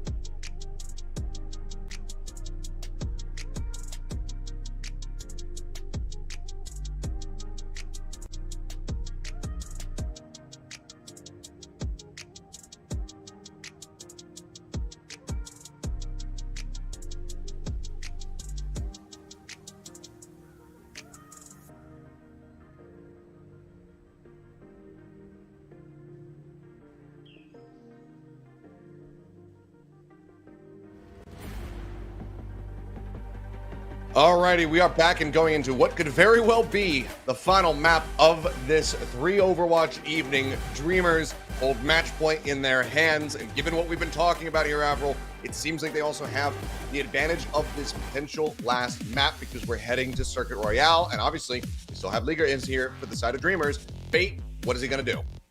Who's your pick, by the way? We've, player of the match. Dreamers only played 1. Liga's got 2 in here. This has been a complete domination. It's difficult because I could genuinely choose just about all of them. I think Liga made a really good argument for himself. I think Sad, given the hero flexibility that he has shown across the map so far, has been excellent. Top Dragon was popping off there with the Tracer in the last map, and we've also seen some great moments from Missin. He was the one who helped them get that clutch on Control Center on the Lijiang Tower. Yep. So it's really difficult to narrow this down to one player. I think I might need a little bit more time for this vote, so hopefully production will allow me that. But Tell you we'll what, though, we saw in the background there, the Shanghai Dragons. Bebe was pacing, Fleta was listening intently, Isu was basically airing his grievances. If this goes any worse, Moon's gonna have to step in. He's gonna walk into the room. You're gonna have to see the entire Shanghai Dragon staff in the background. This is DEFCON 5, people. Yep. And it doesn't get easier. Like I said, Circuit Royale is a Sigma map, and it's not gonna be like earlier when Infernal played against Hangzhou Spark and Mag and Goose. We're like, okay, you know what? We're both Winston players. We'll just both play Winston. No. Liga's a Sigma play. He's not going to opt into that. So Fate is in a really bad spot. Yeah. Let's see how they're going to fare now going into this one. Do they just... we know that Liga's not going to opt into the Winston head-to-head like we saw yesterday. But... Do the dragons just cry? What do dragon tears look like? Because I was looking that way. Look at me. Liga's already locked into Sigma, as you'd expect. Double flex support. Double snipers. Dragons are like, this is that moment when the musicians on the Titanic, as it's sinking, you're like, we ain't getting on the live post, just play out one last song. I mean, I don't know if Heart and Soul's gonna save him. Need to play with some of that. But we haven't been seeing it. Sad. Again, just showing us another look. Says, yep, I can play the Sim, I can play the Hanzo, I can play the Widow. By the way, A attack is a really rough part of the map for a Sombra. There's a lot of choky areas you need to get past, and very hard to move past without getting detected, so they just gotta go for a manual hack and lead. Can they get Liga down? Oh no, wow, but they can get missing. How'd that happen? I don't know, but the Viper got himself into the back line somehow, even without the assistance of Isu. Finds that kill, but Top Dragon able to answer one back. Just going to be delaying that EMP, which is still going to be value, but Cart brought up now to the first corner. Triple blink into the back line in one clip? Like, what was that? That was insane. Whatever it was, Viper needs to do more of it. It was so quick that Dada didn't even get to drop the lamp. That's how quick it was. Oh. Hard to say. Looking for the hack down here on a Top Dragon. Jumps his way out of the bubbles. Sad will find Fate to get the target that they were looking for, but then Sad doubles up. Finds Viper as well. And this guy is just absolutely insane. Nearly snaps over as well. Yeah, I would have stepped away from the desk. We should just end the broadcast after that. What is it when you double up on sadness? What is that? How sad is doubling up on sadness? I suppose. He's ascending. He's gonna change his name to depressed. Jesus. Start crushing either way. Okay, Liga dying is bad. Iris finds a kill. Extremely bad for Dream's defense. This is very bad. This is very, very bad. But Dragons can't capitalize. It's like, well, you got the tank down, but they also lost Fate, so it's not like they can really move forward. Oh, Dragon's just reconning next to him because he's thinking Hisu could be next to me. Where is Hisu? I think he's really far away, actually. Viper's trying to inch the payload forward as much as he can, but oh, this is the only good part of the map, I think, for them on A, the hairpin, because they can sort of use a little bit of cover. But at the end of the hairpin, it's back to long sight lines where Dreamers will have the advantage again. Oh, Top Dragon, another headshot. It's just, I don't know, he's just catching, they're just catching strays out here. Yeah, I mean, it's a full sniper poke composition. versus a Winston dive. This is exactly what's going to happen. He's trying to set up for the hack here to get rid of Sad, but just the heals come through and Top Dragon finds Gangnam Jin at the same time. Where is the cohesion that we were seeing yesterday? This is just full-blown disjointedness from Shanghai. But you're just going to get poked. The problem is, it doesn't matter. You're playing the wrong comp because you can't play the right comp, and you're just going to get poked out. Question. Oh, that was sick, by the way. Nice geometry. Question. How does Hisu even get an EMP? He's going to have to do a frontline EMP versus Liga only, because there's no way you can't really get to the back line on a point circuit. It's just too choky. Okay, he's gotten to the back line. I've just completely lied. But that's because Dreamers are full on high ground. Okay, that's actually bad by Dreamers. They back. cover the low ground enough. Get the Immortality field up. Transcendence is there. Top Dragon ends up falling, but they get Hisu at the same time. They punish the EMP use. Primal now rolling, missing the target, and will get cleaved down. Fate able to come away with one. Rally now rolling on the back end as Hisu looks to match on the Widowmaker. Shot's still connecting, but no real threat here onto the Winston. But Top Dragon, what? Oh, he Viper blinked back into that. Oh goodness. Well, that could be catastrophic. Trying to retreat, so I mean, they're right back in onto the cart, and they still have a flux. Which means you can flux 9 this very easy. Lee can force C9. You know, I actually prefer I think this is the much better pick compared to the Summer. He should have been on this from the start. Okay. Oh, there. That's why. One opening kill gets the dink on the Liga as well. Forces them back. Kinetic Grasp has been burned. Nano out onto Fate as well. Sad. Can Liga go for the play? He's low HP. This. Liga just has to wait for now. Missing getting dove on, gets killed. Finally starting to do something here with this composition, but that's going to be the Flux now coming through, looking to pull them up into the air. Gangnam Jin going to get dropped, going to get finished off. Pulse bomb into the back, however, finds Sada. That's now supportless here for the side of Dreamers, so surely they cannot maintain this hold. Get down low. Kinetic Grasp just not getting nearly enough shielding that he needs here. His Fate will be traded out. Now it's on the DPS players. Trying to keep this one contested. Viper v Top Dragon for control of the card. Kill's not in. Iris actually gets involved, finds that elimination. Cap. The full hold will not come through. They get the cap, but it isn't overtime. Sad You know what this is? Position here, 10 HP is gonna die. I think Dreamers could have held that under 2 conditions. One, you don't actually allow Hisu to get that Sombra EMP off, and the way you do that is you actually play the low ground instead. They pushed too far forward, didn't cover the low ground, and that's what gave Hisu the opportunity to get behind them. If you played full low ground, pulled a little bit further back, played the sharp corner on the hairpin, and gave up the high ground bridge, Hisu doesn't have any flanking angles. He can only solo EMP the front line. The second to that is Hisu swapped the Widow and actually got a kill on the Top Dragon. That's what set up Dreamers to fail on that defense as well. So those two things really helped out Dragons. Oh, Sad. What is this flank? Down the staircase. Oh, makes his presence known. Shots not connecting. And for sight up. Pressure being applied here from Top Dragon. They're trying to flush him out into the open so that Sad can actually capitalize. One. He's just having none of it. Dada going to be taken down. Fate able to find both supports, and now Sad going to be eliminated as well. Things are starting to become a little bit more snowballing here for the side of the Dragons. It's just a Nano committed to the fight. Now they're about to have 3 more ready to go. Yeah. This is a lot more difficult for Dreamers now. They need this trance to be online. They've also started swapping up the composition a little bit. It's more difficult to play Widowmaker with the lack of sight lines. And now coming to the last fight, the range advantage that they had is slowly dwindling because they've just been... The tempo's swung heavily in the favor of the Dragons. It has. Pulse bomb from Viper, not going to find anything, but Fate's got the Primal. Listen. This is the Transcendence Immortality field as well. Burnt there. Does get cleared out. Rally rolling on the back end from Gangnam Jin. Hisu going to be taken down, but now they lose the front line as Liga will fall. Sad. Trying his damnedest here, having swapped over on the Hanzo. Gets bailed out a bit there by missing and actually lives. Manages to stay alive for a little bit longer, but Viper claims the enemies on Yada. Now Sad gets to go down. Viper put away with 3 kills. Wow, Viper. Push him across the line. Monstrous performance from him. Something that was lacking those first 2 maps. Yeah, I mean, now Viper's unlocked. 9 final blows so far. Doing most of it for the Shanghai Dragons. 9 out of 21 if you're curious. And as you start moving through, Liga might even be tempted to swap the D.Va for this last portion because of the high ground, low ground play. This is also starting to... Wait a minute, Fate just swapped Sigma for the last point, what? Okay. You know what? It's ironic because I think the Winston is fine on C. It's acceptable on C. But now he wants to go Sigma for some reason. I don't have the answers. But if he wanted to play Sigma, why did he not do that on A? Huh? I guess he didn't, but maybe... Oh, okay. Sad just lines up another headshot. Maybe Moon came and tapped him on the shoulder real quick. He's like, all right, fine, I'll do it. Jesus Christ. Oh, Sad is just so good. Yeah. Sad makes me happy. Just can't beat Sad, and it's something I relate to. Yeah. Just can't do it. Sad will always win. Can't do it.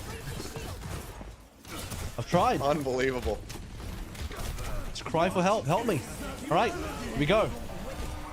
Hey, even got Nano for that. Yeah, Nano off the flux. Grecian trying to split the difference there. Ends up going in between. Top Dragon just continues to try to hold the stairwell here. Fate just getting beaten and battered. Discord orb off of him, and Hisu will finally peel some pressure back here as Sad does go down, but Liga finds Iris. Top Dragon ends up falling. They get so far into the back line here. Card's starting to get away from them, though, so they need to just go for a reset now. He'll take Hisu down with him. Liga, just not down without a fight, but the card now rounding the final corner as Viper has just been inching this one forward. Hisu could maybe go for a swap here. Automatic sidelines are starting to get bad now. And Shanghai Dragons, they need a really quick fight, and Hisu's a little bit far behind. This is capable Shanghai. They have the correct ultimates online at the right time. Final fight here. Pulse bomb going a little bit wide, sticks to the wall. Gangnam Jin blocking that one with the shield. They get stunned up. Immortality field to try to keep him alive, but the damage output is just a bit too much. Hisu lines up two, looks for the third. Oh, he gets the snappy shot of the Top Dragon. Gorgeous. Little highlight reel from Hisu is can he get the 5 feet? No, he cannot. Nearly got the ace for himself, but the push to the finish against all odds after nearly being full held. Shanghai Dragons, they keep the hopes alive. I mean, I still think it should have been a full hold, but Dragons, they pull through, and it comes, I think the difference maker was the Hisu Widowmaker, because he comes back, swaps off the Sombra, really bad hero for A, instantly finds value. Yeah. Headshot onto Top Dragon, 5 versus 4 for the pressure onto Dreamers, started pushing in, and Dreamers were, unfortunately, they started to fall apart in the 4v5. And from that point onwards, Shanghai Dragons just snowballed, they played their advantage. Hisu had good angles to work through. Dreamers were on the defense, couldn't win a single fight onto B, and continue getting snowballed through, and by the time we get to C, Dragons had enough in the gas tank to pull it all the way through. Take this shot again. Yeah, enough damage coming through, I believe, from Iris there to put Top Dragon within that body shot distance, so doesn't get the headshot. Still, though, very flashy plays from Hisu. Here's the thing, even if your team, and by the way, Fate is now going to stick to Sigma, but I was going to say, even if your team is going to not play Sigma because you can't play the poke composition, just putting one of your DPSs on a Widowmaker gives you something to work with, and it took Shanghai Dragons so long to work that out. That's right, I'm trying to help us out here by making sure we don't get DMCA, that's why I was talking over that. I see, of course. Yeah. I think, yeah, so what, Sony has the rights to Mary Had a Little Lamb? Exactly. I'm not gonna... I don't know. Oh. Pretty sure Michael Jackson owns that. He owns a lot of songs, and I don't know. Anyway. Let's see how they fare, though. That's true. Anyway. It's going to be a full mirror now. And I'm going to be really annoyed if Fade actually looks fine on the Sigma, because then he could have just played it the whole way through. And Dragons, they made this more difficult for themselves unnecessarily by not just doing this earlier. Not trying to anticipate the pop shot there. Hisu playing quite far back, though. Not going to give him the opportunity to snipe him out of the sky.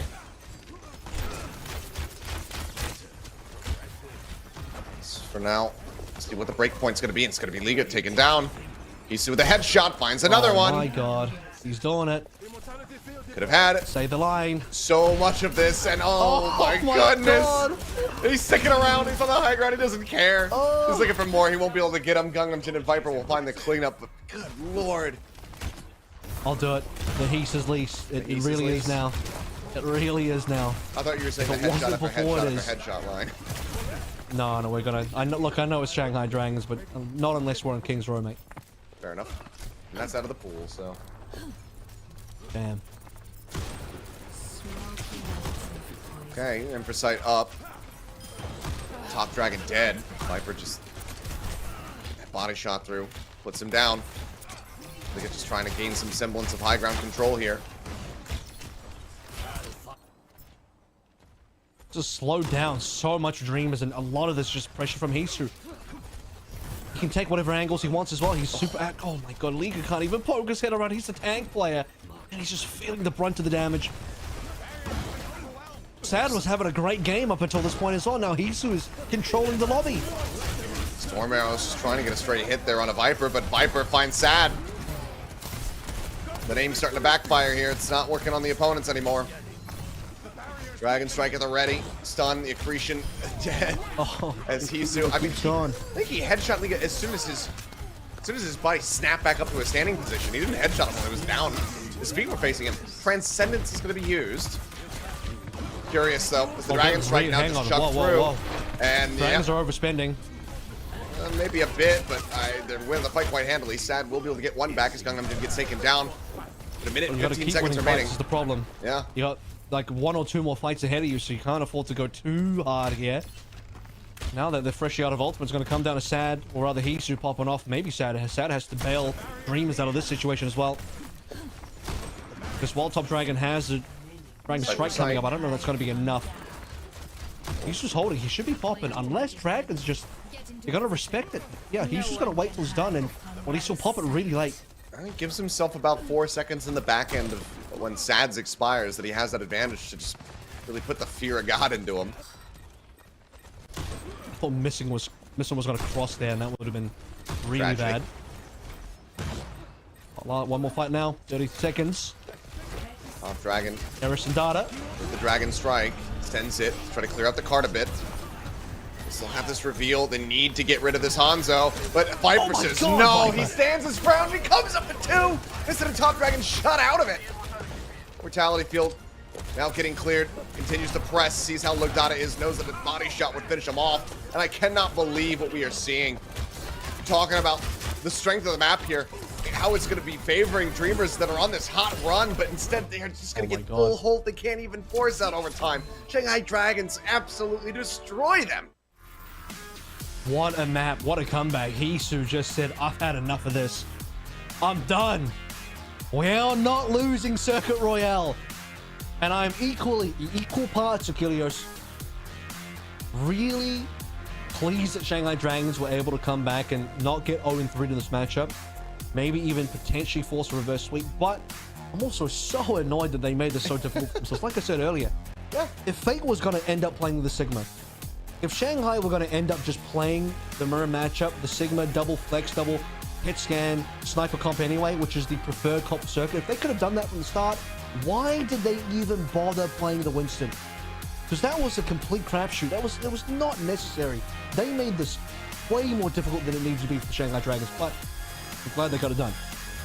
Well, Shanghai Dragons now with some momentum on their side. Still need to try to pull off a reverse sweep. We'll see if they can get a victory on push to extend it all the way to 5. But they will be faced to have to try to pick up their first control map win of the year. Dreamer's going to look to put an end to that, though. See what happens when we come back to the break. Don't go anywhere.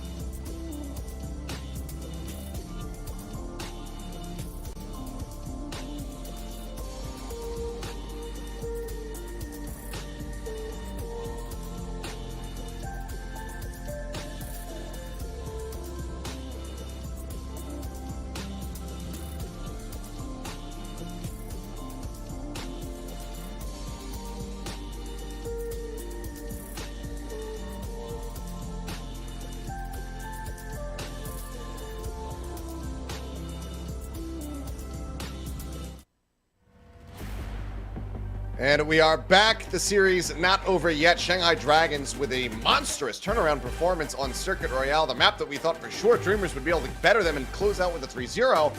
They managed to come back in, show us some crazy stuff with Hisu on the Widowmaker to extend this series. Now we've got push coming up. It's going to be New Queen Street to see whether or not Dreamers can end this series now, or if Shanghai can push us all the way to a map 5. I mean, based on how the first two maps went, you were thinking it was going to be a 3-0. I was ready for the 3-0, given how the initial defense went for Dreamers as well. It was looking like a full hold, probably should have been a full hold. Dragons were on the wrong comp. They acknowledge it's even the wrong comp because eventually when they go play the defense, they play the right one, they win. They get a full hold. Hisu and Viper showing up big time. Is able to allow Dragons to now take us to a map number 4, but we're just beginning the potential for a reverse sweep here. 4 maps required as we take a look at Viper's trace stats on Circuit. 11.2 final blows per 10. I would have preferred to see Hisu so I can know what his crit hit accuracy percentage was.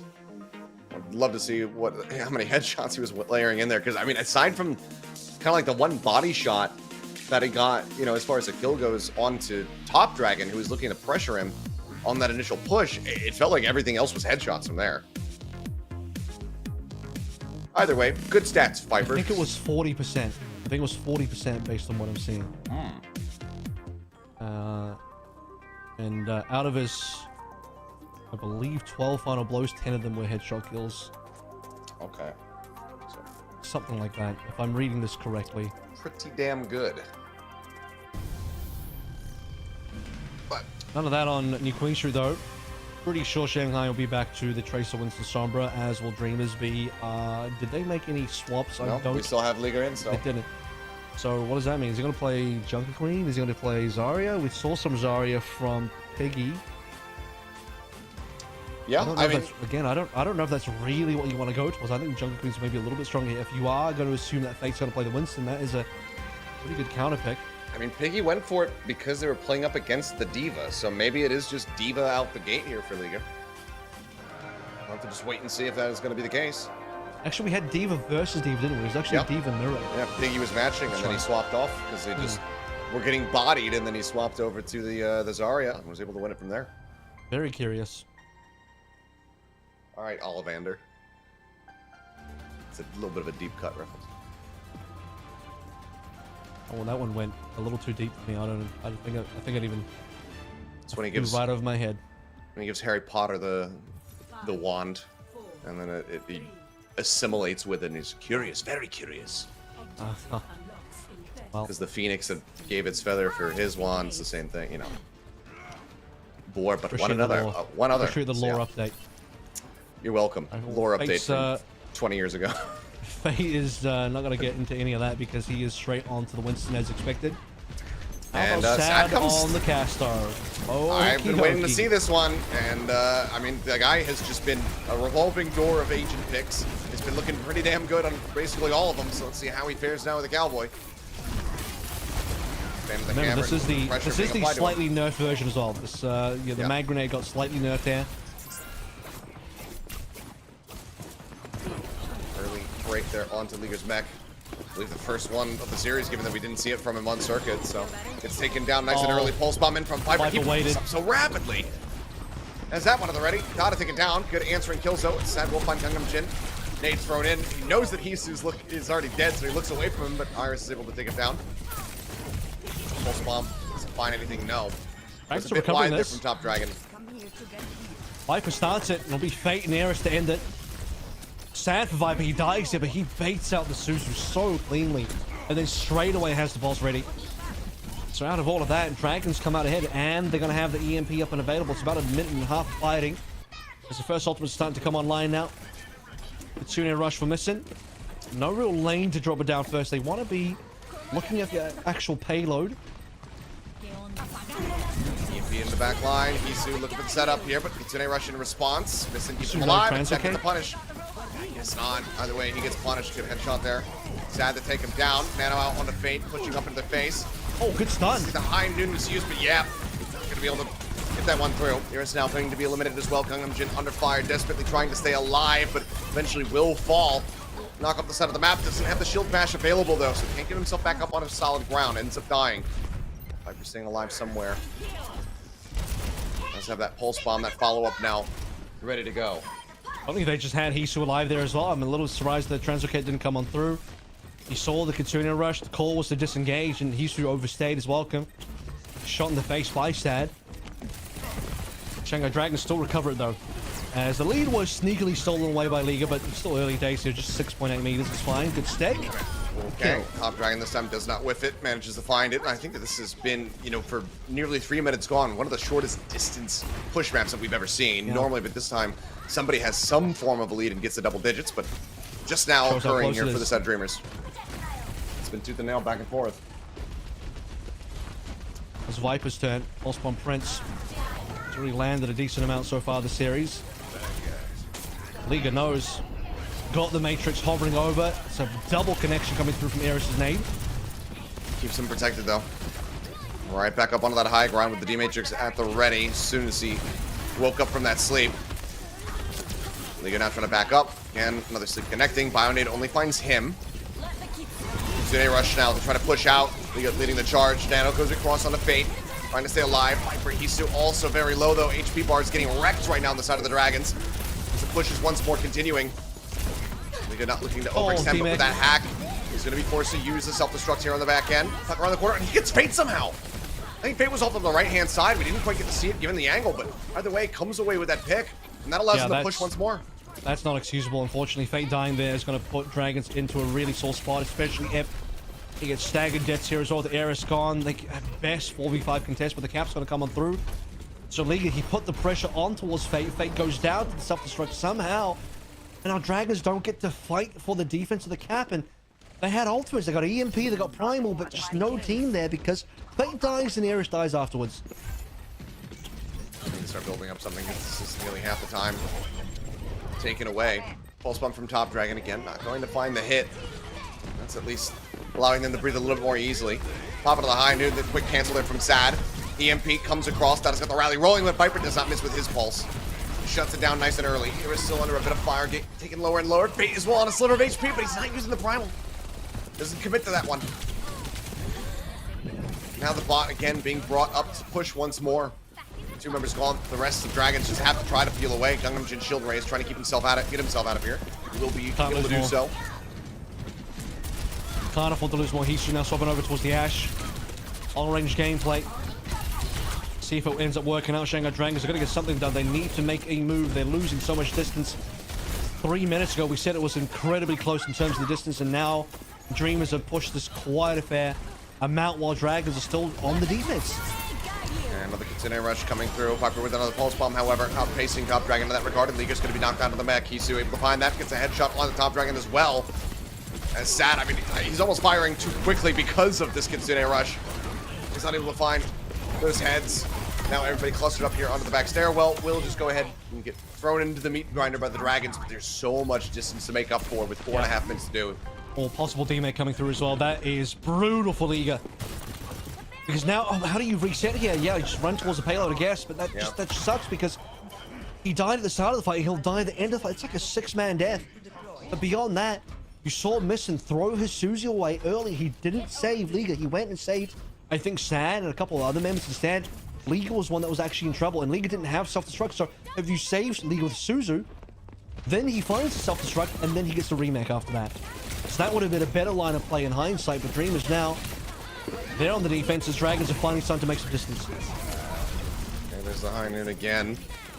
Sad look at his own then back. Sleep Dart connects. Really nicely done there from Eris to shut that down. Pulse bomb from Top Dragon. Again, going to be going wide. Viper holds his in the back pocket. For now, the bot intercepted. Not allowed to make it up to the checkpoint. In fact, it's getting shifted away back towards a neutral position here. The Bob up onto the high ground. He's so very low. Liga desperately trying to get that elimination. Drops that self-destruct out. Not going to be able to find any kills. And the Baby Diva also gets killed off. Bot once more, getting ready to push. Here we go. Gonna get caught. Ends up getting taken down. That should be the checkpoint. Getting ready to come through. Is missing this in such a poor spot. Oh my god, trying to make his exit. I think he actually managed to TP out. Yep. Got over, joined in with Dada. Still under pressure, however, as the dive comes back through, and they cannot keep him protected. Fate able to find it. A huge punish. That should get them to the checkpoint. Yeah, They're the there Dragon's now. got to. They have to snowball this one, so they can't afford to not get the rest of these picks. And losing Hisu in the 4v5 means they might have to give up this payload. They still have about 15 or so meters to be able to equalize. They're not going to do it this fight. Yeah, the Cassidy shots coming through, gets himself up top, looking for Viper. Back grenade not going to connect. Can't get the follow-up either. Senior rush another one. Feels like maybe the fourth one build up here for Missing. Sends that out. Fate for the primal. So going to keep the bot on this side of the map, and also going to juggle here onto Dada. He's going to take it a little bit lower. Suzu eventually comes through. Stick out, however, and Sad gets taken down. They didn't have it to try to cleanse, and now Dada dies. Fate able to find that kill in the end. Gets steal away on the bot here from Top Dragon, and he actually just diffs Viper in the fight. Shuts him down, gets the bot in such a great position here for the respawns to come in. Dragon still recover anyway. They'll take the payload back. Dreamers are, because they pull the payload away, they will be able to prevent Dragons from sneaking any distance and prevent them from getting the flip just now. So a bad situation there. Dreamers have to 2 minutes remaining. If Dreamers lose the fight, they got to get flipped, and if Dragons flip it, they're in prime position to win the map and take us to 5. Again, the High Noon coming across, looking for something. Sad, gonna be sleeping. Keep him protected. Bot again pushing forward, now within 5 meters. Minute and a half left to go. Double destructive already here from the side of Liga. The only ult that they have to work with, Shanghai Dragons right now, the well is dry. Fate's backed out. They need something. They need Bob. They need Primal. They need something to allow Dragons some longevity in this fight. So they are getting heavily poked. Oh, come from Jin. Also the ready. This went so very low. Stick is out. Top Dragon able to find Eris this time around. There's a couple misses in between, but eventually Fate committed. Come up huge. Fate as well going to be taken down. That's a big amount of space open up now for Dreamers. But realistically, just need to keep this bot locked on the Shanghai side of the map. Stick in. That was Suzu coming through from Missing. Yep. They deny it away. No break on the mech. I mean, it's a hard game for Viper because of Suzu and D-Matrix, and still he's managed to get a decent number of pulse kills. Just got to do it again now with less than 1 minute remaining. Might have to use the Bob early, but that sucks because Dragons, this isn't even the important fight. It's the one to allow them to flip. You have to have ultimates available for that fight. Suzu out in the open. Some backline pressure being applied by Top Dragon. Not too much in the end. The Bobby is going to be used. Disengage. Just tuck away inside.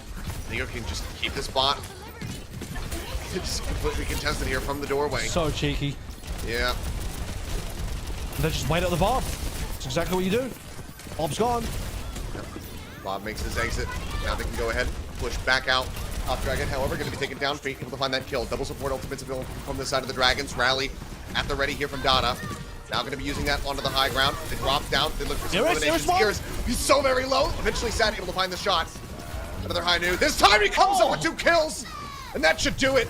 Hisu Viper taken out. Fate, no health, no chance. Gets eliminated. And the run back, the reverse sweep dream is not going to come to fruition. Dreamers put their feet down as Sad continues onward. He's playing hero after hero. Gets them with a double High Noon at the very end of it all to go ahead and get the map victory as well as the series. A 3-1 to take down the Dragons and deny them from getting back-to-back wins here in the opening weekend. Unbelievable. Dragons were so close. They were so close. I mean, dude, how many meters were they down from? Less than 10, less than 5 maybe even.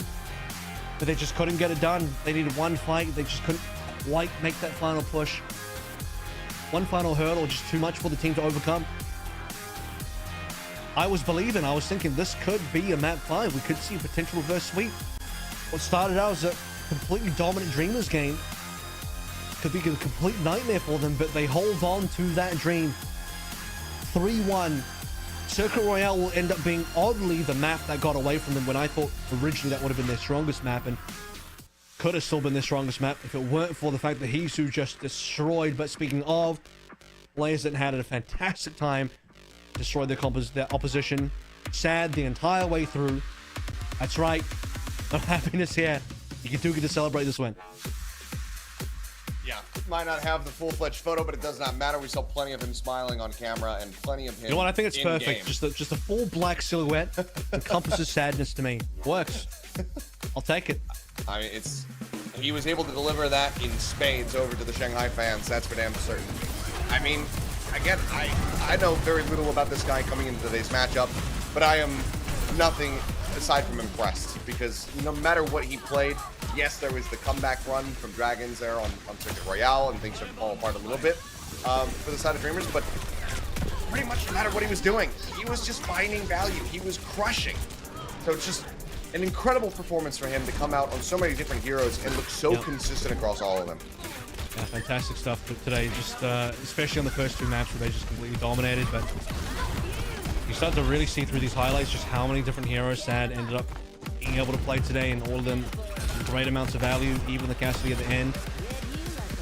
A player that I had kept my eye on, hasn't been super high profile because the level of teams he's been on, like Team Diamond, SLT, aren't the greatest teams, but on those teams I felt like he was always a standout, and now on a much better team in the form of Dreamers, he'll get his first official win in the Overwatch League against an Overwatch League team, and with the player of the match as well. And, I mean, couldn't really have hoped for a better start for this player.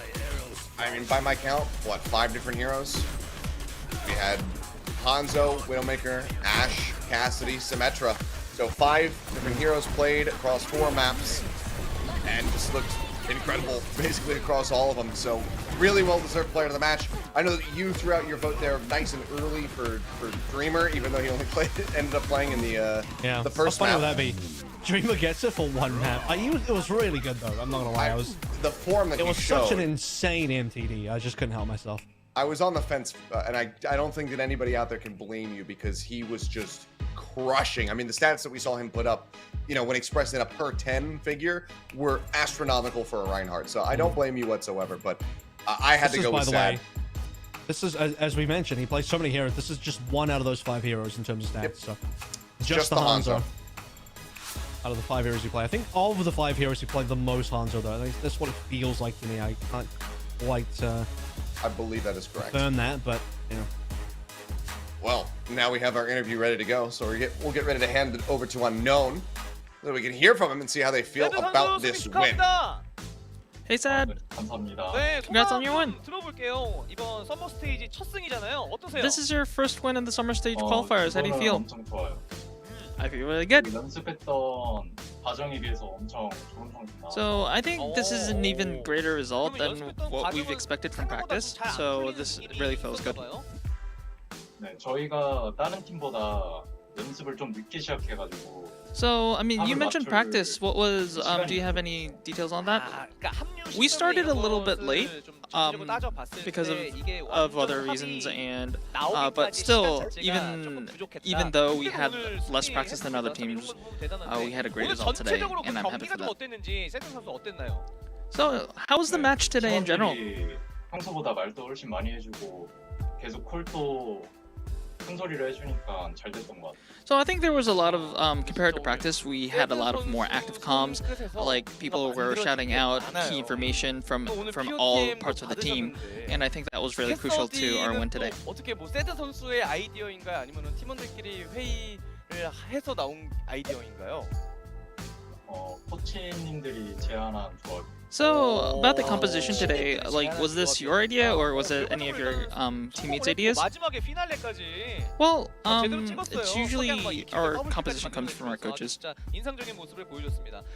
드리머즈가 사실 스프링 때와 지금 서머 스테이지 선수에 대한 부분을 보면 변화가 분명히 있어요. 그것도 뭐 조금 변화가 된 것도 아니고 많은 변화가 있었는데 실력은 변함이 없었고 게다가 러쉬도 뭔가 한 단계 더 업그레이드 된 느낌? 그렇죠. 예. So if you look at Dreamer's roster, like comparing from Spring Stage, there were a lot of changes. Like there were a lot of like key changes to the roster, but I think, in my opinion, the team is actually still strong. And even with the compositions, like the rush composition is really strong in Dreamers. Like no matter who is on the roster, like what do you think is the secret behind that? Like even despite the member changes, like you guys are still strong in the rush comps. I think Dreamer is there, and Dreamer is like the really key for rush comps, and I think, like I mentioned before, active comms are really key to those kind of coordinations, so that's pretty well.